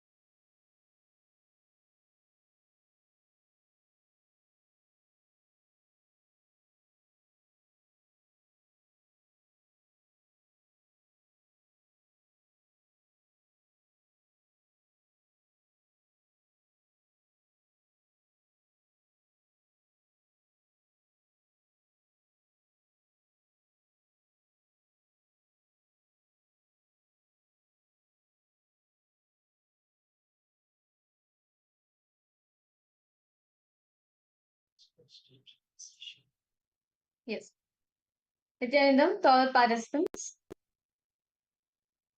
that was very beautiful session. Swamiji spoke on the Brahmavit Brahmaiva Bhavati, meaning knowing cosmos, you become cosmos. Very beautifully, this is taken from the Brahma Sutras, chapter 1, the first section. 13 sutras, Vedavyasa says, Vikaram Shabdhat Na iti chena prachorayat, meaning Brahman is abundance, Brahman is life, existence is life. By very nature, it goes on expanding, expanding, and expanding. So understand, Brahmavit Brahmaiva Bhavati. Understand cosmos, you become the cosmos. Actually, that's the unique of Hinduism. Understand anything, you become that. You naturally get the knowledge of it. When you start with it, you understand much better. You'll understand more about it.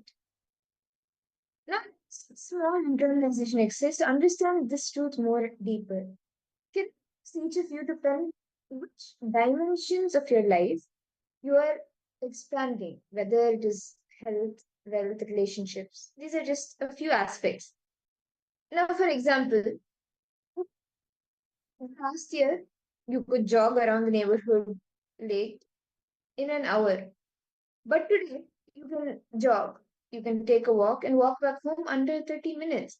1 year ago, it used to take you an hour, but today you can do that. You can walk around, jog around the lake, go back home in less than 30 minutes.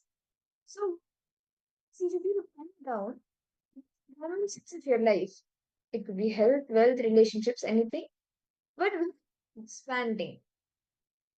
You can look back and see, okay, in this aspect, I'm expanding. In this aspect, I'm expanding. Like that. Can each of you write? Take a few minutes and write this down, please.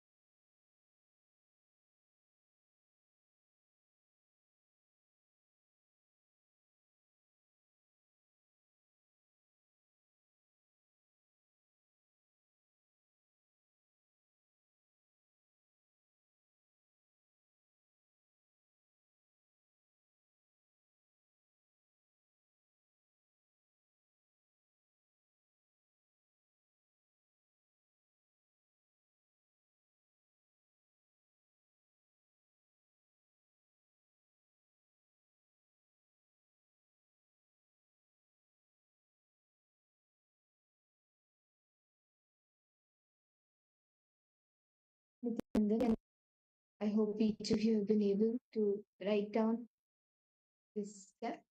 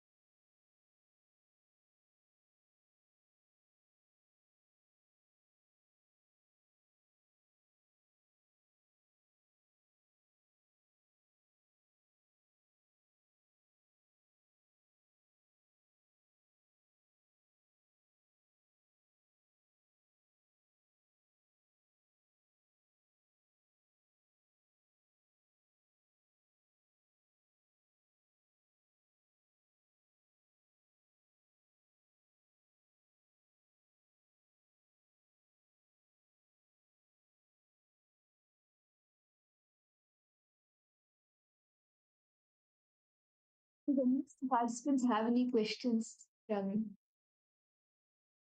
internalization exercise that we just did? I request each of you to post in the chat and feel free to post it, and we will be happy to answer the questions. Let us move to the next step of this exercise. Each of you till now you wrote the different dimensions where you're expanding. Now take a few minutes and pen down where not expanding. For example, you have not expanded to contribute to a larger number of people in your life. Maybe last month you were helping 10 children because you have maybe because you have uh, not enough money or you don't have enough time. You have not spent any time for the service. So the service or the helping of children, that action is not expanding. That dimension of you is not expanding. So can I request each of you to take a few minutes and write down the few aspects of your life where you are not expanding. Please internalize this and write it down.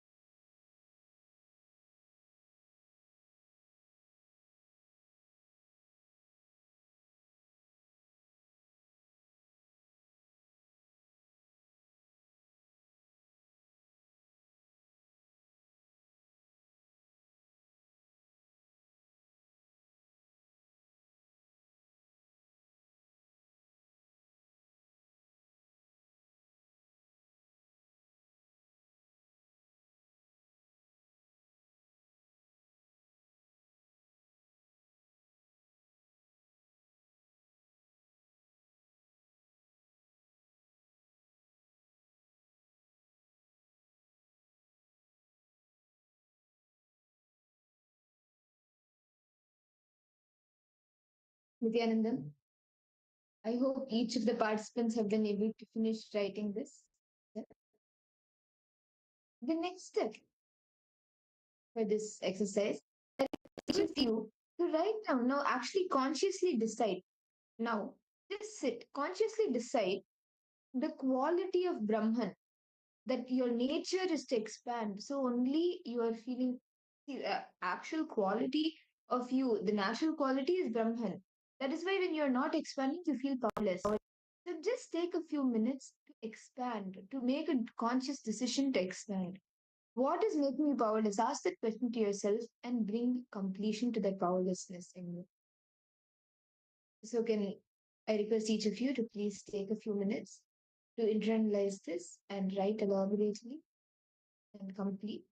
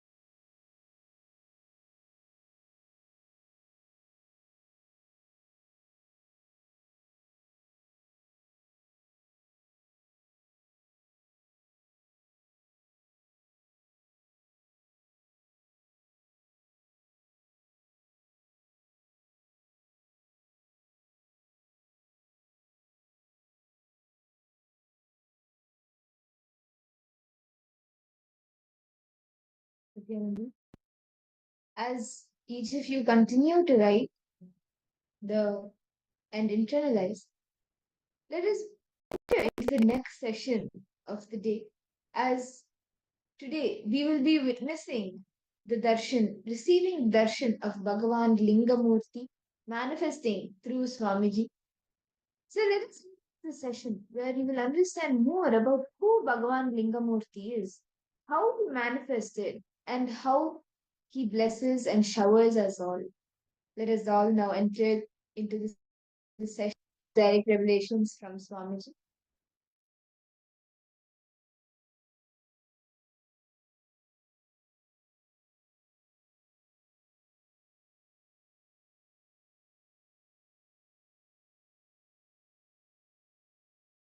Listen.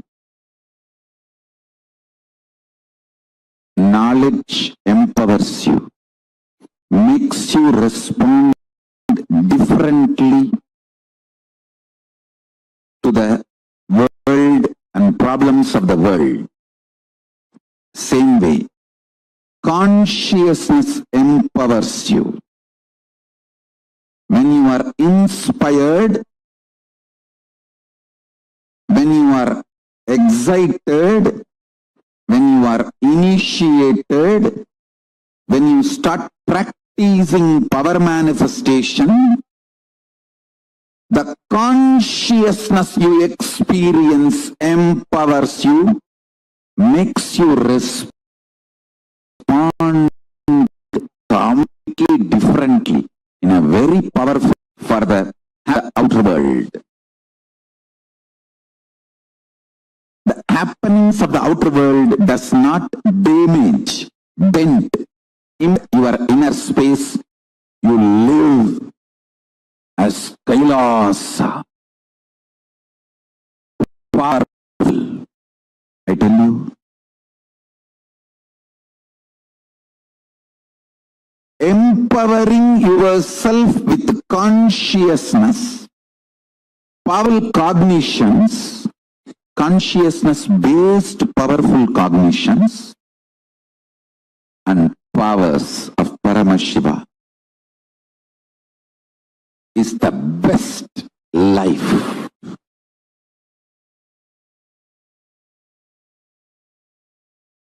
I am from the tradition ecosystem which gave books like Surya Siddhanta.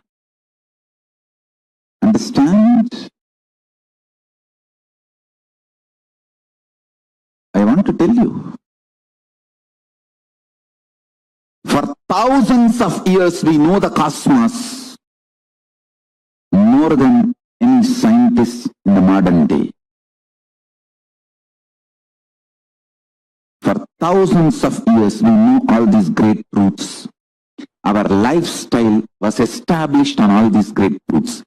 Any simple priest doing puja in a village temple in India who does Sankalpa mantra, who knows absolutely more truths about cosmos than many modern day scientists. Because the Sankalpa mantra, the Mahasankalpa mantra, he should know biography of the whole universe and geography, where he is sitting, and the cosmology, how the whole thing is functioning, and mainly the relationship with these three for his present moment of when he is performing, conducting this sacred ritual. The whole thing he has to know. Only then he can do Mahasankalpa.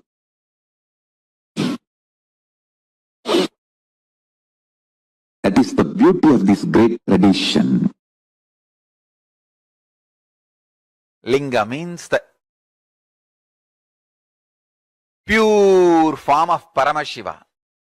The formless form of Paramashiva is Linga, Shivalinga. Listen carefully. Now, I'll give you these basic few understandings. Each act of Mahadeva is worshipped as one deity, one god. His act of cutting the head of Daksha is Virabhadra. His act of cutting the head of Brahma is Kalabhairava. So each one of his act becomes one deity. His act of appearing as the pure light for Vishnu and Brahma, that is Linga, Lingodbhava. That form is only worshipped as Linga. So each act by him becomes one deity. When he liberated Chandra from the curse of Daksha and gave him Samipya Mukti, that form is worshipped as Chandrasekhara, Somanatha.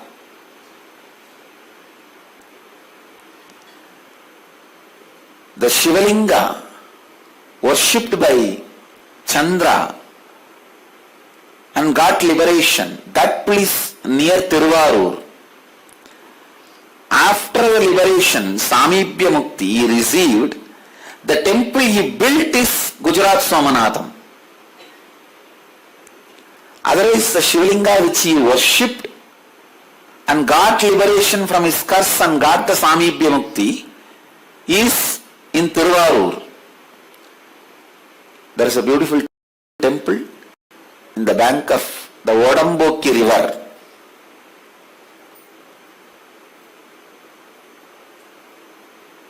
In Tiruvarur, that temple only where Chandra worshipped Mahadeva and had liberation from the curse of Daksha and achieved Samipya Mukti. Once he achieved Samipya Mukti, he wanted to build a temple out of gratitude with all the grandeur to show his glory. That is why he built Somanatha. But there was an element of idea that he wanted to show his glory. That is the reason the temple has to be broken 16 times, like 16 kalas. Each time one kala of his ego was broken. Now the temple which remains is purely Mahadeva's grace. All contribution of Chandra is gone. Now it stands by the glory of Mahadeva, not as the glory of Chandra. That is why Somanath temple has to go through 16 invasion. You guys may be thinking why it has to go through so much of invasion.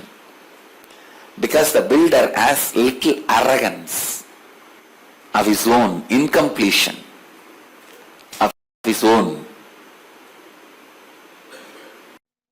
Each of the 64 manifestations of Paramashiva is one expression, one superconscious manifestation, one of the superconscious mutation of Paramashiva in his various manifestations. I should say super